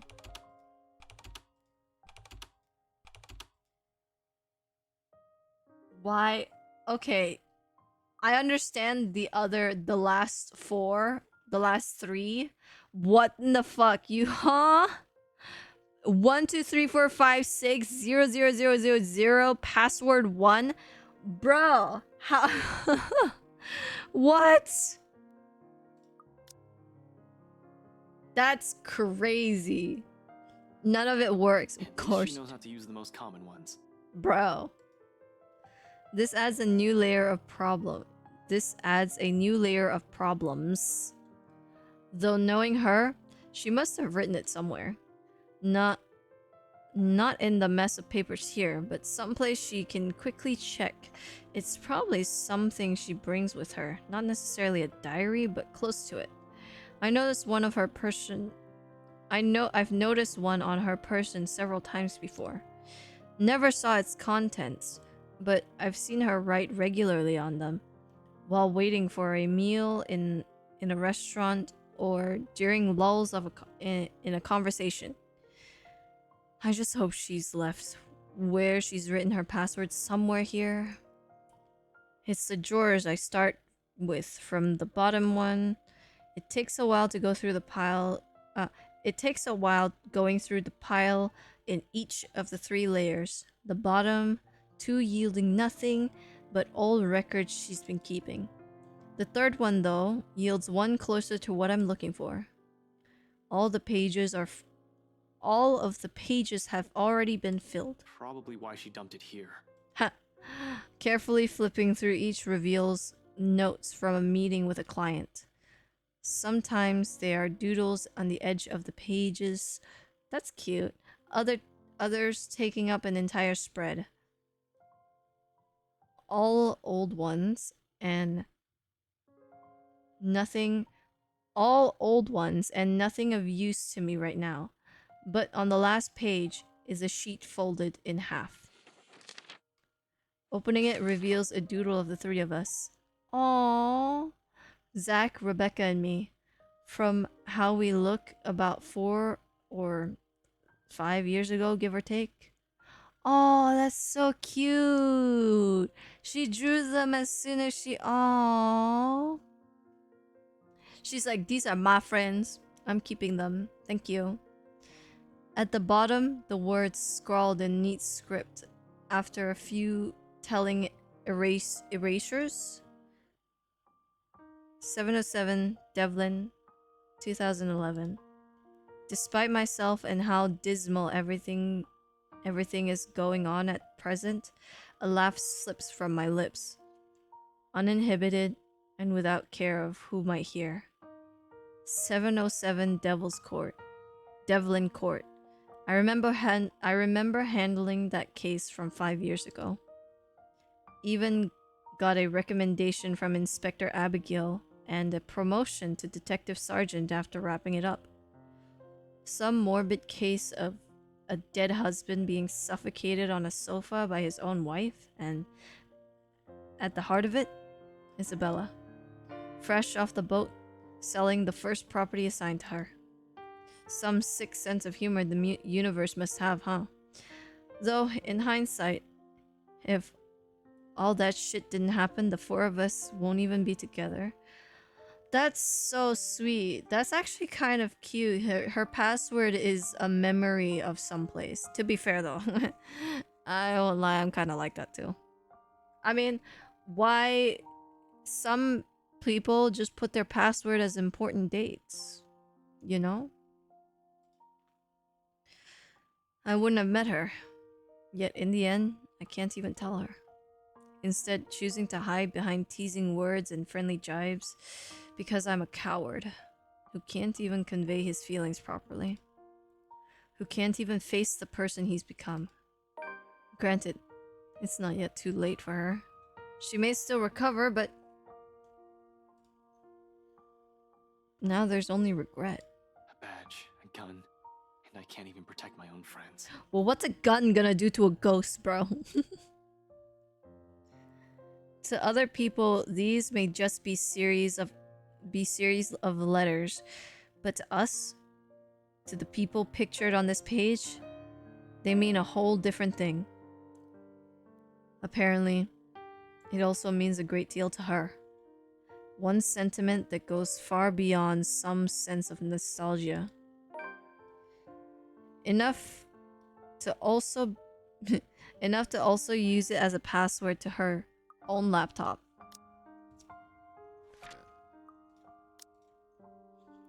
True enough, it works, and soon I have access on all of her work files.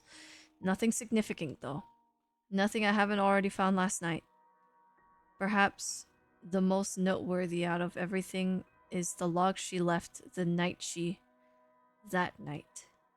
She has taken notes of every client who attended the open house and worked on the mansion, even the outside contractors. Although, for what purpose, I have no idea. Should I also look into those last night? Wait. What did it say? Should I have also looked into those last... Oh, okay. I did read it right. They didn't seem that important, though. If anything, I get the more looking into the deaths of those employees than some random people. Adding these clients to my list will only broaden my scope. What if Isabella's onto something here, like with the letter? Shit.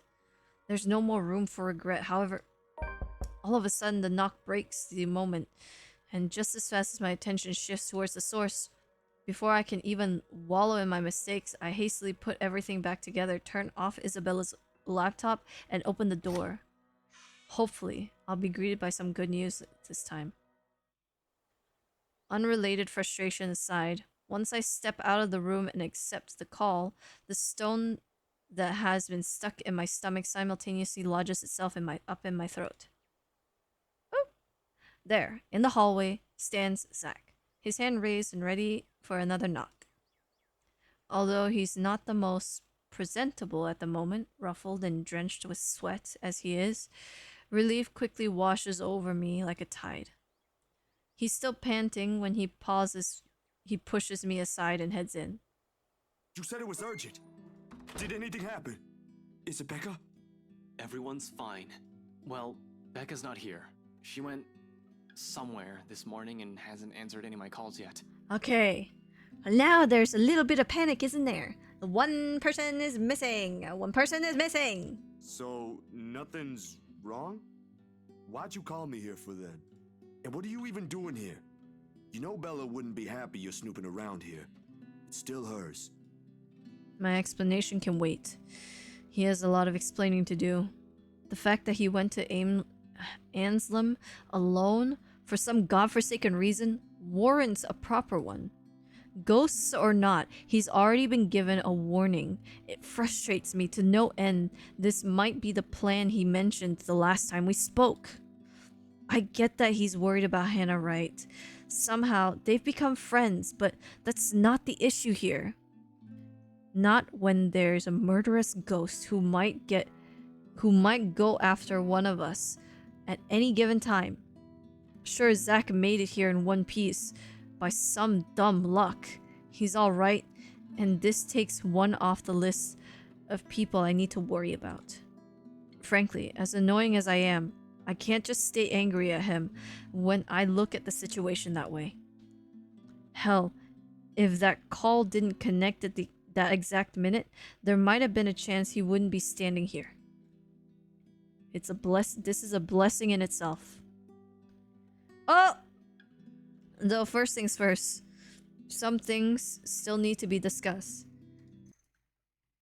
Poll time! It's okay, don't pin a message. Hello, it's poll time, not pin a message time, bitch. Poll time! It's poll time! Pick, for me, whether the character will survive his relationship. Poll time, poll time. Poll time, poll time. Poll time.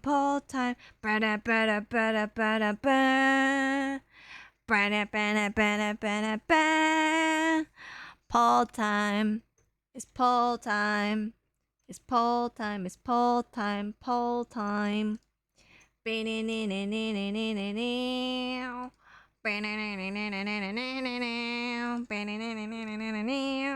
It's poll time. It's poll time. Bruh, I should drink some water. God, my throat hurts.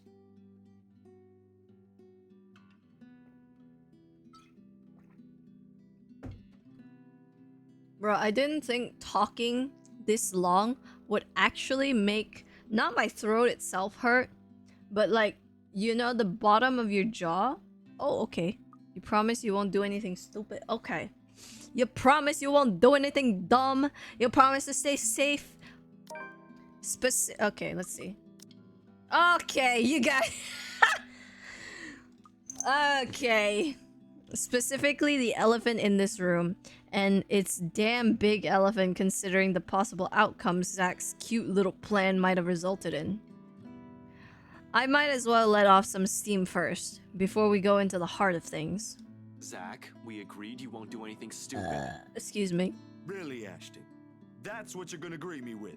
No, what's up, Z-Man? I just biked through almost half of this city to get here.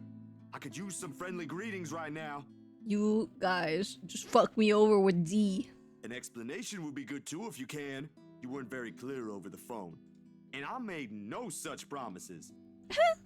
You said you're not going to do anything reckless. Your words, not mine. What you did is the exact opposite. He's not wrong. And that's not the only problem here. Those people can easily sue you for breaking and entering. And believe me, I won't be able to do anything if they do. Did that cross your mind? The whole 46-acre lot is a private property. Why were you even there? I know, Ash. But the people in there might be in danger. You've seen how Hana's photos turned out. Yeah, but you're also in danger. Where is the sense of self-preservation? Besides, I was looking for you. Didn't I tell you that? Why would I even go there? Well, you mentioned the plan. I assume that's where you went since that's where Isabella found the letter. Sorry. I was really at a dead end. Why did you guys hear that? Was that just me? Did you guys hear the audio change? What in the hell? The logic in it stuns me into silence, to say the least. Then I remember his hesitance, the tone he has taken before agreeing to go here, and all at once my anger wanes. No? Bro, listen, okay? This is what he sounds like. Sorry. I was really at a dead end. And then listen to this. Well, you mentioned the plan. I assume that's where you went since that's where Isabella found the letter. Bro, there's a difference. You can't sit there and tell me there's no difference. There's a difference. Bro, what in the fuck?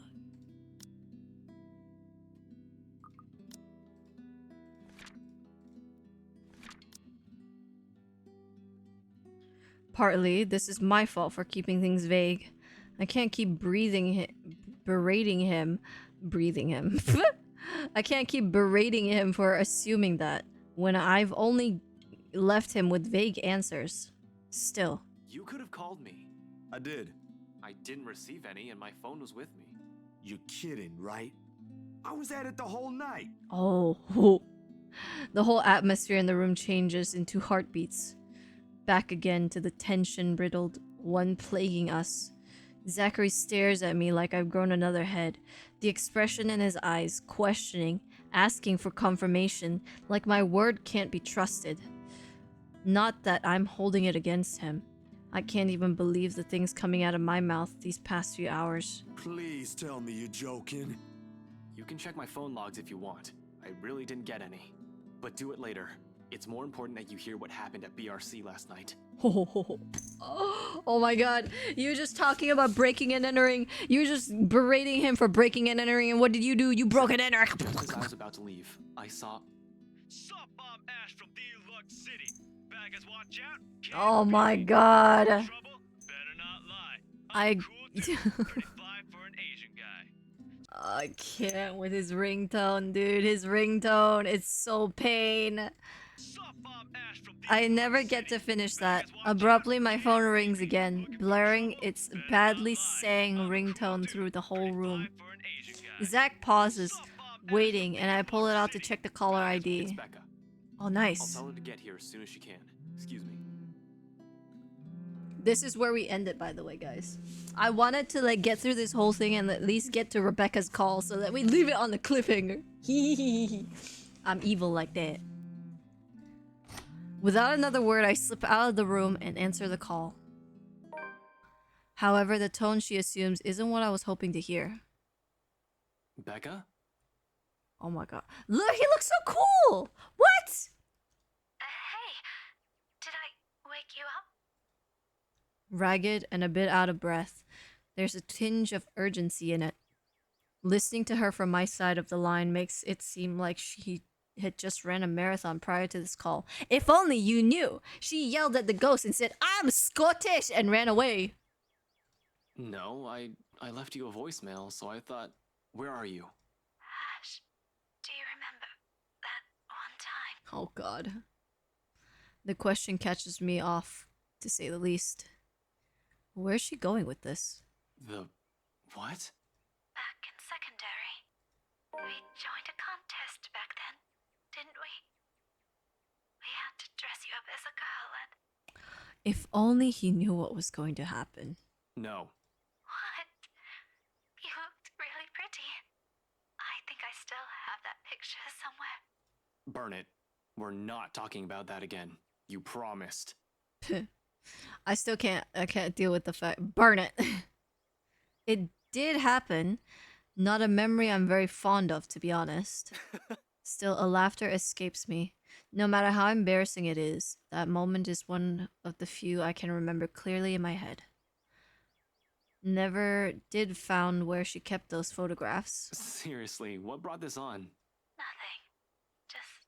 It's just the first thing I remembered. Oh god. You're being weird today, Becca. Whatever. Listen, I need you to go home right away. I'm at Salem Well right now and... Thanks, Ash. What? Suddenly her voice hitches, almost as if she's in tears, and it sends every alarm bell ringing in my head. Right? For better or for... Oh god. For better or for worse, something more than wrong is happening on her end of the line.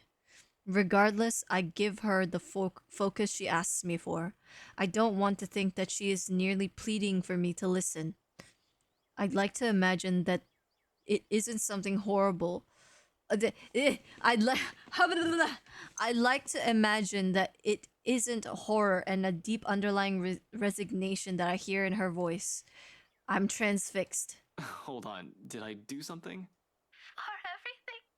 Rebecca, what? Oh. I'm so glad to have known you. Wait, what are you... What? Oh, God. What? This is your fault, by the way, guys. I want to remind you that this is your fault, because if we took the stairs, we might have been fine. But no, we went up.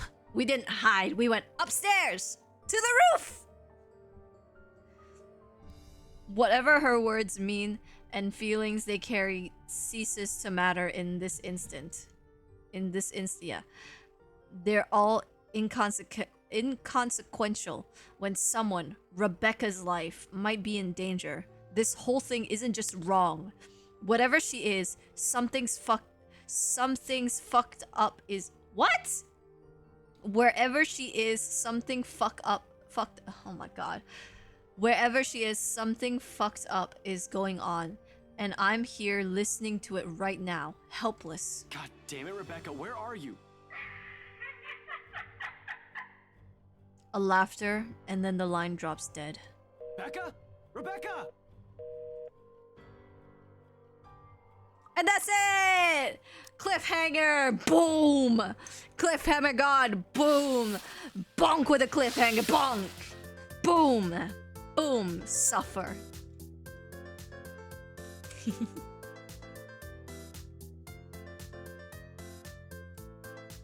Suffer with the cliffhanger. Boom! Wait, I've only 100% to chapter 1? Does that mean we go back to chapter 2? Oh my motherfucking god. Oh, I see. So there are different scenarios based on the chapters. We didn't get everything because we didn't... Oh god. We don't have everybody. God, Isabella's mangled body from the car crash is probably the most horrifying thing that we've seen, like, in this entire game. Like, everything, the ghost sightings aside, right? I think the worst thing we've seen is literally Isabella mangled on the ground. That's the worst thing we've seen. But yeah, that's it for today. We will maybe we'll continue this tomorrow and it won't be so much of a cliffhanger, because I know this game is gonna be a little long, because I'm probably gonna go through it a couple times so that we pick different options, or we may or may not pick different options. I don't know, because I don't know how this system works in terms of like telling you if you picked this option before or not. So ooh, I don't know. But I do want to like go through it again so we get everything. I'm a bit of a completionist when it comes to what is it? When it comes to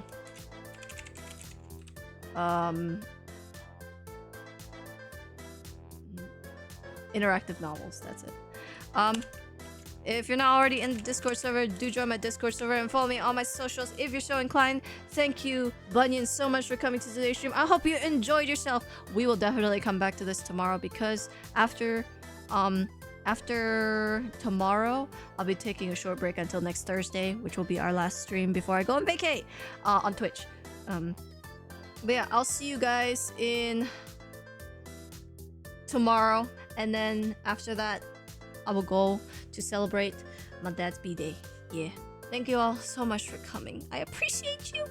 I hope you enjoyed the cliffhanger and my screams, because, God, I actually got scared today. Anyways, thank you all so much, and I'll see you in the next one. Bye! I'm gonna let my throat rest now, because holy shit. Holy shit.